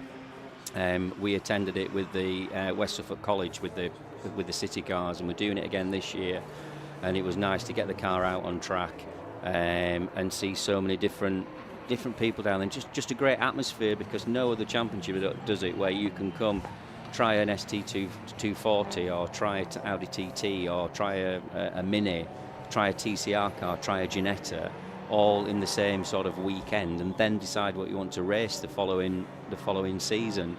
Because otherwise you don't get in these cars unless you hire one or rent one for the day at a huge amount of money. You don't know, and if you can try one out there for 20 minutes on track rather than booking one for a day, then it's a win-win. So I'm hoping that a lot of people are going to come down and support that, and try these cars out, get involved with some teams that can do arrive and drives for them, or even if they want to build a car.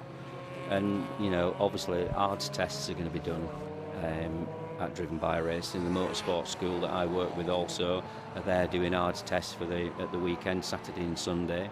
So you can book on with them. You just need your Go Racing pack as soon as possible, get that through, and then speak to the Motorsport school, mail at the Motorsport school. Again, I'll put something on send to you, Scott, if you want to post it on Facebook, the details, get in touch with Mel at the Motorsport School, and get your ARDS test done, because that's the first line for racing. If you can do it all in one go, then it's a win-win, and it's the offering that service that the BRSCC are doing at Driven by Racing. You can come and do your ARDS test, you can talk to the teams, you can drive a car out on circuit, and then talk to people about championships. So, and also the stewards are down there, you can do marshal training, everything. So it's a really good weekend. I'm excited for it, really am. Yeah, a lot of people are, and 16th, 17th November next weekend, if you want to check that out, to do so. Andrew, been a pleasure, as always. Thank you very much. Good to talk, and best of luck for your team as it goes through. Thank you. Before we go back to track action, we're going to quickly throw down to Rob in pit lane, who has another interview for us, another feature. Rob, what do you have? So you've seen the garage shots of the BMW that's currently having some work done. You're correct on the exhaust. It appears what has happened here out on circuit, it's been rear-ended by one of its RAF counterparts. Certainly some tough racing going on amongst the forces. The problem is the component that's bore the brunt of the impact is the large exhaust system on this car. These 116 trophy cars have the catalytic converter at the back to sort of comply with the MSA regs and make it a little bit quicker. And it just makes them sound a lot cooler. The problem is they stick out just a little bit more than normal. So in an impactor in the rear, it shunted all of the exhaust forwards and caused some mechanical problems for this BMW 116 AMG GTI VRS Quattro Cosworth BTEC M40i TFSI superb car. Back to you in the commentary box. Thanks very much indeed, Rob. You read the back of the car very well indeed there, I thought. So good stuff. Thanks very much as well to Rob Lewis, and good to hear as well from him about what the BRSCC is planning. Just to recap on the race, we have 146 laps now completed by Ryan Parkin, who still hasn't had the safety car that he's been waiting for. He's now been out for 74 laps. Sorry, to make that 76 laps, because the extra laps were done under the safety car, so 76 laps for that Audi TT, and that has been a stint of some 2.5 hours now for Ryan, so he's been working pretty hard out there, and as I say, as a result of all of that, he now has a 6-lap lead over the 117 Lotus Elise, of David McAnulty now. That car has completed 3 pit stops though, compared to the 1 only for the number 7. In third place is Don Henschel with the Leos Caterham. That car has completed now its 3rd pit stop as well, so 2nd and 3rd are on the same strategy. In 4th place is the Caterham Relay team, number 77, and then in 5th place is the 27 RAF BMW, which Chris Slater is now back in. Wasn't that long ago that Chris was up here?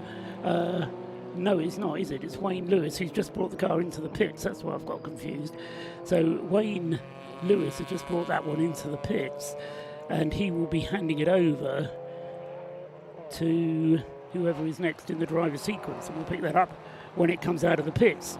In 6th place is then the leading Class B car, which is Adam Kindness in the Track Scotland Mini. That's only completed 1 pit stop. But then in 7th place is the car I wanted to talk about, because that's Clapham North MOT Mazda, which Rob Boston is driving at the moment. And we've been joined up here now by a certain George Grant, who knows all about Clapham North MOT, but I won't ask him to talk about his garage, because he's got a race that we were just saying actually before we came on air, George, that it's hard to tell where you are in this battle with the Stuart Humphrey car, because every time you make your pit stop, so he comes in and makes a pit stop, and he's completed 1 more pit stop than you have, so it's difficult to measure the gap, but it's quite a tense little race between the two Mazdas, isn't it, in Class C? Yes, Paul, it certainly is, and in fact it's a bit like driving at night. Not only are you blindfolded, you don't know where you are in class, you can't see really where you're going, you have to do it from memory. Although I have to say, I mean, to be fair to the marshals, they've done a fantastic job in terms of putting the markers out, because you know, it's a bit like I was just thinking coming up here, it's a bit like going up the M1 in a fast PlayStation, dodging in and out of cars, because obviously we're quite quick at the moment, as you say, we're 7, and you know, trying to get past actually some pretty fast machinery, but also bless those little C1s who are they don't mean to get in the way, but obviously.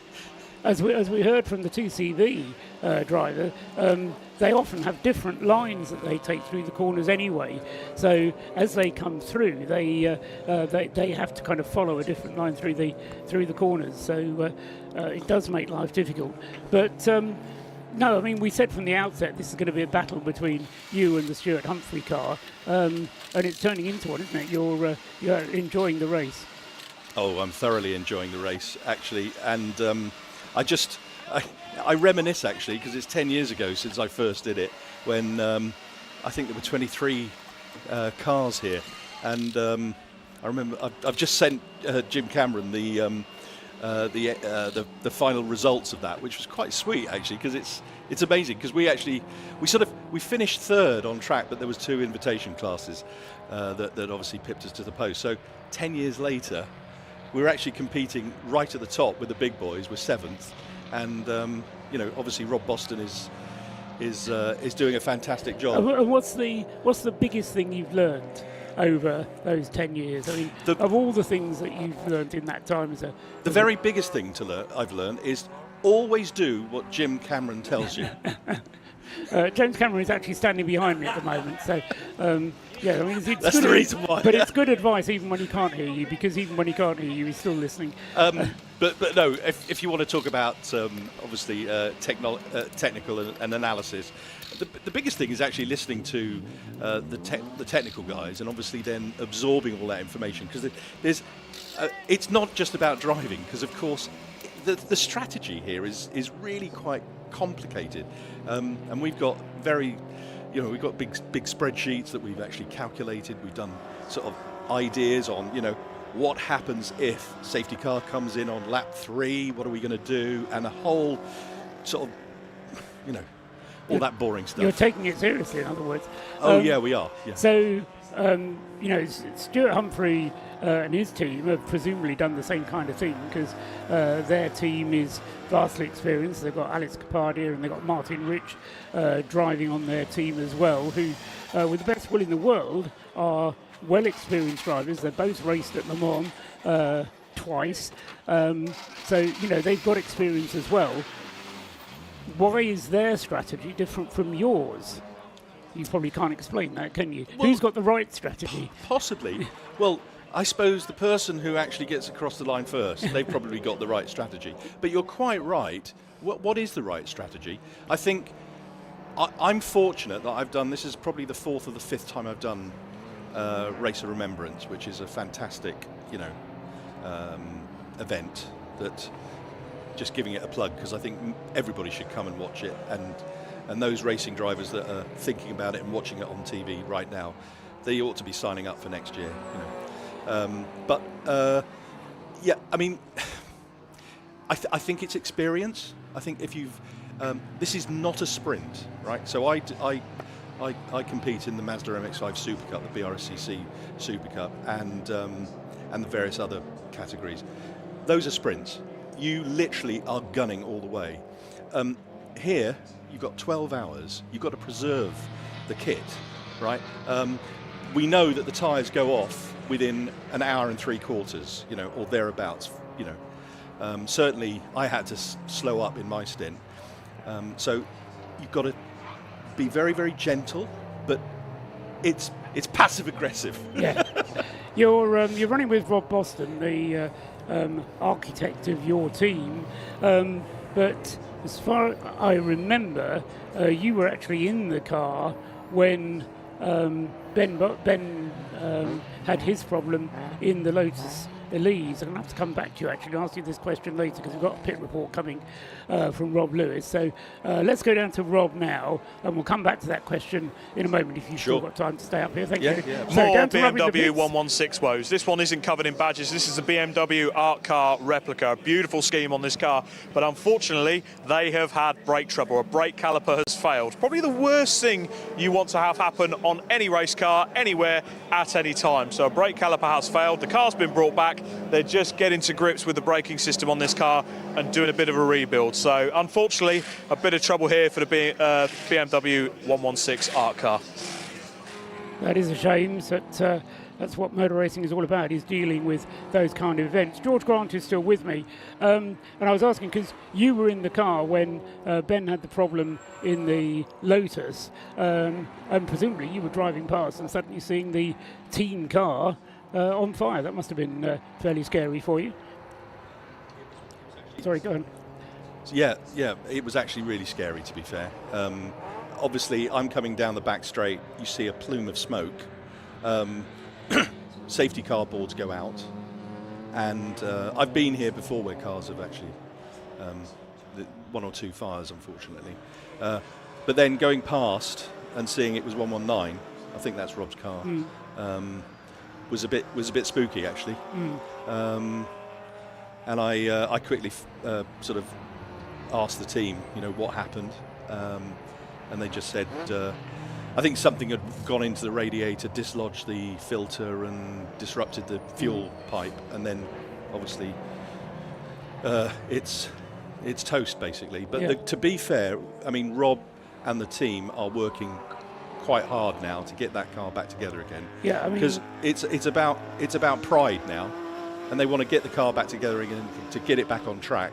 Because it is about a team effort, I mean, we spoke to Rob after the incident, and you could see in his body language, hear in his voice how disappointed he was at that car. When we spoke to him, he hadn't made the decision yet as to whether it was repairable or not. What do you think he's going to be doing with it? He's going to bring it out tomorrow? Or yeah, I think they, knowing Rob and the team, they will do everything in their power to get that car back together, ship shape. So it's a pride thing, and Rob is absolutely gutted, of course, because and so is Ben, and obviously Ben's okay, thank goodness. But Pete Mansfield hasn't got to driven the car yet, has he? He hasn't got to drive. No. And also obviously Sam obviously did a good stint, first stint, in an unbelievable competition. So we just hope and pray that we can get it back for the team, really. So Rob's been out in the car. He's now handed it back to. Oh no, he's still in the car. The plan is for him to hand it back to Will Blackwell Chambers. That's correct. Yeah, you're talking about the Mazda now. Yeah. Yes. Sorry. Yeah. So Rob's been out in your car. Exactly. And is out in your car at the moment. He is. Presumably, the decision taken to rebuild the car will need his final go-ahead. Yeah. Well, interestingly, when I was talking to Jim Cameron during the week, he said, "You sure you're going to do the stints all right with two drivers?" And actually, that got me thinking. So, last year we managed to do it with, or the year before, me and Nick Rutter, who when we won. But we obviously we did some calculations, and because obviously not one driver can do more than 3 hours in 3 hours in any 5 hour period. Exactly. The difficulty, I think, because there are two teams who are very much leading contenders up at the front of the field. The number 117 Lotus Elise, David and Jason McAnulty, and then the number 97 of Don Henschel and Steve McCulley. Yeah. They are both doing it as a two-driver team. And I see the problem as being on Sunday morning when you're going to want to do the full hour and a half at the beginning of Sunday morning because you'll have a full tank of fuel. Yeah. Then you have to put the same driver back in the car after the Remembrance service, and that's going to start edging towards that 3 hour limit. And the other thing with only two drivers is you're limited to a maximum of 60% of the race. So, it's something that you do need to think about. And by getting Rob into the car, I think you've done a good thing because you've now given yourself the flexibility to use safety cars if that's what you want to do, if that's what your plan is. Yeah, you just have to, you can do all the spreadsheets in the world, right? But obviously this is reality, and so you have to then obviously deal with what's in front of you. And that actually, to answer your original question, I think that is where experience comes in. So I'm very, very happy with the way in which the team have actually absorbed that. A very close friend of mine, Howden Haynes, who you may have heard of, was the race engineer for Audi back in the glory days of Yost Racing. He always said to me that any decision made on the pit wall was going to be a bad decision. All your decisions should be made ahead of that, under the auspices of what do we do if. So before the race, you have to go through all of the possible scenarios and decide what are you going to do if, rather than, as it's also easy to do, oh, we'll worry about that when it happens. Absolutely. I mean, not to name drop, but I know Sir Clive Woodward quite well. And when you talk to him about strategies, obviously he won the World Cup for the rugby team. It's all about predicting. You know, what are you going to do in a certain situation? You know, and you need to do it on the fly. Yeah, there can't be any sort of, mamby-pambery around. Literally, you have to make a decision based on what's in front of you. So you need to then rerun that in a sort of scenario. And I think that's one of the reasons why this race works so well with the military involvement, because there's an awful lot of overlap between the way you go motor racing and the way that the military approaches a campaign, in that you need to, yes, you need to make a plan, but you need to have contingency for when the plan goes wrong and what you're going to do when the plan goes wrong, if it does. Exactly. I think the military are incredibly well suited to this.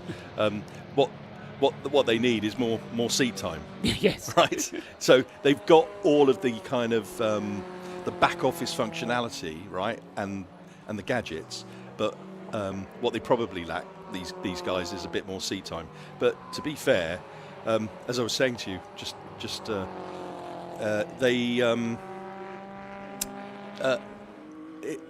the driving standards actually for these guys is fantastic. You know, obviously I'm carving up the field and I'm going, so at night you can't actually see distance. All you see is a headlight. It might be sort of 500 meters up the road or literally a meter behind you. You really don't know. So for them to have that awareness is really good, you know. So hats off to them. George, thank you for coming out. Nice to chat. It's a pleasure. Thank you so much for all your time. It's a joy to listen to your dulcet tones, to be fair. We all thoroughly enjoy it. You're very kind to say so. You can, I'll let you off now, George, because you do have a motor race to win. So amongst the other things, George Grant there from Clapham North MOT, supplying window stickers to an awful lot of, if not all of the field, and also supplying some input to the race. Will Blackwell Chambers had just come up and said, "Where are you, George? We need to make a plan." So he's come up and torn George away, which is fine. We can manage without him.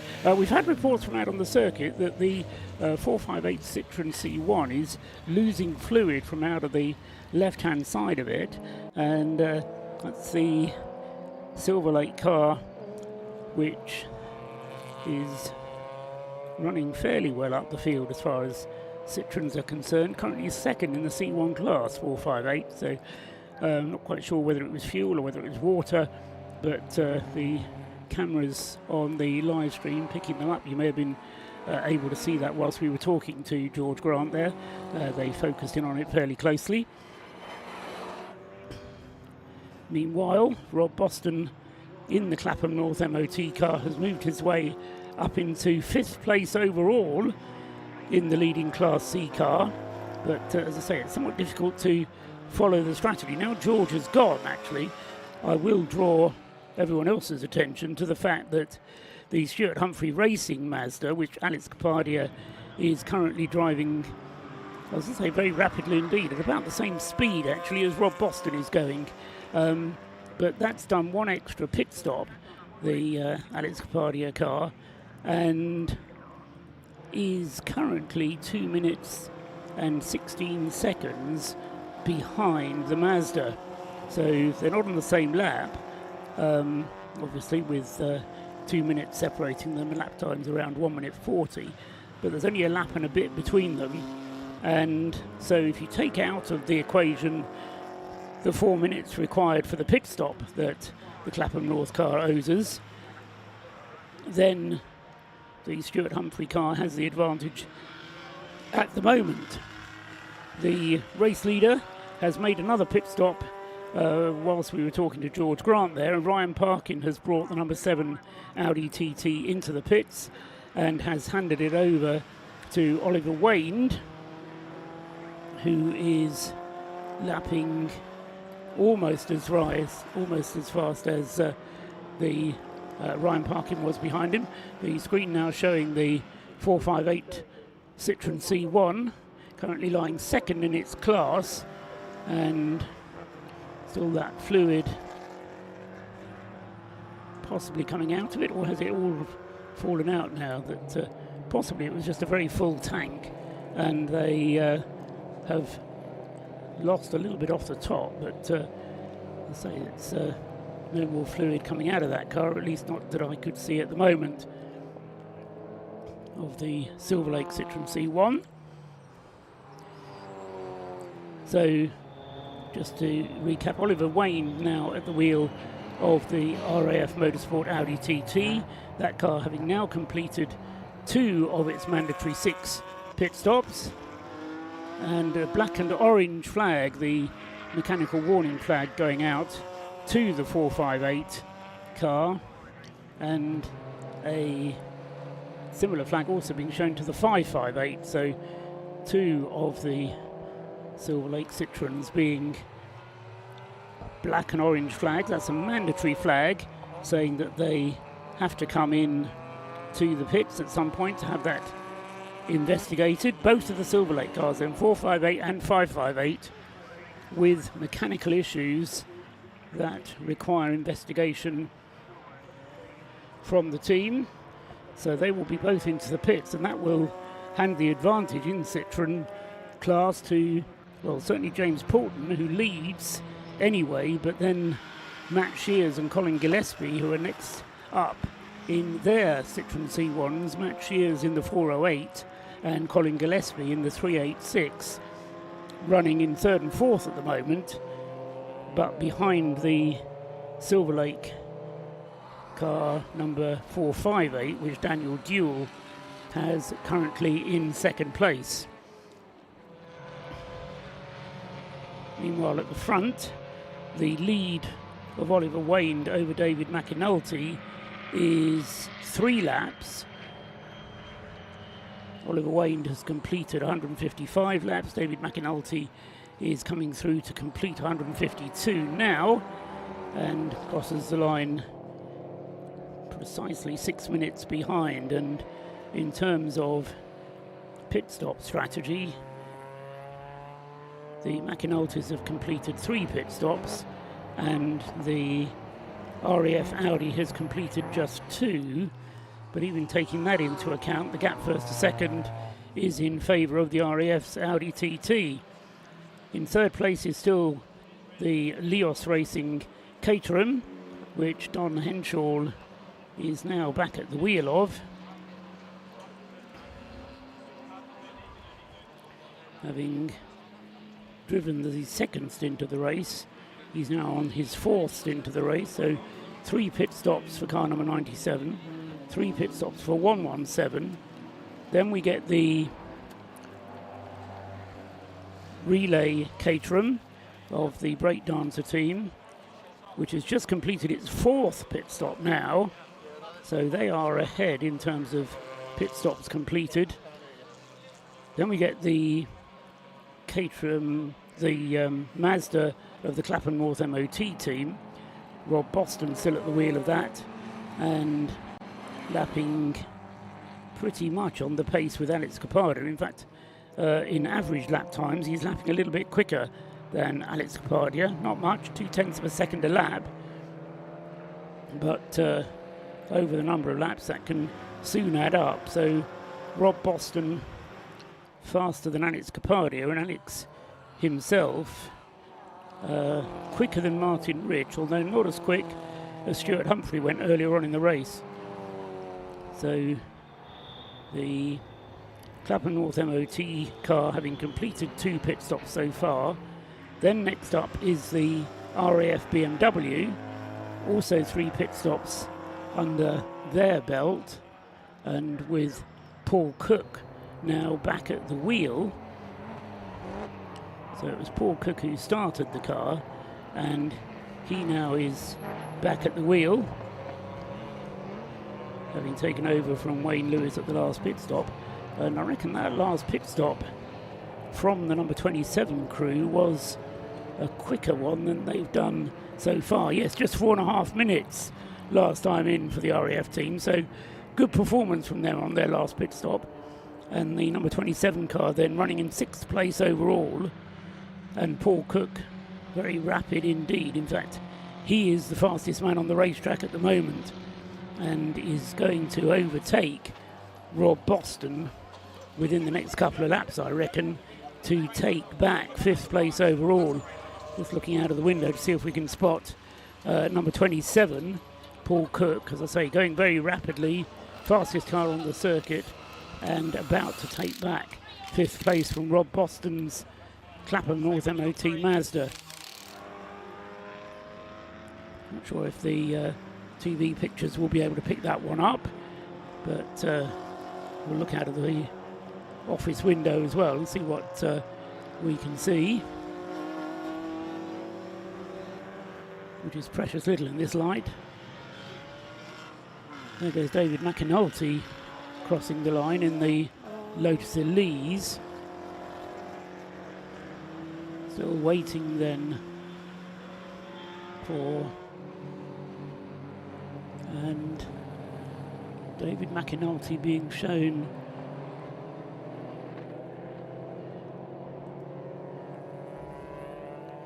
with a penalty, and that is car 117 with a driver time infringement and a 1-lap penalty.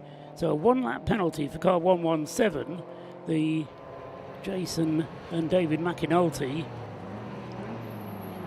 and I think that will be for exceeding the 3 hours in NE5.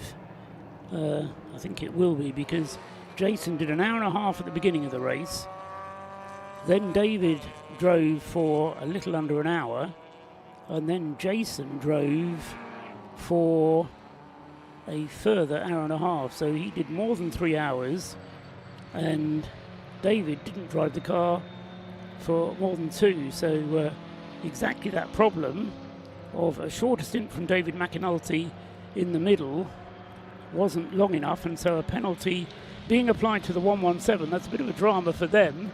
Miscalculation as a result of having just 2 drivers, and they have paid the penalty then of doing that. So a 1-lap penalty to be applied to the 117 car. They're being shown on the screens as having completed 154 laps, now 155, because they've just crossed the line. And so that's the certainly seems to be an accurate reflection of what went on.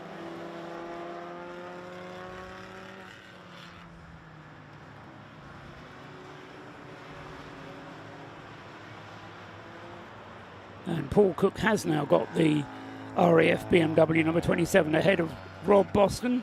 So, as I say, the fastest car on the circuit by quite a margin at the moment. Car number 27, Paul Cook, because he was at the beginning of the race when he was opening up establishing lead at the front of the field. He's doing the same thing again with that number 27 BMW.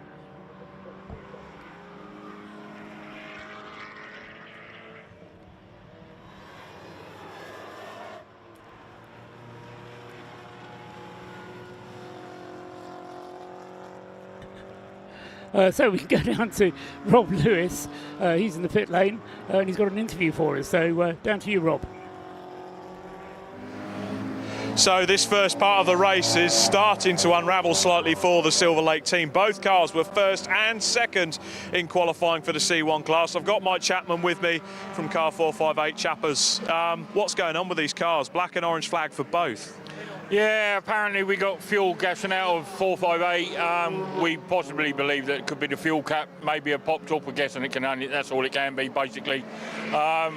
But apparently I'm led to believe that the stewards wasn't sure whether it was 458 or 558, so they called us both in to check both cars. 558's been in, but we're still trying to get 458 in. He apparently hasn't got his glasses on. We're guessing and can't see people waving at him, but hopefully he'll be in shortly. So the cars themselves have been rockets this weekend. What have you been doing to them? Mate, yeah, all credit to everyone that's had their hands in under the bonnets of them cars. I mean, cars have driven the best I've ever driven. They've been phenomenal cars. We haven't really done anything out of the normal, to be fair, but the cars just seem to be set up for this track, mate. They're just on fire, or they were in qualifying, notably why we ended up P1 and P2. But yeah, phenomenal cars, lovely to drive, but don't appear to be going quite how we planned at the minute. Car 558, the Gen 2 car, you've had a few niggles with it throughout the season. Great start, put it on pole. George Davis behind you had a steaming start, but then dropped back with an issue. What was that? Yeah, that was the in the limp mode issue again. We had this a couple of races ago, and we thought we found the problem. It seemed, I don't know, it's a bit of a gremlin on that one. It come in, we plugged it in, and it had 4 error codes, cleared the error codes out, and away it goes again. We don't appear to be at the minute seem to find out why it does it. It seems to have a mind of its own on that, but hopefully let's try and get it sorted for next year. But it's a tricky one. You know what new cars are like, Rob? With all this electronic stuff, it's very tricky to get to the bottom of it. Hopefully you get the teething issues sorted, because you've got 24 hours to aim for next year. Yeah, I'm looking forward to that. Silverstone is my most favourite track, and I'm led to believe we're building another Gen 2, so currently the one that's out there now is going to be my car. So I am really looking forward to that, yeah. Fantastic, Chappers. I'll let you crack on and deal. We've got car 458 coming in at this present moment, so I'll put the mic down. Let's see how it goes. Stay in the car, stay in the car, stay in the car. Thanks very much, Rob, and interesting to hear the shouts there as the car was coming in, checking that fuel filler issue on the 458. Yeah, we do have some fuel leaking coming out on that car. They're having a good look around now. Scrutiny is having a good check as well. It's lifted a lot of the wrap on that bumper, so there's been quite a bit of fuel coming out. The team are getting to work. I'll just hang the mic down actually, so you could get the visual and the audio of this stop.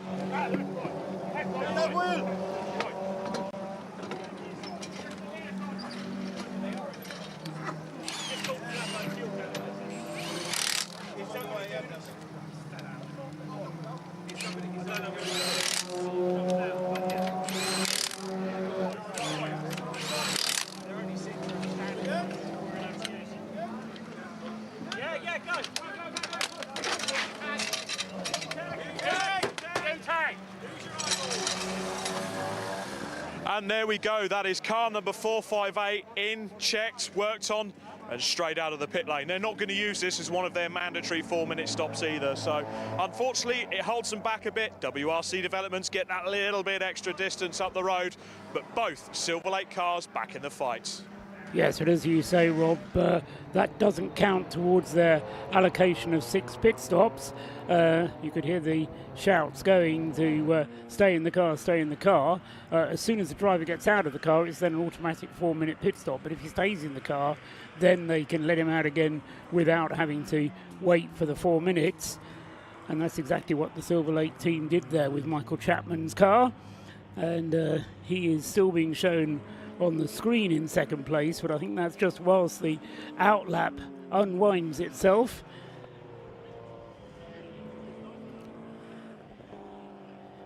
So I'm still puzzled about how this penalty for 117 is going to be applied, because a 1 lap penalty for 117 is being flagged on the screen with a red badge, and that indicates that a penalty is going to be applied. It doesn't indicate that the penalty has been applied. So I think what we'll see is that that car will maintain its position, at least for this part of the race, and then they'll apply the penalty for the restart tomorrow morning. So the 1 lap penalty at the moment won't make any difference to its position, still in 3rd place. But obviously David and Jason McAnulty have eyes on 2nd place in the race, and at the moment they are just 23 seconds behind the Don Henschel-Steve McCulley duo. Don Henschel currently at the wheel of the 97 Caterham, and it will be interesting to see how they plan this stint from David McAnulty, because it'll have to be long enough to allow them to get through. We just saw on the screen there a shot of the E-car going up towards Rocket with a puncture, and exactly which one it was we didn't quite catch. Right, so just trying to work out which one that is. Scott Woodward joins me and may be in a position to identify that car. 408, see, I've done it myself.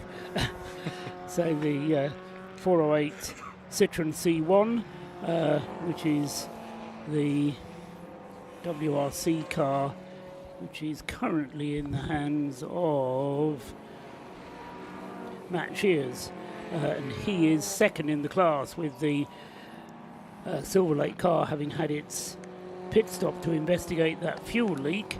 The WRC car of Matt Shears has inherited 2nd place, but now potentially having to have a pit stop of its own to change tyres. The board is being shown down on the start-finish line, and no, it says rear lights on, which is going to be accompanied by another board. So suggestion is that there is a car out there without any rear lights on, which is a very dangerous situation to be in. It's a very dangerous game to play at this time of night. Yes, Scott, hello. Hello. You've just come back with liquid refreshment, I see. Yes. Which, as I looked enviously at, next time you go, can you get me one, please? Of course, absolutely, no problem Thank you at very much. Living off Coca-Cola at the moment, and that has its consequences. Yeah. There is also some very well provided Jolly's Cornwall ginger beer, which apparently is has a kick of Cornish chilli. I'm not sure if that's right, that's up your street or not. But no. No, I'll leave that one for younger folk than me. So drama whilst you've been away, Scott, just to keep you in the picture and to let anybody perhaps who's just tuning in, for the 117, McAnulty, Lotus Elise, who have been penalised by a lap for breaking driving time limits. David McAnulty's stint between the two Jason ones wasn't long enough to prevent Jason from going over his limit of 3 hours in any 5. Yeah. So that car being shown still on the screen in 3rd place. Yeah. But with a 1 lap penalty to pay. You speak of drama, it's just before on the car 558. Now that's the car that had the issue earlier on with the engine management system kind of going into limp home mode, and they had to spend 5 minutes in the pit lane trying to reprogram the ECU to get it sorted. I'm not sure if that's the same problem again. But it's caused a safety car. Yeah. So this is, again, a potential for pit stops to be made. Now, the leading Audi has only just made a pit stop. I say only just, 45 minutes ago. But when you consider that the Audi will run for over 2 hours on a tank full of fuel, 45 minutes isn't going to give them very much fuel to put in. But nevertheless, it may be a good opportunity for them to swallow hard and take one of their mandatory pit stops, because they've only done 2 so far.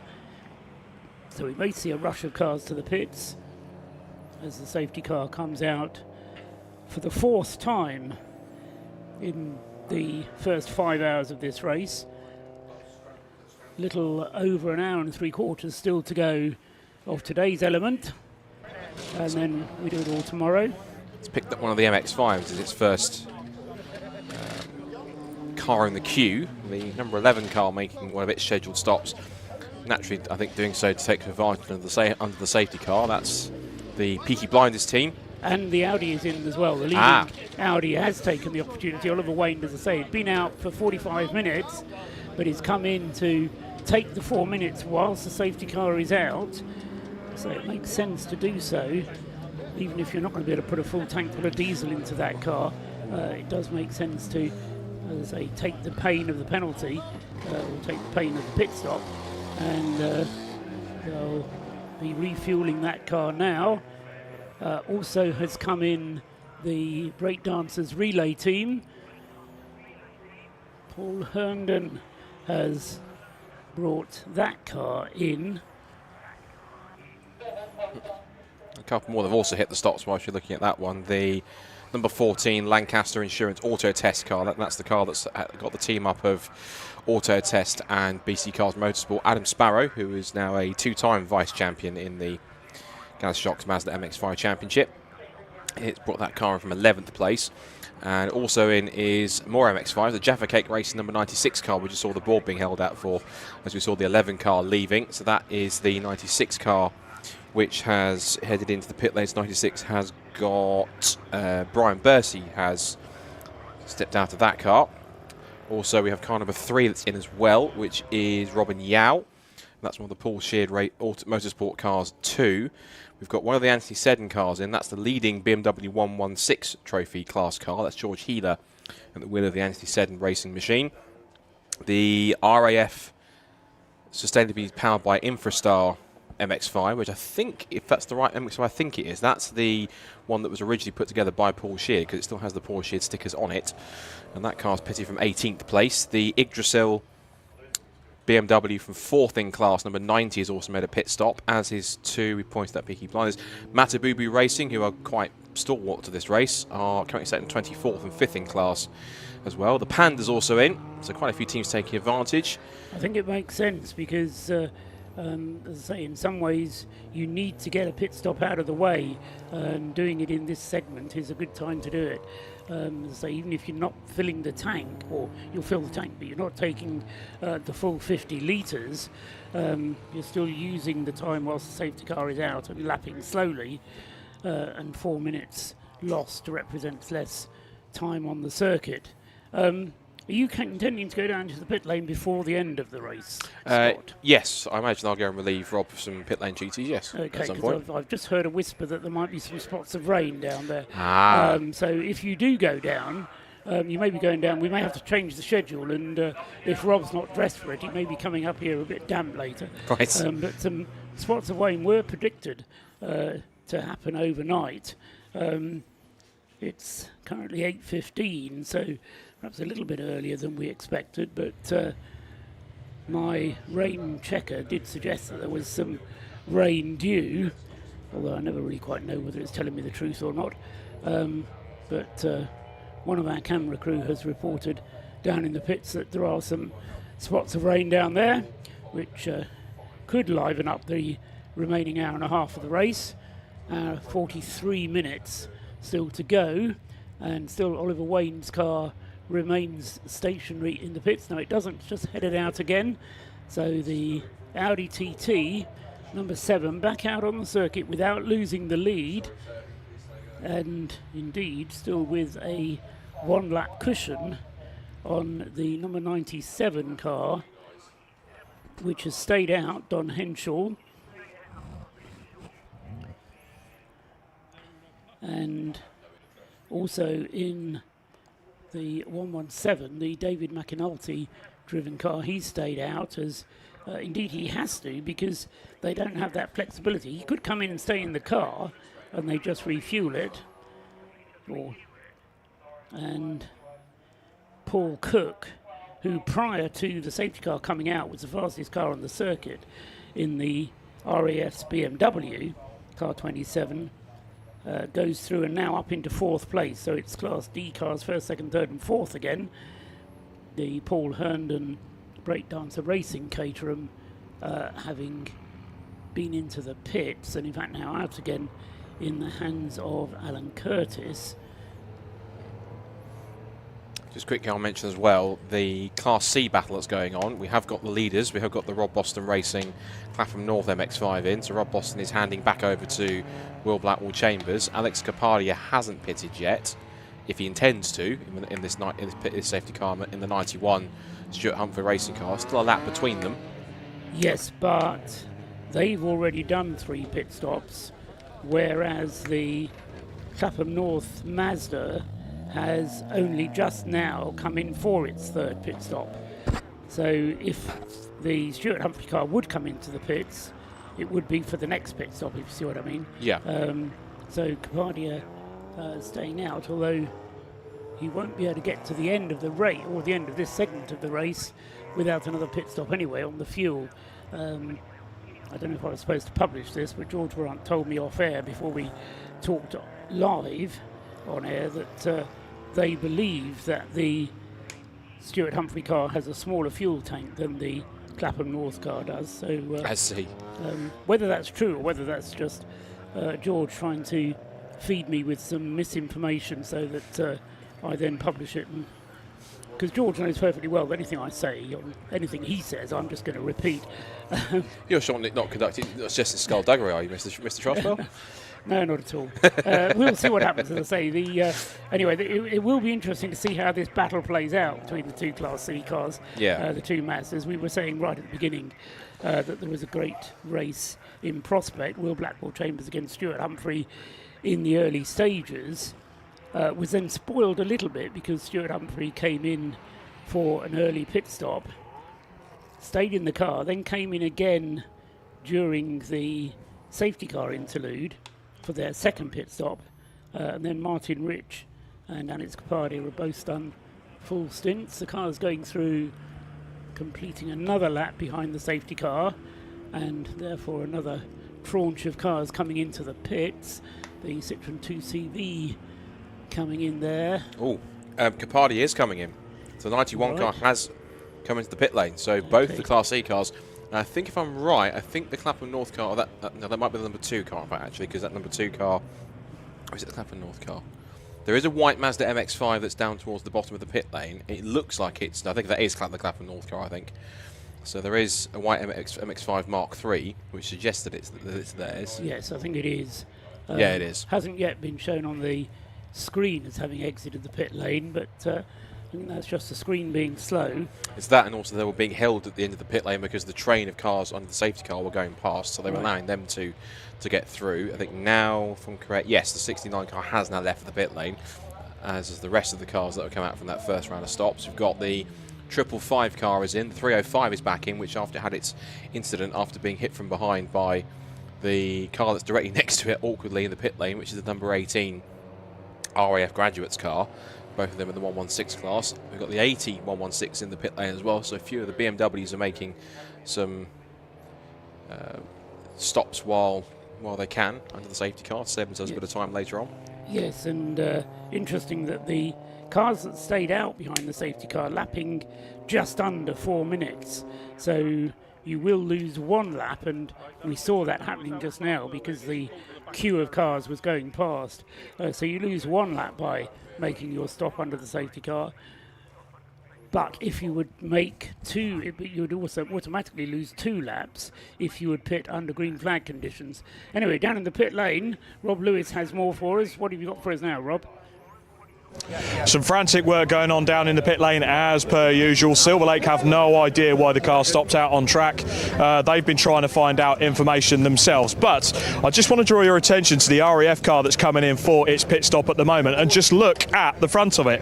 I think we found the cause of the exhaust issue on the Navy car. Look at that. It's doesn't as much look like the shark teeth at the moment, but it's certainly looking a bit aggressive in ways that you wouldn't want it to. That's had a hefty whack on the front. And you can even see here, that is a crash bar that's part of the road car crash structure. So that's pushed all the grille and the bumper right behind that.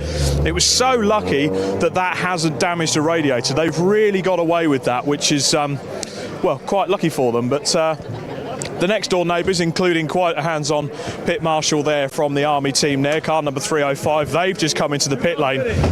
Let's have another wander up the pit lane and see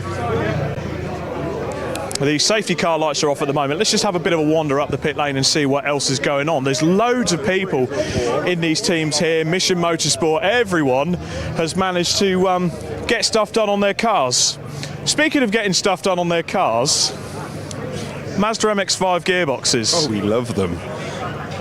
You came in with 10, 15 minutes into the race with an issue? Yeah, then we managed to get the first box done in 28 minutes between three of us, and then after that, then it was just one after another. We've done it 3 times. So yeah, if the cameraman swings to my right slightly, there's dancing marshals. We've certainly got some dancing marshals here, and they've really got themselves in it now. They always run away at the best possible moment. Now, you know we love the Orange Army. I do know that. What is it about this event for you? It's fun, it's for charity, we have a great time. Just everything about it, we just absolutely love it, hence why there's more than 200 marshals here. How long have you been marshalling at this particular event? 10 years. You've done all... I haven't done all 10, but I've done quite a lot. Fantastic. And favourite car at the event? I'll throw one out for you. Probably the American one, I like that one, with all the nice shiny lights. Yeah, big fan of the American car? Yeah. They do build a good car, do they? Well, we've got green lights out on circuit. We've got cars racing once again. Thank you very much to our great Orange Army for providing over, was it 200 marshals for this event? Phenomenal effort. Thank you, Orange Army. Long may that continue. If you are interested in marshalling, get involved. It's the best thing you can do in motorsport for free. Remember that. Now, the stars aren't quite out tonight on this night sky, but I tell you what, there's a pair of stars up in the commentary box. It's time to hand back to Scott. Paul. How long did it take you to think of that one, Rob? Oh, he does flatter us, does Rob Lewis. Yeah. But no, excellent stuff. And again, I think we can certainly echo everything he said, as we talked about earlier on. Without marshals, without the volunteers that give all the hard work, we just couldn't go motor racing. And to have, some 200 marshals here this weekend just for this event, 1, just shows how dedicated they are, 2, shows how amazing they are, and 3, how popular this event really is across the board. Not just drivers, not just teams, not just for us two and Rob Lewis, but for everyone that's involved in it, and just how spectacular it is. So again, any marshals around the circuit, volunteers, officials, if you are listening on the commentary, genuine, all of us at behalf of Mission Motorsport and everyone at BRSCC, genuine thank you for all your support for this event and this year and every year since it started. Of course, as a club, we started back in 2021. We're working together with Mission Motorsport for this event, so obviously there were clubs before that did their part, but in terms of, at the very least, from when we started working with this event, a massive thanks to everyone that supported it and just making it as big and as amazing and as popular as it is. So I could wax the for ages and probably would, but it's amazing stuff to see that this race is, again, in its 10th running, in its 10th anniversary, and it's as popular as it's ever been, if not more, this year than it has in previous years. It's absolutely fantastic to see, and everyone plays their part in it. A lot of rushing around going on down on the pit wall, and I reckon it's the Silver Lake team trying to attract the attention of the 458 team. Daniel Duell it is who's driving in the 458, who's just been given a stop and go penalty. So whether that's for continued fluid loss or what's going on, I'm not sure, but the car number is fairly large, probably not quite a metre high, but certainly written in large letters on the start-finish line. But Daniel Duell would seem, without his glasses on, doesn't able to see that, so can't see the fact that the car is being called into the pit. So the team is down underneath the floodlight on the start-finish line, trying to attract the attention of the driver. Meanwhile, Oliver Wayne in the RAF Audi TT is out, still leading the race, although just going across the line now, he is not the quickest car on the circuit, because the quickest car on the circuit is once again Paul Cook's RAF BMW. So that car is lapping in the 1-minute 40s, regularly into the 1-minute 40s, occasionally dipping down into the 139s. When you consider the best lap that car has done is a 136 in broad daylight, it's a pretty good performance there from that car, from Paul Cook in particular, and he is now on 163 laps completed. The Lotus Elise of David McAnulty has completed 167 laps, but remember that car has a 1-lap penalty hanging over it, So delete one of those 167s, down to 166 therefore. In second place, Don Henschel with the Caterham, who's also completed 167. And now, having done a pit stop under that safety car, Oliver Wayne is only 2 laps ahead. In fact, only 1 lap ahead when you take into account where he is on the track. He's on his 170th lap at the moment, is Oliver Wayne. But from the Audi's point of view, another very valuable pit stop having been completed, and Oliver Wayne staying behind the wheel of the Audi then. So Wayne it is who leads then by a lap from Don Henschel's Caterham. 3 pit stops completed for him, only 2 pit stops for the Audi. So this race still very finely poised indeed. Down in the pits, Rob Lewis has more news. Now, I've heard a rumour that a lot of these Mazda MX-5 drivers are considering running auto boxes in these next year, because at least then they'll be able to have some gears. It's another MX-5 with another gearbox issue. I don't know what it is on these cars. There's a lot of work going on by the RAF team. They've got multiple members in. They're going to have to change the gearbox on this. Carl, I've got one of the mechanics just in the background. Carl, definitely gearbox gone? 100%, mate, yeah. We've been monitoring it through the race. It was a question of when.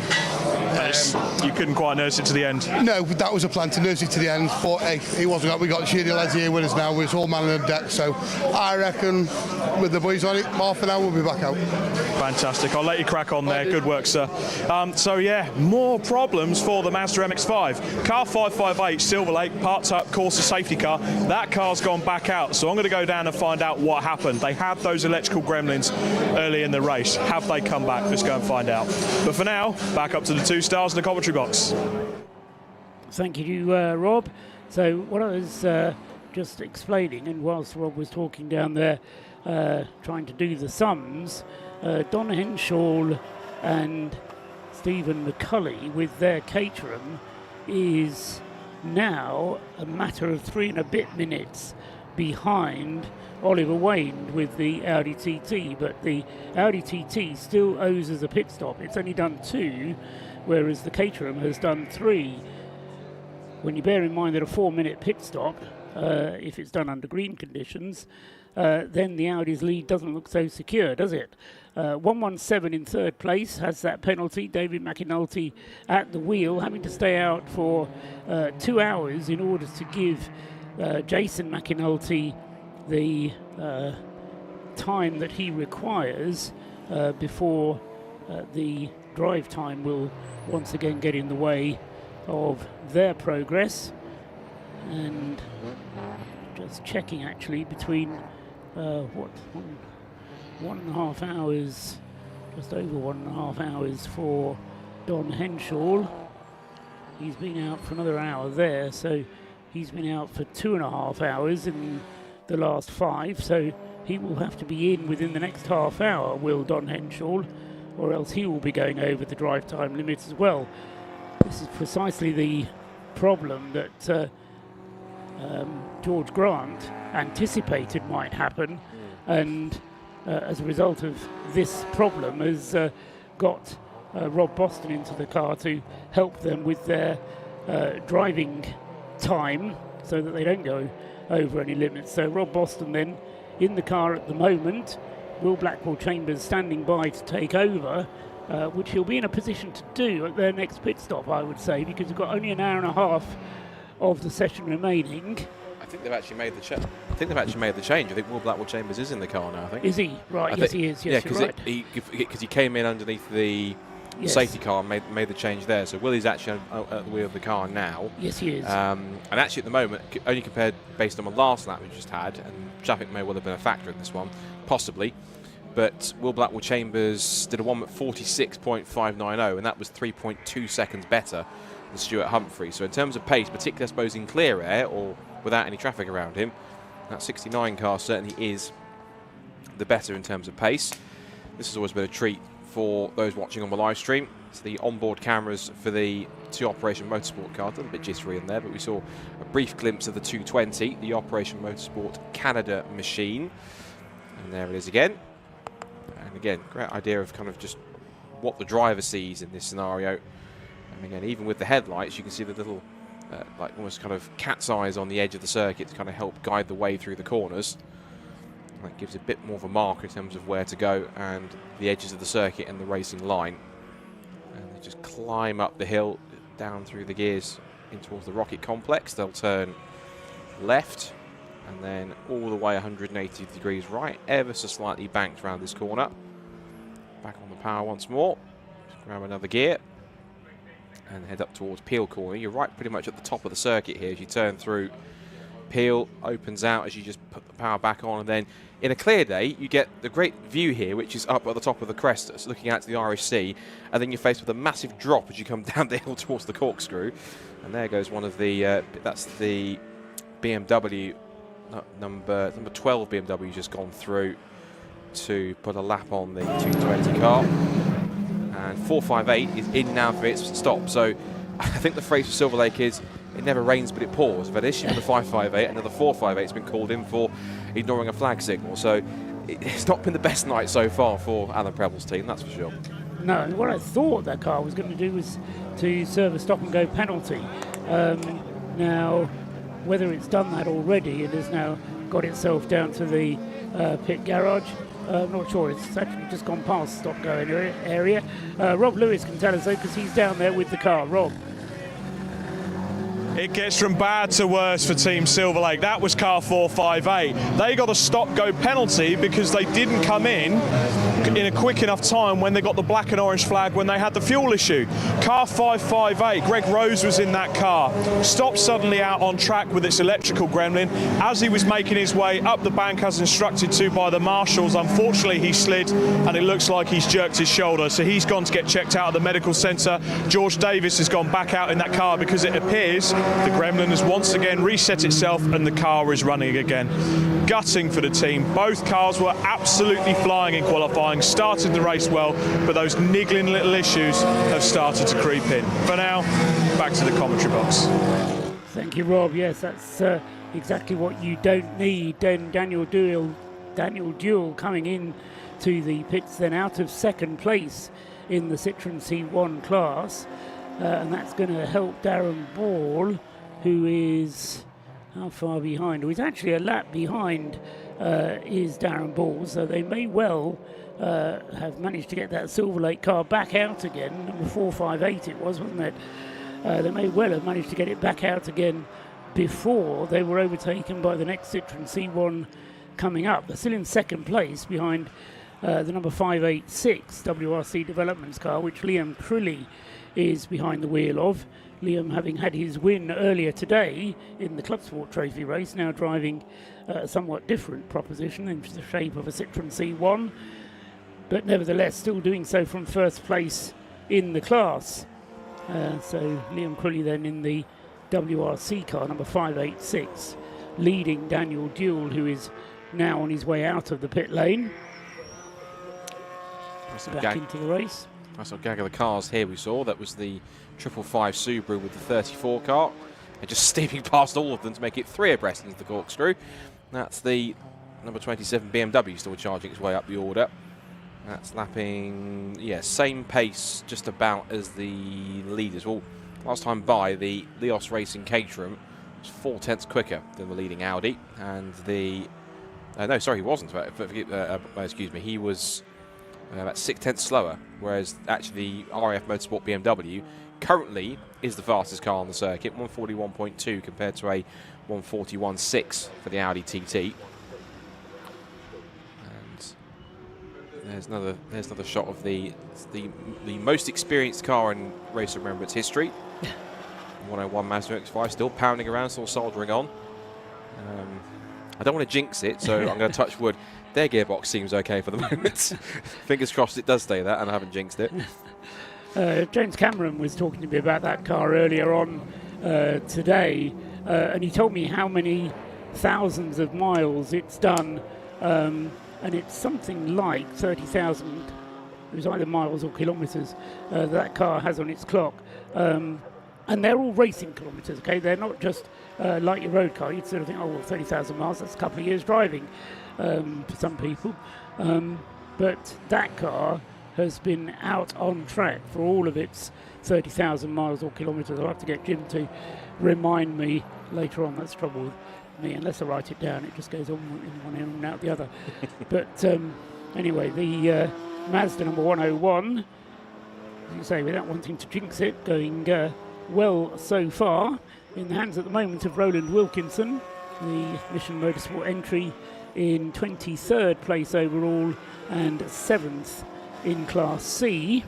Not on the pace with the battle that we were talking about earlier on between 69 and 91, which, although they're not close together on the timing screen, and although the timing screen tells us that they've both done 4 pit stops, the Stuart Humphrey car has actually done 4 real pit stops, whereas the 69 Clapham North car has only done 3 real pit stops. And when you ask me what I mean by a real pit stop, we had a safety car situation earlier on in the race when the Rob Boston Lotus caught fire, and as a result of that safety car, the safety car led the cars through the pit lane.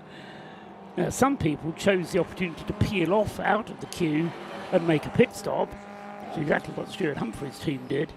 But other teams stayed in the pit lane, in the queue behind the safety car, and so didn't really make a pit stop, even though TSL thought they did. Indeed they did, because they came through the pit lane. So that's the reason why I talk about these proper pit stops, as opposed to the virtual pit stop, if you like, of the car coming through the pit lane behind the safety car. I think there's a rave about to happen at Flying Haggis Racing, and Rob might be about to join in with it because they're getting the glow sticks out. And again, it is, I stress, it's only 20 to 9. So it's, again, that's just the atmosphere and the actual the fantastic just camaraderie and the fantastic just sort of good humour and good nature of this race. It's absolutely excellent to see. One thing I was going to point out, I saw one of the rapid moving caterhams just diving down the inside of a couple of cars to put a lap on them, is that this is one of those races where, as in any endurance race, particularly when it goes into the night time, but particularly with this one with so many different speeds, different pace levels when it comes to all the different classes that we have, the pace of a Caterham compared to one of the C1 endurance cars is such a chasm that ultimately there's a bigger responsibility on both sides to make sure that when they're lapping or being lapped, that they're as extra cautious and as aware as possible, because when you're the car being lapped, you've got your rearview mirror just becomes a wall of white, because all you've got is just headlights behind you, and that can be constantly, if you're one of the slower cars in the field, that'll just be constantly happening over and over, not because to doubt any speed, just pure pace difference compared to the cars around you. So you've got to be super aware of the cars that are making moves, but at the same time as the faster car, you've got to try and be as predictable as possible, because when you get into situations where, here, like the 117 Lotus, he'll have tried to make himself as obvious as possible that he's there, but the one thing that some of these drivers don't want to do, particularly with drivers at different experience levels, is have a faster car, just thinking they can make a move quite far back, diving down the inside, and that's how accidents happen. And I think particularly with where you started that sentence, Scott, is with the Caterhams, because the Caterham is a physically much smaller car, there's less to be aware of. One of our camera cars there has taken it into his head to explore the grass. That's a Rocket, isn't it? That was the 22. That was the US Operation Motorsport car. That was an actual live excursion onto the grass for the number 22 machine. Yeah, it definitely is that time of evening now already, because Flying Haggis is showing their fantastic sense of humour. And Mike Stillwagon it was with the Operation Motorsport USA car. He's been here, I think this is his third race in the race of Remembrance. Mike Stillwagon, third time here. He was here in 2022, here in 2023, and he's currently running in the Mustang Challenge over in the States. I must admit, that does look like quite a good new series, the Mustang Challenge. I've watched a brief bits of a couple of rounds this year, and it's been fairly entertaining and quite well supported. Also works as the safety car driver for SRO on some of the American series races that take place over there. The SRO Series, GT World Challenge America, and the various other subsidiary SRO races that are run over there. So Mike's Stillwagon should be competent enough to keep the car on the road. Another car you suddenly had your attention brought to there, I think, was our favourite Mazda, Scott. Yes, and it had a wing mirror that wanted to escape. It was the left-hand wing mirror was hanging off the car and kind of dangling about, which means, I guess, if it gets too serious or kind of dragging along, dare I say, it might possibly warrant a black and orange flag. Not that I wanted to get one, but it might well get one if it carries on, if it doesn't fall off. Keep quiet, because otherwise the judges might not see it. So clear evidence there of close contact of the first-hand kind from the little 101 Mazda. Oh, and that's the 22 car that's gone off again. Is that the same place? That looks like it's at the same corner. Or let's just have a look. Oh, no, that might actually be with the banking. Actually, there's two very similar parts of this circuit, and it might well be that. Yeah, that's the banking going through Church now, gone to the back straight. So that number 22 car, no, he is up at the same complex, and this is now going down to the corkscrew. So Mike Stillwagon, twice in as many laps, has gone off at exactly the same spot, which is the run at the top of the hill under brakes for the rocket complex. So is that enough of a concern for him to warrant a stop to the pits? Because is that possibly just him getting caught out of traffic? Is that a brake issue? Is that something else on top of that? But that number 22 car, we've now caught it twice off the road at exactly the same place. Maybe tyres beginning to go off on the car is one thing, although with their I might call them trick because that makes it sound anyway, they're special Michelin tyres that they're getting. Should have good tyre wear. The car crossing the line across start finish line now and heading off on another lap, but I think it does illustrate how much traffic there is to deal with, and so even somebody with Mike Stillwagon's experience is finding dealing with the traffic difficult. I think it's particularly difficult when you're in a middle car, when you're in one of the middle classes, so you're not overtaking all the time, but you are overtaking some of the time, but at the same time you need to be aware of what's coming up behind you, because otherwise you end up, as Mike has done, off the circuit. Well, let's see if this happens again, because he's coming up towards the same car. It surely can't happen 3 times in a row unless he's about to prove me wrong. I hope he doesn't, but let's see. So under brakes, down through the gears, and he tries around the outside, goes to the edge of the circuit. That's fine. Just trying to sneak up the inside of the Flying Haggis Civic to put a lap on them. So he was fine that time, but whatever spooked him or saw him miss his braking point the last 2 times is interesting. There was a spark there, if you spotted it, just on his front brake. And we saw a couple of cars with sparks on the front end for various reasons. So is that possibly him pushing the brakes a little bit too hard? Maybe the pad issue, yes. Does wonder that. But again, going through, because you've slowed the car down anyway to go into the first part of Rocket, it was kind of more at the second part of Rocket where Mike was having the problem. Anyway, he did manage to get through. Still impressive pace being demonstrated by number 27, Paul Cook, in the RAS BMW. He's still a long way behind. He's some 5 minutes, nearly 6 minutes adrift, and that's 6 minutes of drift of the car in front of him, the David McAnulty Lotus Elise, but he is lapping some 5-6 seconds a lap quicker than any of the cars ahead of him, lapping 3 seconds a lap quicker than Don Henschel's Caterham, and Oliver Wayne with the Audi TT, the car in the lead. 6 seconds separating those two on their last lap time. So Paul Cook, when he's at the wheel of this 27 BMW, is by far the most impressive car out there. We saw it at the beginning of the race when Paul Cook disappeared off into the distance, but then they kind of spoiled it a little bit with a very long pit stop, and they have since then they had one long pit stop, but just tell us what you can see.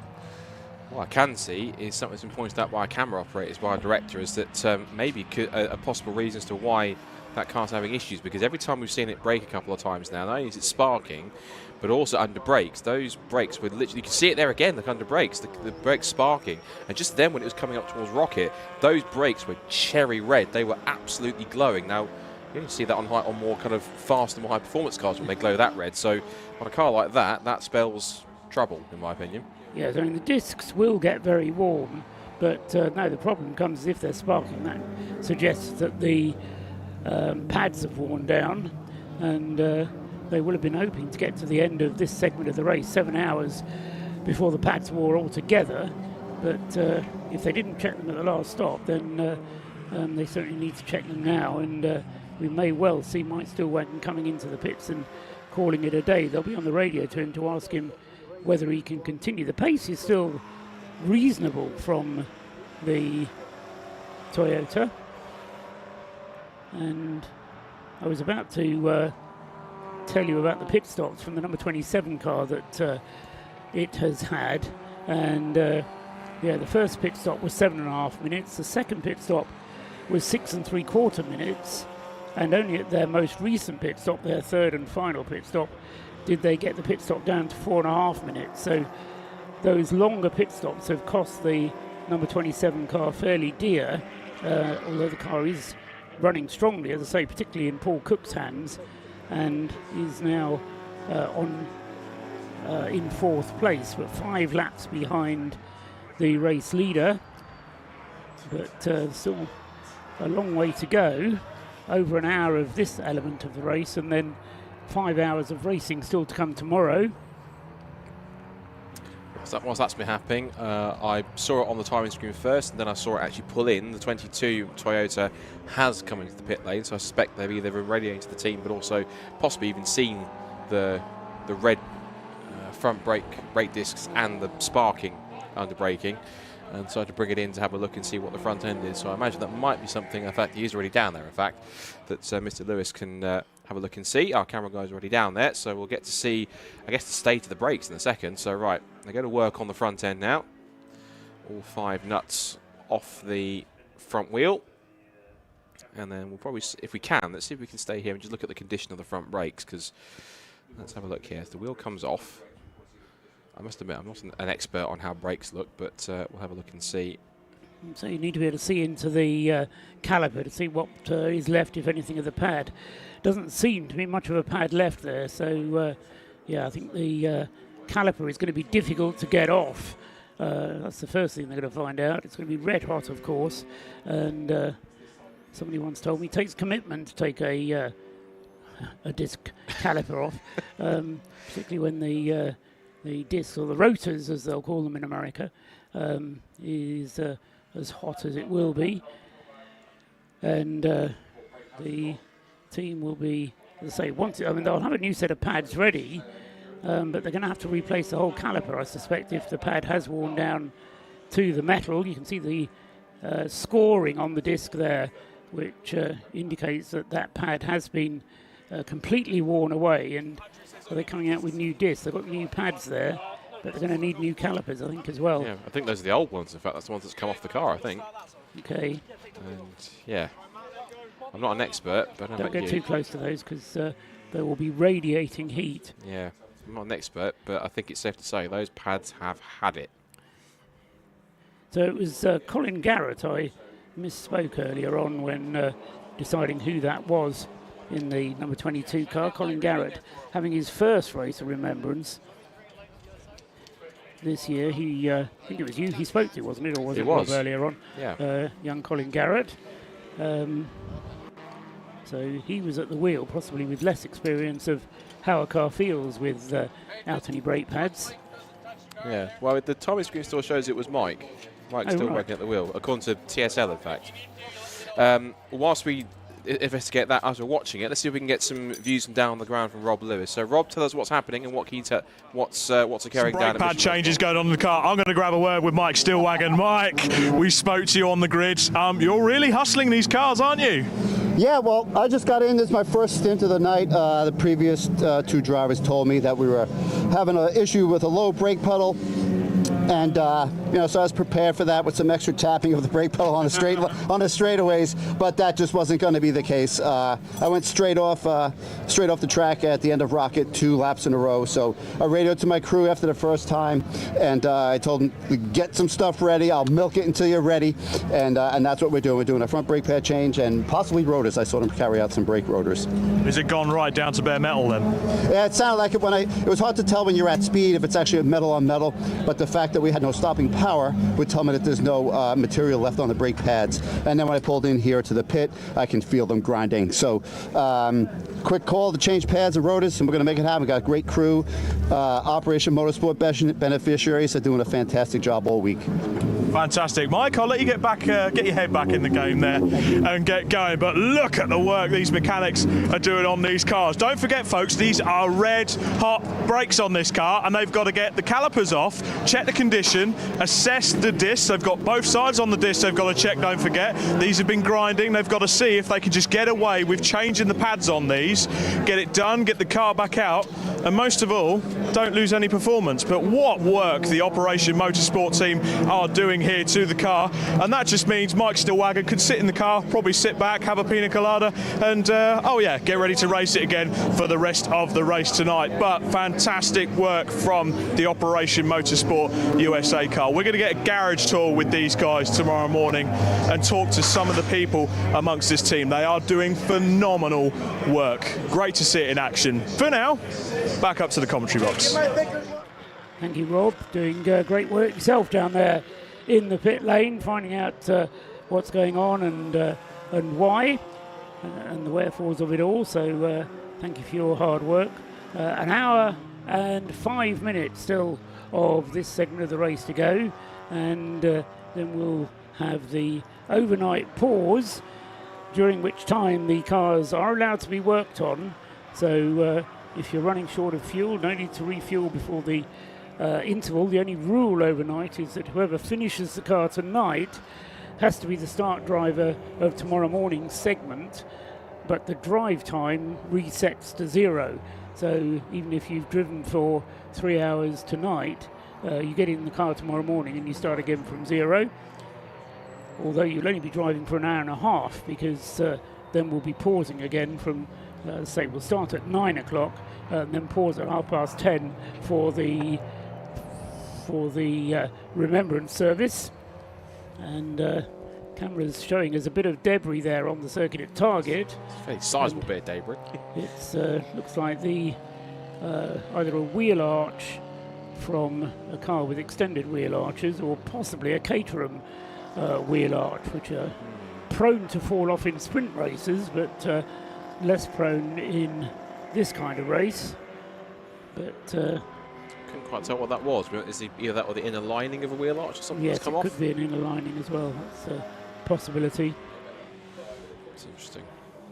So Oliver Wayne then still in the lead of the race, but only by a lap now from Steve McCulley, and McCulley has just brought the Caterham into the pits, and also into the pits has come the 117 car. So both second and third place cars in the pits with exactly 1 hour of this segment of the race still to run. That's Don Henshaw coming in with the Caterham number 97 from Leos Racing in second place, and David McAnulty bringing the 117 into the pits. The Lotus Elise, the purple car, which, touch wood, has had a good clean run so far, but unfortunately fell foul of a miscalculation in the pit box by somebody, because they didn't quite get the drive time calculation right, and as a result of Jason McAnulty going for longer than 3 hours in a period of 5, they've earned themselves a 1 lap penalty. So what you see on the TSL timing screen is that the car has completed 182 laps. That's going to be corrected to 181, or at the end of the race they'll have 1 lap deducted from their total and start tomorrow's race 1 lap down on where they are at the moment, which is unfortunate for them, because there was less than a minute separating second from third when they came into their pits for that most recent stop.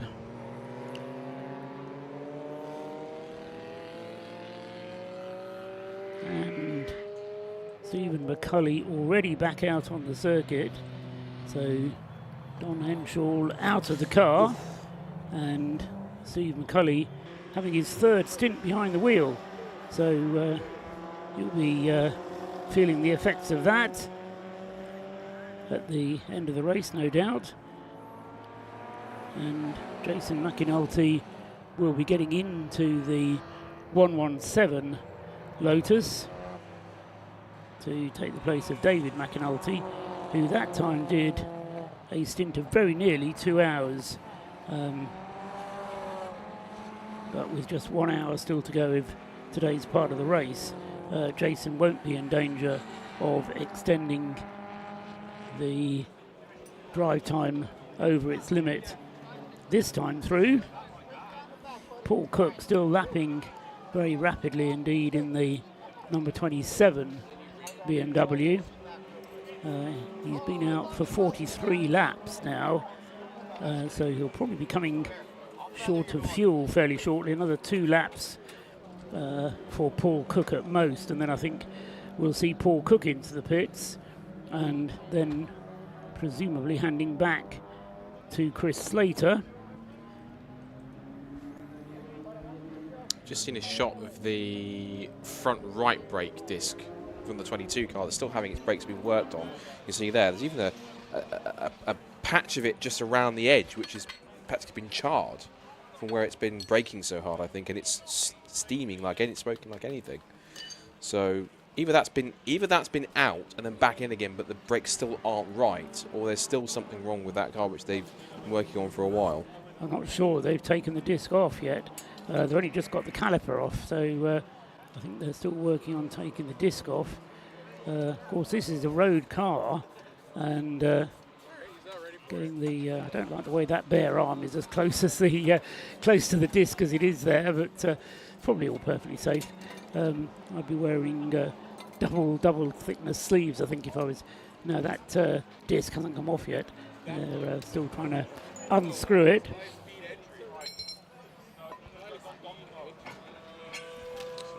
And, disc. Even with the asbestos gloves, you still can feel the heat going through them very rapidly indeed. But they've got the disc off now. The new one goes on almost immediately. This looks, not to state the obvious, that this disc looks a heck of a lot healthier than the one that's just come off it. So Mike Stillwagon having to sit there. What was it? Rob said he was drinking a pina colada or something. I'm sure. It'll have to be a mocktail version so you can get alcohol. Yes, I think Rob was joking. So whilst that goes on, whilst we go into the last hour, I think it'd be wise for us to do some kind of an update. That's a nice little angle we've got here, like a static angle here. This is the 24 Auto Test TSW squad in for their pit stop. That car pitting from 9th place and second in Class B, behind, it's being sandwiched in fact by the 2 Track Scotland Minis. It's got Track Scotland 2 in front of it by a lap or so, and it's about another 2 laps ahead of the second car, Track Scotland 1 in car 55. So that car's continuing on. I was going to say now we're into the last hour or so, it'd be good to maybe just do a quick update of where we are class-wise, just to give us as kind of like a, if I want to use a term, almost an hourly update in many cases, but we'll do like a quick rundown of who's where, at least in the positions in the top 3, at least. So going into the last hour of this first half of Race of Remembrance, it is still number 7 RAF Motorsport Audi TT, which still leads the way.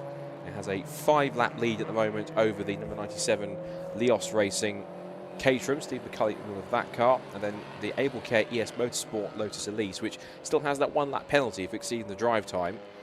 Is currently in 3rd place, car 117, 5 laps off the lead at this point. The rest of the top 5 is the 4th place number 27 BMW RAF Motorsport with Paul Cook, who started that car at the beginning of the race. He's back in it in 4th, and then the relay team of Caterhams, Breakdancer Racing, Alan Curtis at the wheel now in car 77. One thing I have noticed as well, for a bit of observation, if you want to do well in this race, get yourself a car with the number 7 in it, because the top 5 cars are 7, 97, 117, 27, 77. So that all works pretty nicely. Then in sixth position immediately is our leading Class C car, which is the Clapham North Rob Boston Racing MX-5 Mark III. Will Blackwood Chambers at the wheel. They've got a 1-lap lead at the moment over their perennial rivals, not just in this race, but this entire season in Supersport Endurance, the Stuart Humphrey Racing Mazda MX-5 Mark III. They're a lap ahead at the moment with Stuart Humphrey at the wheel right now. And then third place in Class C is the Tacona Racing Division, number 12. I think that's another one of the RAF-based cars, this with the RAF Roundel on it. And that car currently 13th overall in the pit lane, making one of its scheduled stops. And third in class, as we mentioned. Class B, we've just gone through the top three, but it's 155 Track Scotland 2 in the Mini Cooper. They currently lead the way by 2 laps from the car that's just left its pit stop with Sebastian Fish at the wheel now. That's the Auto Test TSW Mazda MX-5 Mark I, number 24. And then in the third in class and 10th overall. So first, second and third in Class B are 8th, 9th and 10th respectively. And it's the second of the 2 Track Scotland Minis, Track Scotland 1, and that's in car number 55. There's only one Class A car, as we know, and that's the Flat Cap Racing and Mintro Motorsports, Flat Cap Motorsport, Mintro Motorsport Toyota Aygo. That is currently in 29th position and 28 laps off the lead. In the BMW class, it's still the Anthony Seddon number 21 Anthony Seddon Racing 116 with Alan Caulfield at the wheel, and then Mackenzie Priestwood, who we talked about as being quite a rapid young driver, just 19 years old, is Mackenzie Priestwood, and in car 34 in second in class, 18th overall, and it's currently at the moment about a lap away from its teammate at the moment, and they're sandwiched on the timing screen by the number 2 Mazda MX-5 of Porsche Motorsport. Third in the BMW class is the Yggdrasil Tim Crichton number 90 machine. That's currently 19th, and that's 1 lap behind second place. And then the only other major class we have to look out for is the C1 class for the Silver Lake C1 Endurance class teams. Currently leading the way there is the number 586 WRC Developments with CB Auto Services. That car currently with Liam Crilly at the wheel, who won the Club Sport Trophy race earlier on today. And he has a lead of 2 laps at the moment over the 458 Silver Lake car with Daniel Jewell in second place, and in third place at the moment, hoping to make it, if they can stay this way, 2 WRC Developments cars on the podium by the end is car 386, which is the other car with Ball at the wheel. That's currently in 38th place overall. And the final car we have to look out for is Invitation, and that is of course the 2CV hybrid. That's Crisis at Tete Rouge after it lost its wheel early in the race. That is back down in 50th position at this point in time. And conditions are still dark but still dry, and hopefully they'll stay relatively dry overnight as we progress into the final hour of ROR 2024. Thank you very much, Scott. Good rundown. Have to get you doing that properly sometime. You never know. So thank you very much. Reports of the rain in the pit lane that we had earlier on seemed to have been a bit of a panic by somebody, probably one of our cameramen who probably wasn't dressed for the occasion and reported some rain, but thankfully so far it's remaining dry. Whether there will be some rain coming in or not, we'll just have to wait and see. So the other thing that happened while Scott was just running down the order there, Paul Cook bringing the RAF Motorsport BMW into the pit. So out of the top 4, 3 of them have made pit stops within the last 5 minutes. So Don Henshaw has been in to hand over to Steve McCulley. David McAnulty has been in to hand over to Jason McAnulty. And Paul Cook has come in probably to hand over to Chris Slater, but that car hasn't yet gone back out onto the circuit. So we'll have to wait and see who the RAF send out in their very rapid BMW, or at least a very rapid BMW when Paul Cook is driving it. Chris Slater not quite as quick. Wayne Lewis kind of in the middle ground, but it'll be an hour's further racing then to be completed in this segment of the race. Less than an hour now to go, only just under 53 minutes of this segment to go, and still the RAF's Audi TT with Oliver Wayne at the wheel leads the way, but with only 3 pit stops under its belt.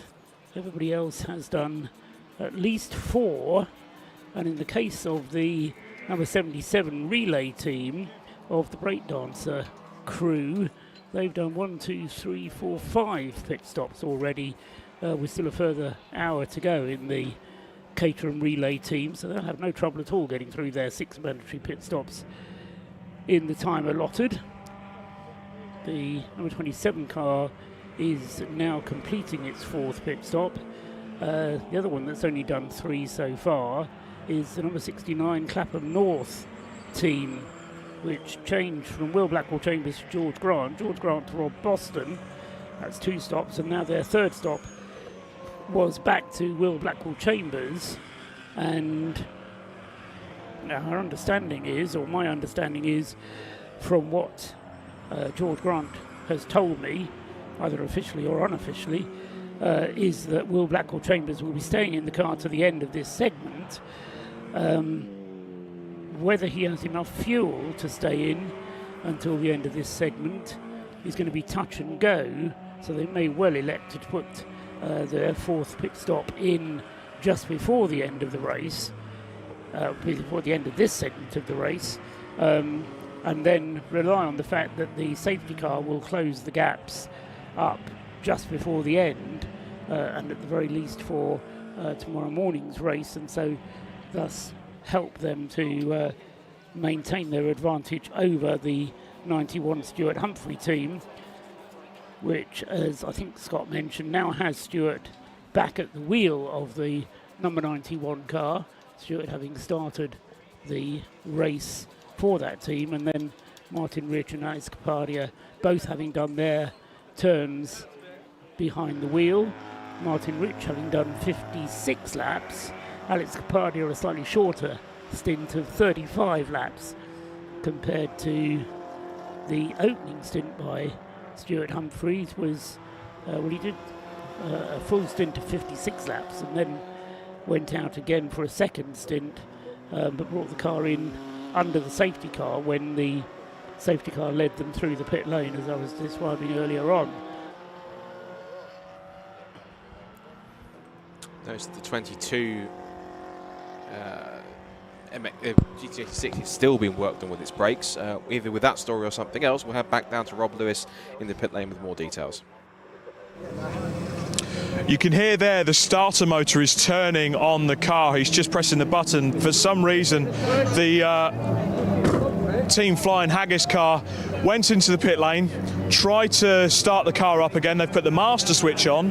He's frantically pushing on the starter switch to try and get some power and get the car fired up, but it's just got electrical gremlins. The team frantically working around the back of the car here, which is where the battery's actually bolted in. They've got starter packs on it, they've got jump leads and a separate battery. The driver's frantically starting to get everything put together, but as you can see, there's no lights. I'm pretty sure there's nothing on the display, and unfortunately the team just can't get this car fired up again. And with the short amount of time we got left, it's gutting for the Flying Haggis Racing squad, because they were consistent. They were just chipping away, getting those laps in and getting the car towards the end. Hopefully this is something they can fix quickly, get it back out and then look into it a bit later. That's why this break overnight, no part firme, so you can work on your car. That's why it's key to a lot of teams. I bet there's a few cars out there that are nursing a few issues, but they're just waiting to get the car over the first checkered flag so they can get it worked on tonight. For now, to take you through the final stages, back up to the commentary box to Scott. Thank you, Rob. It's actually Paul who's taking over again. We've got a bit of a drama on the start-finish line, and awkwardly for TSL, it's right on their timing beam, which is exactly where they don't want a car to stop. The Jaguar XF, number 10, has stopped with a collapsed front left suspension with the brake material catching fire, and the driver of the car at the moment not getting out, but wanting to carry on, is Michael Burton at the wheel of the number 10, and they're deployed the safety car. Didn't say that, but we have deployed the safety car in order to get that car to a place of safety, and so it's a bit of an awkward place as far as TSL are concerned, because it's right across the timing beam, which is not where they want to be. And it's not Michael Burton behind the wheel of that car, but Fraser Gillen in the wheel number 10. So Fraser Gillen then having the difficulties on the radio, no doubt. I will mention something else, is that now, of course, we're on the safety car, people will start to pit. Have a guess at which car decide it's going to pit under the safety car. Well, the leader will. Yes, Oliver indeed. Wade. And has, because it is now in the pit lane right now. So the number 7 leading Audi is again taking full advantage of the safety car. And why not? It's in that position to do so. So the RF Motorsport team will indeed get this another scheduled pit stop out of the way. But I have to say, that's one of the fan favourites cars this weekend, and it genuinely is a shame to see it in such a state. The tricky thing is whether or not it's collapsed by itself, or, dare I say it, and play devil's advocate, whether it was involved in somebody or something. It's that kind of an angle that doesn't look like it did it by itself, unfortunately. No, it's definitely not pointing the way it should, and it would only do that either if the whole of the front suspension there has collapsed, or it's had contact with somebody. So it was right all along. It was Michael Burton at the wheel of the car when that drama happened. And our intrepid cameraman has got himself onto the pit wall and is looking over at where the marshals are standing there, and they're not going to be able to push that car.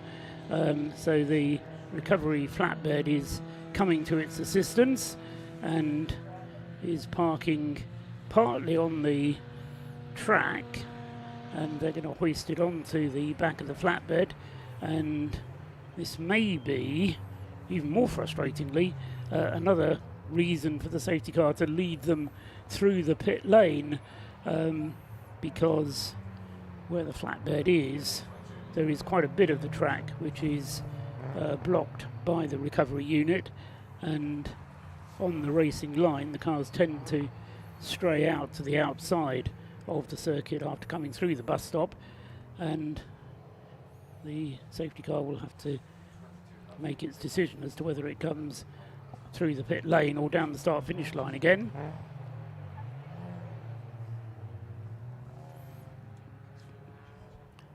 So bit of a disaster then for the Jaguar XF, which had been running well enough until that point. Currently in 24th place when that issue struck it.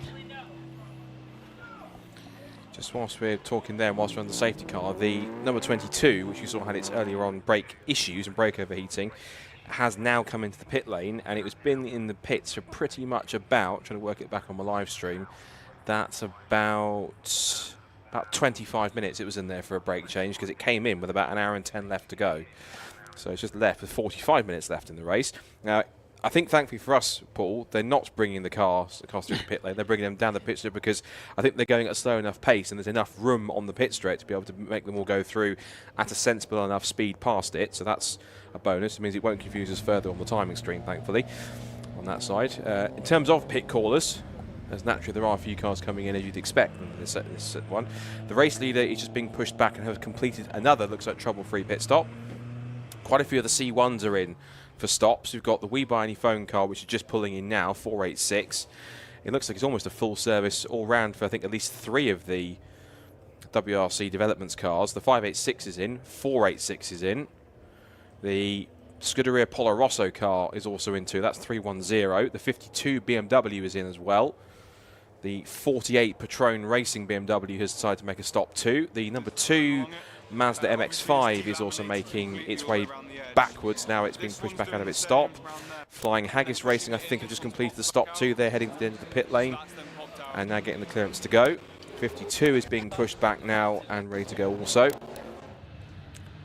So again, as you'd expect, pit lane, an absolute hive of activity once the safety car comes out. What surprises me, Scott, is that yes, under this safety car it's become very, very busy. Under the early safety cars it wasn't busy, and certainly under the first safety car it wasn't busy. When the safety car then led them through the pit lane, it actually made it even easier to make a quick pit stop, because the 4 minutes included driving down the pit lane. And all of a sudden it's as if people hadn't quite done their homework properly and thought about what might happen in the race, and having had their schedule they decided to stick to it, rather than as we were talking to George Grant, thinking about what might happen if there were a safety car and how to then react to it. The Jaguar, meanwhile, is being hoisted now onto the back of the flatbed at a very jaunty angle. The front end of that car clearly heavier than the back. It always pains me to see it at that angle being lifted onto low loaders. Kind of, please be careful with that Jaguar. It's quite. As a fellow Jaguar driver. Well, Anyway, on weekends. Yes, I get the joy of driving mine all the time.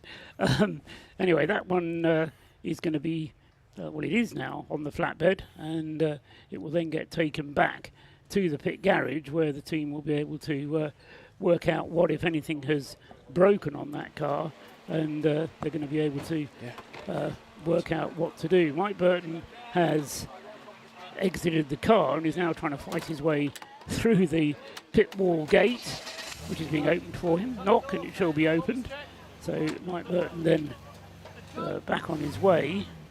The Operation Motorsport USA Toyota, you mentioned, Scott, back on the track. Yep. 26 minutes, 23 seconds was the pit stop time to sort out that brake change. But a somewhat unscheduled brake change it was for them.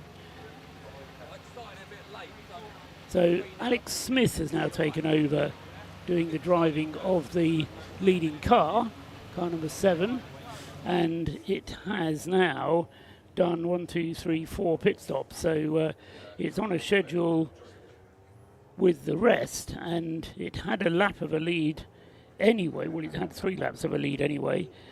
So it's got that pit stop out of the way without losing the lead of the race. Steve McCulley is in the 97 Caterham, still in 2nd place. And then Jason McInulty at the wheel of the number 117 Lotus. Then the Breakdancer relay team, which has taken back 4th place from the BMW, which has got Wayne Lewis. So they've skipped Chris Slater and gone for Wayne Lewis in the number 27 car. Whilst that's happening, more pit callers in for stops. Number 3, Paul Sheard MX-5 is in. The 555 is in also.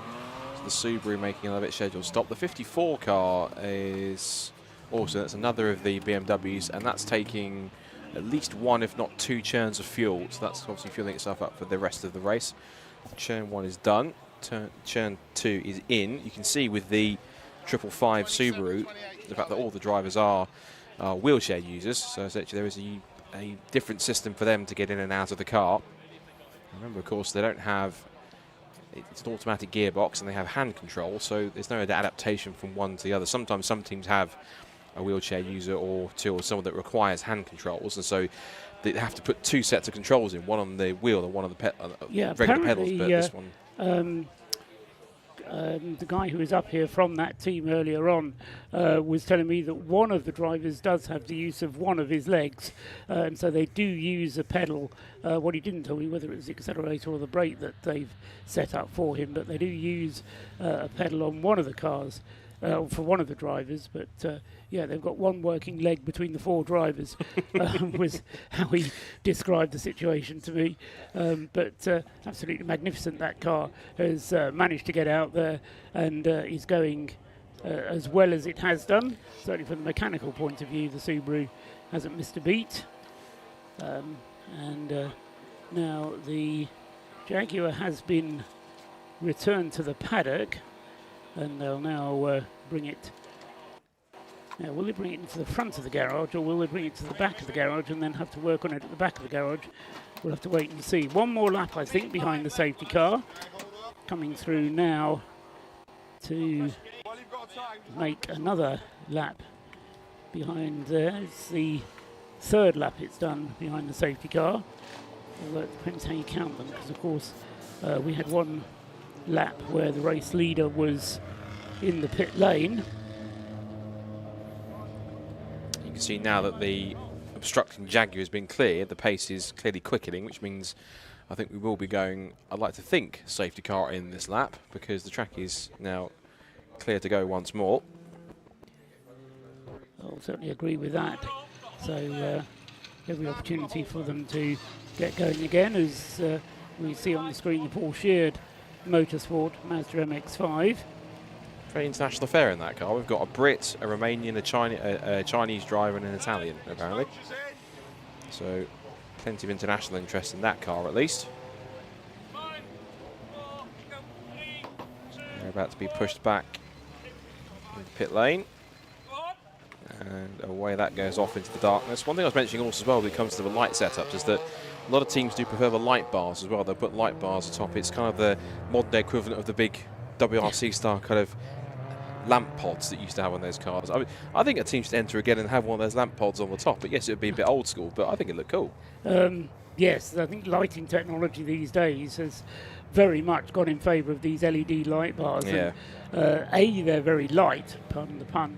They don't weigh a lot, but they don't draw too much on the electricity that the car is generating either. So they kind of tick all the boxes, and provided they're pointing in the right direction, not pointing at the sky, then they do provide very good illumination indeed, as anybody who's been out in country lanes and suddenly been dazzled by LED lights coming towards you, the bane of modern cars, it would seem. The Porsche Motorsport car we just saw in the pits there, Lucas Pugnali brought the car in. They're currently running fourth in Class C, so behind the battling Mazdas for the overall, or for the Class C battle between Will Blackwell Chambers and Stuart Humphrey, the Clapham North car 69 and the Stuart Humphrey car 91.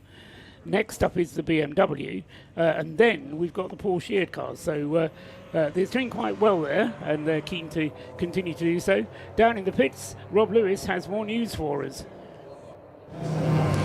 Time for another one of Rob's sort of tech tips as the safety car comes in the background.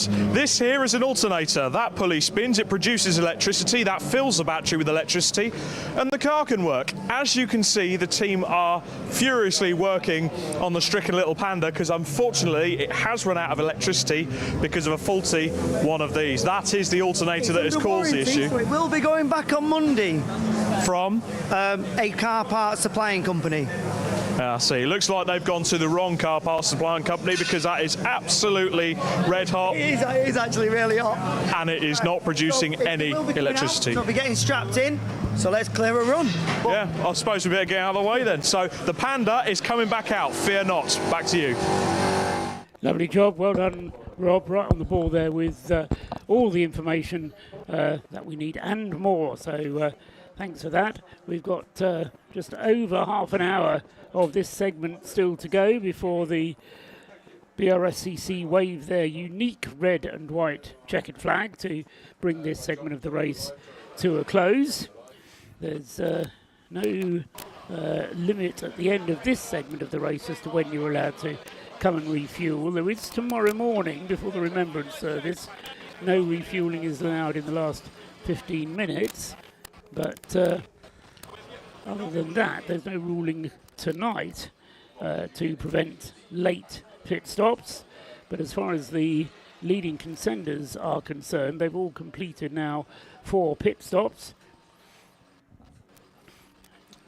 And the only one of the leading runners who haven't completed 4 pit stops is the leading Class C car, because we talked about everybody who did come in. What we didn't mention was Will Blackwell Chambers in the 69 Clapham North MOT Mazda, who didn't come in. So Will Blackwell Chambers electing to stay out. They've only done 3 pit stops, whereas the Stuart Humphrey car has done 4, and now they're back up to racing speed. There is only a couple of minutes separating them, 1 lap separating them, and in terms of time, that represents 2 minutes and 12 seconds. So that's certainly a lot less than a green flag pit stop, which I'm sure the Clapham North team perfectly well realises, but there was an opportunity there for Will Blackwell Chambers to come in and make a pit stop, but they didn't take the opportunity. In the next place up, the leading Class B car is the Track Speed Scotland team still. Lowell Forsyth at the wheel of the number 155 Mini Cooper, as Scott mentioned when he did the rundown, and that car is on the same lap as the Auto Test Mazda behind it. So 155 and 24 on the same lap.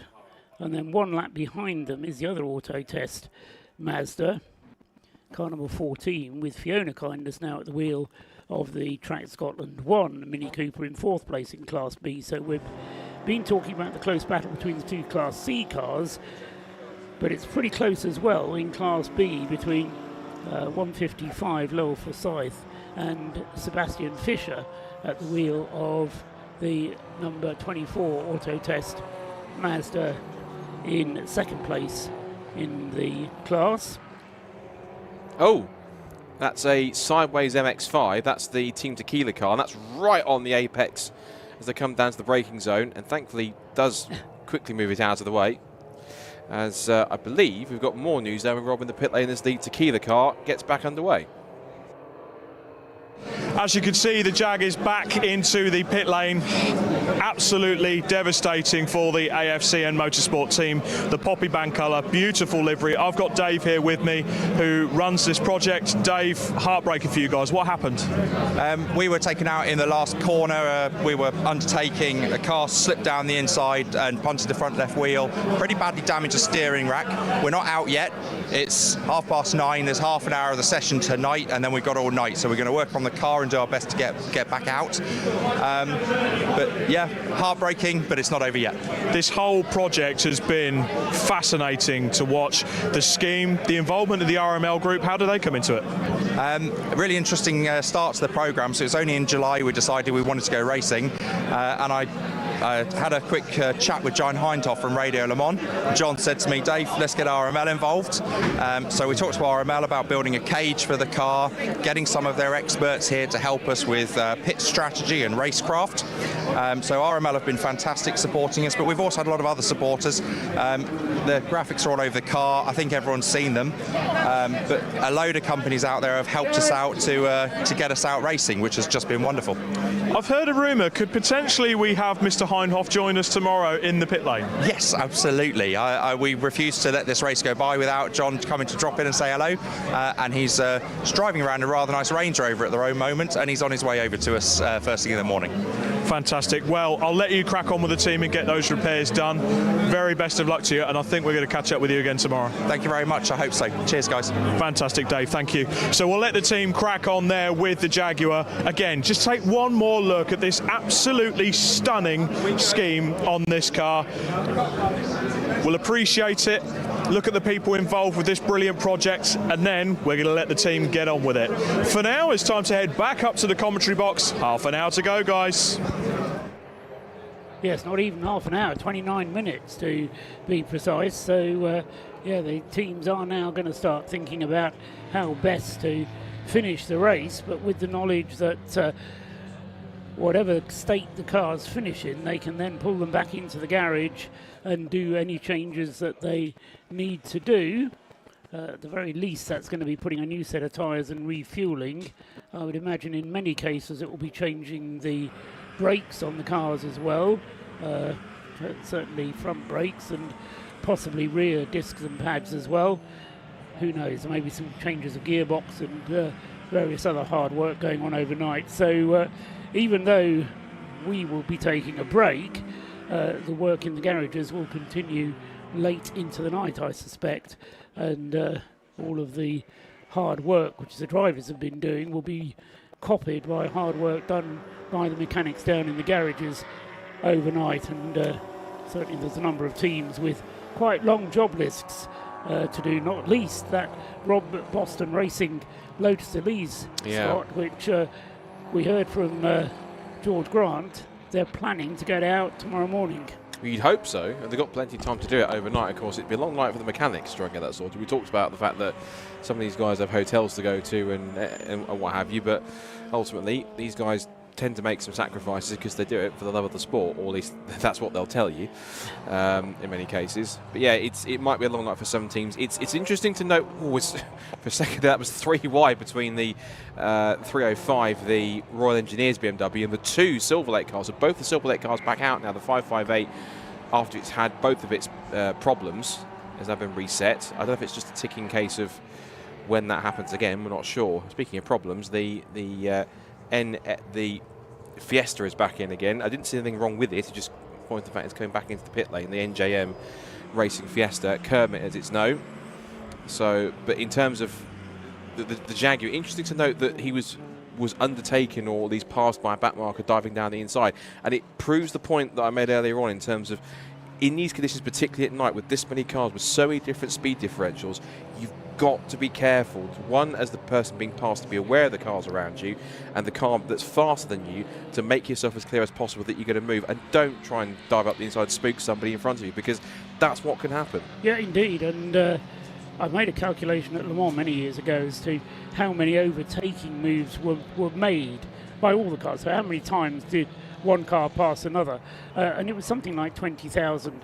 Obviously, this is only a 12-hour race, but you've got similar speed differentials, even though the outright speeds aren't as high, but similar speed differentials between fast cars and slow cars. And when you think of maybe there's 10,000 overtaking moves going on here, you only need one of those to go wrong, and something like that Jaguar happens. Yeah. So, yeah, it's kind of playing the odds that things will go wrong. Talking of the fact that we've got less than an hour to go, less than half an hour to go, in the BMW class, there are cars flapping as fast as they have done throughout the race. Matt Priestwood is now in second place in the Anthony Seddon Racing BMW, number 34, in second place in the BMW class. He's set his personal best lap of the race, the best lap of the race for that car, just on its previous lap there, a 152.751. And Tim Crichton in the number 90 Yggdrasil BMW, the car that Anthony Seddon Racing recognised as being their chief threat, has also just put in his personal best lap of the race at 153.929. So cars, even at this late stage in this race, are still pushing on very hard indeed. And in case of the BMW 116s, as I say, pushing on as fast as they've been in the race so far. Down in the pit lane, Rob Lewis is there, and he's got more news from the Fiat Panda. Just quickly, we saw the Panda come in, and you know when you do something in life and you think, did I adjust that bolt correctly? Did I do that fitting up? Did I close that cupboard? Any item in life, you just have this niggling thought in the back of your brain. The team thought that, so better to be safe than sorry. Even with half an hour to go, it's best to call the car in, get a spanner over the alternator bolt, and just give it a little check. Turns out it was tight, but better to be safe than sorry. This is endurance racing, right? Anything could go wrong. Back to you. It's all about having procedures, isn't it? Making those checks and knowing that once you've made the check, it's good and you're good to go. But this is part of what endurance racing is about, as you say, Rob. You have to go through these procedures, and then the drivers jump into a car that's maybe just had the discs replaced or new tyres put in, whatever it is, and they have to give 100% commitment to it. And that means putting 100% trust in the mechanics and doing the job that they're paid to do, or that they're volunteering to do. But you've got to put your trust into that. And as I say, that's part of the magic of what makes this race so special, is that it involves the whole team and relying on what's going on. And bursting into laughter there is we do get three cars abreast coming down the start-finish line, but the speed differential we were talking about a moment ago, Scott, never more amply demonstrated. What we saw just coming across the start-finish line there with the 117 Jason McAnulty Lotus Elise spearing between slower traffic, slow cars to the right of him, slow cars to the left of him, but still he charged on into the night. Yeah, I think the obvious phrase there is he was quite literally stuck in the middle. And that was, I think, one car he was getting past was one of the Porsche MX-5 number 2.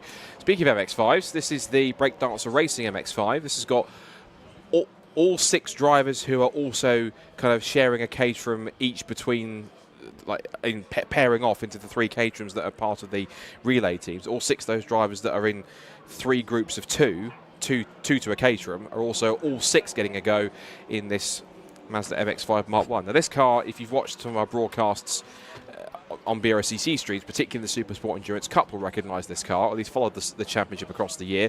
This car was contesting in Clubman C. I think it did even finish in the top 3 of the championship. So it's been a decent car all round for them. Of course, it's now been adorned with the poppies for Race to Remembrance.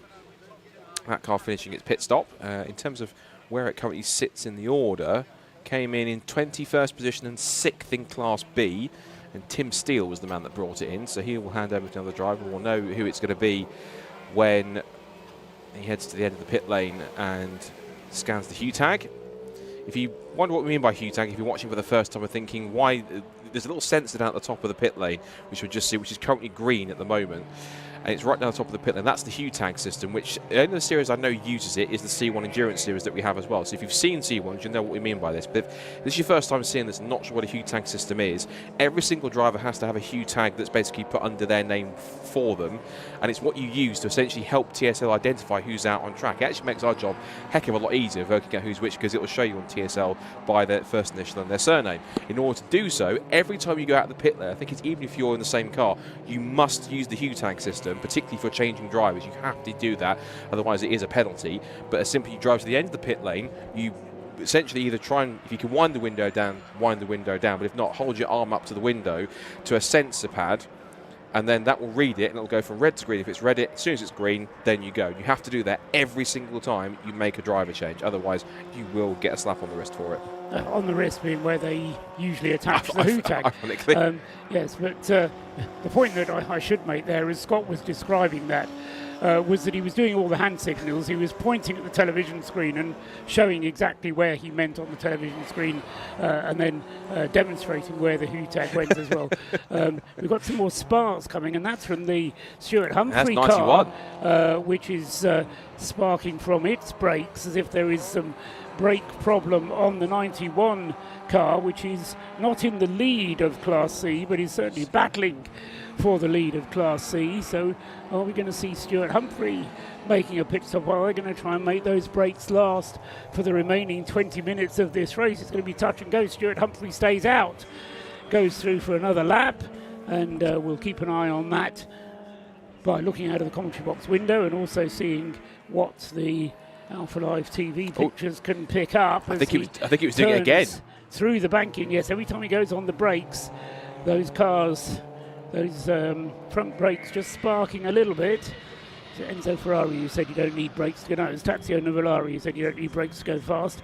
Well, Stuart Humphrey's proving that at the moment by going fast, but how much longer he's going to be able to do so is going to be a matter of some concern, particularly for him going up towards Rocket at the moment, which is a big stop when you get up the hill there past that's school. rear brakes. Rear's going as well then, so yeah, certainly.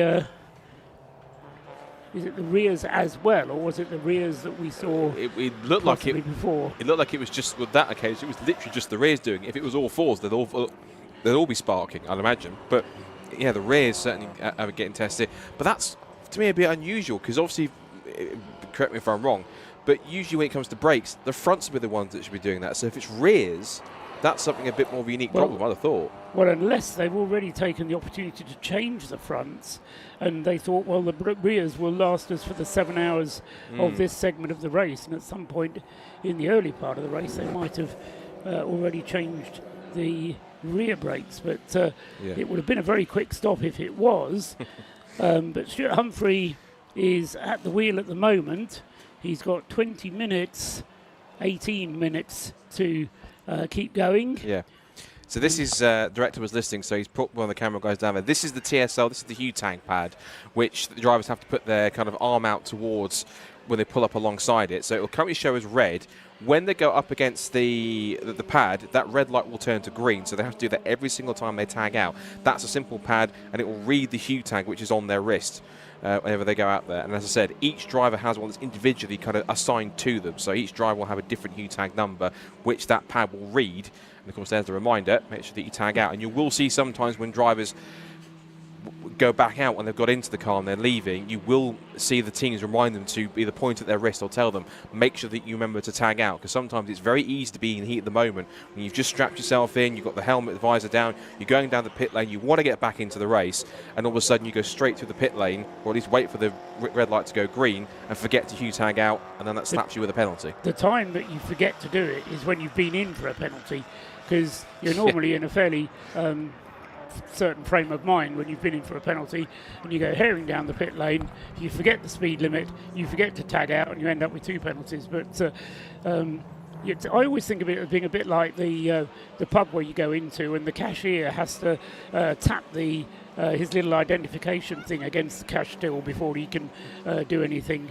So it's a bit like that, and it works very well. What it does mean is that they don't have to do any heavy, expensive modifications to the cars to put a particular driver ID into the car, which is what is done in more professional versions of motorsport. I'll leave you, Scott, to describe what those marshals are doing, because I have not a clue. I don't know if it's just my music knowledge. I think I know what song they're dancing to. Oh dear. I think as well. I think it's Cha Cha Slide, I'm going to guess, but I can't hear the music in the background, but it looks like it's the moves for Cha Cha Slide, but even so, good effort from our marshals once again. Again, massive shout out to all of them, of course, marshals, volunteers, officials, everyone that does an amazing job just to make this race happen that it does. And yeah, why not have a bit of fun? It's that kind of race. Enjoy yourself. Have a fun time. My only fear is it might be putting off other people from becoming a marshal. They're not all like that. Some of them are actually quite good at what they do. No, marshals.co.uk. There, I'll give them a mention. If you are interested in becoming a marshal, log on, have a look at marshals.co.uk. Come along to Silverstone next weekend for Driven by Racing, which is a event put on by the BRSCC, and gives you an opportunity to see what being involved in motorsport is all about. If you don't want to be a marshal, you can find out about getting involved in race administration, getting involved in race control. There's all sorts of things. But as I say, thanks again to all of our marshals. And if you're listening out there and you want to get involved, log on to the BRSCC website or onto marshals.co.uk to find out about marshalling generally, or the BRSCC website will tell you about Driven by Racing, which is their special event which they run every year. 3rd year they've run it now, Scott? Driven by Racing? Second year. First time around it was last year. Had a really impressive take-up. We had about 2,000 ticket applications. One thing I should point out for those wanting to attend, in case you wonder about cost of tickets, quite literally it is free. Someone who wasn't quite free there was number 12 BMW, just running wide on the exit Peel Corner, but carries on nonetheless. But yeah, tickets are absolutely free for Driven by Racing, and there's no catch, there's no they're free but or they're free however. It's totally free. Just go onto the BRSC website, go onto the Driven by Racing event page, go and apply for your free tickets, and when they come through, that's it. What you've got to do is just turn up, and then you can declare your interest in what you want to do. As Paul rightfully said, you can learn how to be a marshal, you can learn how to be a clerk of the course, you can learn how to be even a race day coordinator or a volunteer in that sense. You can look into the world of scrutineering, you can look into the world of race rescue and recovery, you can even look into the world of, obviously becoming a racing driver, and even take your ARDS test at Silverstone itself. We had some people pass their ARDS test last year and take that first step towards becoming a racing driver, which is obviously the first vital thing that you do, and that was courtesy of the Motorsport School, and we're very pleased to have them as partners at the club. And even so, of course, on top of that, you've got the obvious element of being able to come and see all the different championships and series that run within BRSCC. And whether it's you want to get behind the wheel or simply just have a passenger that, you can do that too, or just come and experience it, you can get involved in that too. So it's 16th, 17th November, next weekend. Get your tickets on the website, brscc.co.uk, and come down and come experience what BRSCC does and in everything that they're involved in and everything that they're all about, and all the lovely people that we work with are all going to be there too as well. That number 91 MX-5 still has its rear brakes sparking away, so that's going to be quite a concern. At the very least, if Stuart Humphries can keep that going, although that sparking is getting more and more fierce under brakes, and into the biggest example of it there was right into the corkscrew, where the car, both rear brakes were going. It wasn't just one; it was both of them already are going for it. Yeah, Stuart's going to take it to the end now, no matter what. The car won't be relying on its rear brakes very much. Most of the braking power will be coming from the front brake. So in terms of the impact on his car, I don't think it's very great. And Stuart's got enough experience of driving it, I would suggest, that he will take it. We've got, 12 minutes, just over 12 minutes to go, so that's less than 10 laps. It's about 8 laps for him to stick it out there. So I think he's going to stay out there for the remainder. If it means he loses a little bit of time per lap, then so be it. He's has dropped his pace. That's important to mention. So the car is slowing a little bit.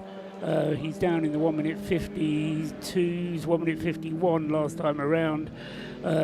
Whereas before that happened, Stewart was quite happily lapping in the 147s, 148. So he's 3 seconds or so off the pace that he was doing earlier on.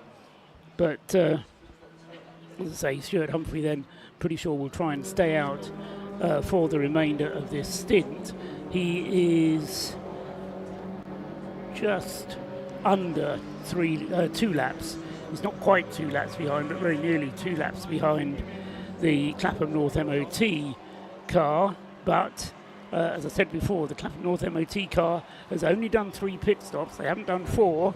And interestingly, looking back into Class B, Lowell Forsyth is in the Track Scotland car, Mini number 155 for the Track Scotland 2 car. And that car has also only done 3 pit stops, so they will have to do another 3 pit stops tomorrow. And also on only 3 pit stops at the moment is car 24. So both first and second in Class B have only done 3 pit stops apiece. 3 pit stops apiece as well for number 14, Brian Chandler's Mazda. So the top 3 in Class B on fewer pit stops, but at least they're all on the same number of pit stops, so they're directly comparable against each other.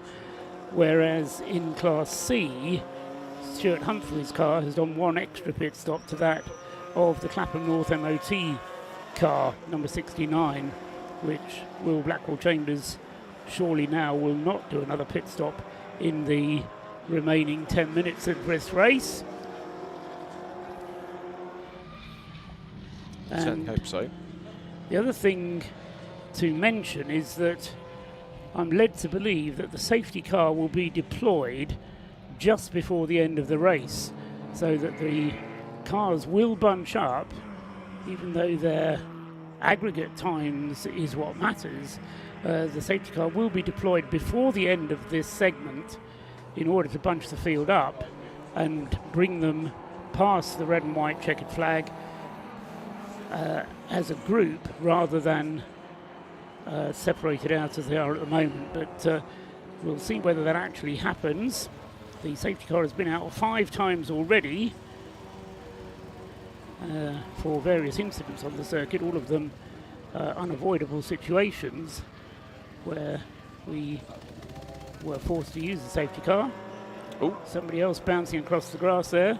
That's 19 MX5. That is 19. That's the RAF Motorsport, sustainably powered by Infrastar, back down in 48th position, having done an excursion there as well. So that car is in there too. The 2CV pootles its way down the pit lane to get back into the race. We're going to the final 10 minutes. We haven't seen yet if there's been any further developments on the sparking rear brakes on the 91 car, although it seems to be more and more aggressively kind of sparking on those rear brakes every time it hits the middle pedal. So it seems as though that it's getting pretty extreme at that point. It's just gone through the start-finish line, through target, up towards the banking. Oh, there's another one. Is that a puncture on the left rear for the Scuderia Polo Rosso car? Because I saw it squirming around on the exit there just as it was coming out of Peel, and there's sparks coming from the left rear. So I think that's a puncture on the 310 Polo Rosso C1. That's going to have to make its way down to pit lane. Have a look. Yeah, that's down its left rear. Oh, I'm getting very sideways. It's suddenly become a Formula Drift machine in quick succession. But yeah, that's going to have to go quickly to the pit lane. And I'm certain that its incumbent behind the wheel, which will be in car 310, will be Matthews. I'm certain that he will realise quickly. James Matthews. James Matthews. I didn't want to presume, but James Matthews will realise that not all is right with that car. And I presume he's coming to the pit lane. Hasn't done yet. He hasn't come. He hasn't come in. So I think he realised that car has got a left rear puncture. I think they probably will now. They'll probably be on the radio to him to call him in. No, he stayed out that time around. So there's no radio, which has been told. So no, Citroen C1s certainly in their normal configuration race without radios, and so they will have to continue the way they are, even if all is not right with that car, the Scuderia Polo Rosso. I'm assuming, Scott, you will know this because of your intimate knowledge of those drivers, that James Matthews is not the James Matthews that used to drive in Formula Renault many years ago. But I might ask Mr. Rob Lewis, because he's in the pit lane with us now. He's in the pit lane, in the box with us now. Okay. He's not listening to us because he's talking to James Cameron.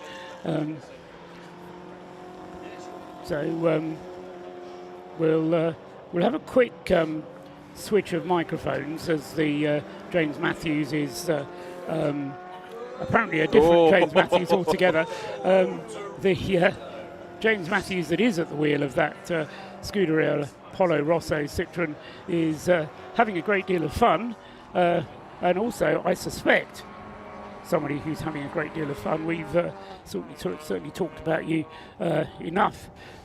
James Cameron has finally arrived up here in the box, and we've got a bit of time, James, to talk to you. First of all, I have to say congratulations on your 10th anniversary, because thank you. I'm sure when this event started in 2014, you did not imagine that 10 years later, A, that you'd still be running the race, but B, it would be as big an event as it now is. Paul, I'll be genuine with you. I didn't think we were going to make Monday, let alone, sort of celebrating a full grid, a full support race, 200 marshals, and all that sort of come with this. And at the same time, it has to be reflected, we're expecting Chairman of Motorsport UK to fly in tomorrow. David, I had heard that rumour. It's. I think we'll see a helicopter which tips up here because Motorsport UK signed the Armed Forces Covenant. It was always the thing that people would say about Race of Remembrance. Yeah, Anglesey, that's great, but when are you going to move it to a different venue? When is it going to go to Donington, or when is it going to go to Silverstone as it grows? And actually, what Race of Remembrance has done is Motorsport UK has signed the Armed Forces Covenant, and in doing so, in the 1980s, we lost something, which is that a permit would not be given for motorsport to happen on Remembrance Weekend because it was Remembrance Weekend. And that was sort of quietly forgotten about. Motorsport UK have signed the Armed Forces Covenant, and we absolutely do and should have motor racing on Remembrance Weekend anywhere in the nation. But it comes with 3 conditions, and that is that the organisers are asked to support the Poppy Appeal, that they're asked to observe the silence, and that they're asked to do something for Race of Remembrance and your ROR, that thing that binds together the Armed Forces community and the motorsport community. And what it's done is it means that ROR is now the way that we mark Remembrance on that special weekend of the year whenever we do motorsport. It also means that I think for Anglesey that it's got a wonderful endurance race with a bright future ahead of it. I spoke to Mark White earlier, or apparently you sent him up here, but I asked him a question which he didn't feel qualified to answer, and I'll ask you the same question. How many beneficiaries have you helped in the last 10 years? Could you put a number on it? Yeah, no, he's right to sort of struggle to be able to do that. Wounded, injured and sick, we know that we are over 5,500 who've directly come through the hands of the charity, and we tend to hit about 1,200 a year. But how many broader members of the Armed Forces community have we been able to help? That number is far greater. If you just look, and we've seen the pictures of the XF that's fighting its way through motorsport, but behind that is an Armed Forces community which, since the first Invictus Games, which was September 2014, that gave us the opportunity to get behind the scenes at Jaguar Land Rover and changed the way in which they engaged with the Armed Forces community, and they started counting. So at JLR alone, we know that 1,500 veterans have been employed by that company since the 1st of January 2015. We're also, of course, influential in a whole host of other areas through that wider Mission Automotive initiative now. And you see things like we're looking at a wonderful safety car as it's going around starting to collect people. Bentley signed the Armed Forces Covenant earlier on this year. And that's a VW Audi Group company. This is really significant step. Something that that you wouldn't have seen, and it gives us the opportunity to make the case that this isn't just the thing that MOD is asking you to do because it's the right thing to do. This makes commercial sense for companies to look after their people in that way and to celebrate and support this really important part of what is British society, which is those who've served the Crown. I think another element that I hadn't actually thought of until this weekend, but is the community around the beneficiaries. It's the family, it's the wives, it's the children, it's the parents of those people who have benefited, who benefit in their own way, because all of a sudden they've got a family life back, which had been sort of drifting through their fingers. And that, as I say, is a kind of knock-on effect of what you've been doing to help our veterans. You've helped their families, and that's had a knock-on effect as well. So, it's a big, deep hole that you're digging in the nicest possible way. Absolutely. You're doing something quite big and quite important. And ultimately, you're talking about changing the way that society perceives those who've served the Crown. And that's an extraordinary thing to be able to do. So, I mean, hey, I'm 51, so I'm a grey-haired guy these days. I grew up in the 1970s. And the Armed Forces to me, and a veteran, was somebody who'd served in the Second World War. Because of the threat from the IRA, we have generations over decades who hid their service from public view. They would change into civilian clothes before driving home. If you met them in the pub, they wouldn't tell you that they'd served in the forces for security reasons, and they would check underneath their car before they drove into work in civilian clothes. And so we lost our connection between society and the armed forces, and an awful lot of which was overseas. It was in Germany. It was countering a sort of Russian threat. And so for society, they thought about veterans as that greatest generation, talking about the Second World War. That's who it was. It was these old guys. We've got to kind of get that back. Since 2001, there's been a new narrative which has come through, and it's quite rightly come from the charities, and it's looking at those who've suffered on operations, and it's saying, look at these people. Isn't it terrible what's happened to them? We should do something to support. And you have this mad, sad, bad narrative, which is easy for a BBC scriptwriter to write a veteran into their screenplay who has issues, is struggling to fit into society, has got issues of dependency or alcohol or domestic abuse or these things, and PTSD is the obvious thing which they will write into that character straight away. That's not my experience. Post-traumatic growth is my overwhelming experience of that incredible generation of people, 150,000 of whom served just in Afghanistan. You have to give those people the platform in order to then grow. And I think that's what Mission Motorsport has done. Just draw attention back to the race for a moment, because absolutely. You're in danger of interrupting this motor race, James, as you always do. The red and white checkered flag is out, so the safety car came out for a single lap, bunched the field up, and we're now seeing the conclusion, therefore, of part one of the 2024 race of Remembrance. Alexander Smith is at the wheel of the leading car. He has completed 217 laps. 214 laps have been completed by Steve McCulley in the Leos Racing Caterham, and number 97 in second place. Jason McInulty has completed 214, just coming up to complete 215 laps in the number 117 Lotus Elise, and then Wayne Lewis with the 27 BMW, the second RAF Motorsport car in the top four. Don't think that's ever been said before at this stage of the race. On 210 laps. So it's been a fine effort from the RAF this year, James. Very much so, yeah. As an army veteran, you have nothing but admiration for the RAF, no doubt. Absolutely not. Hey, look, I'm not having anything against the RAF. The Race of Remembrance launch, which we held at Thruxton, I've often whinged that I've often been promised a fly past, but they've never turned up, and bang on time to the second. a Chinook came over the top of us and subsequently came back and sort of joined in on the course of the event, and that's amazing. For generations of my era, particularly of Iraq and Afghanistan, the Chinook is an interesting, emotional, extraordinary heartbeat of a generation, because it means that help is coming, and that's extraordinary. It really is. And so, yes, I'm incredibly grateful. Funnily enough, to a young man who's running one of those cars down there today was the guy who did the hard work in order to be able to get us the fly pass. So the RAF, I'm absolutely, but I've got to mention a Royal Marine, because you've just mentioned him by name, Steve McCulley.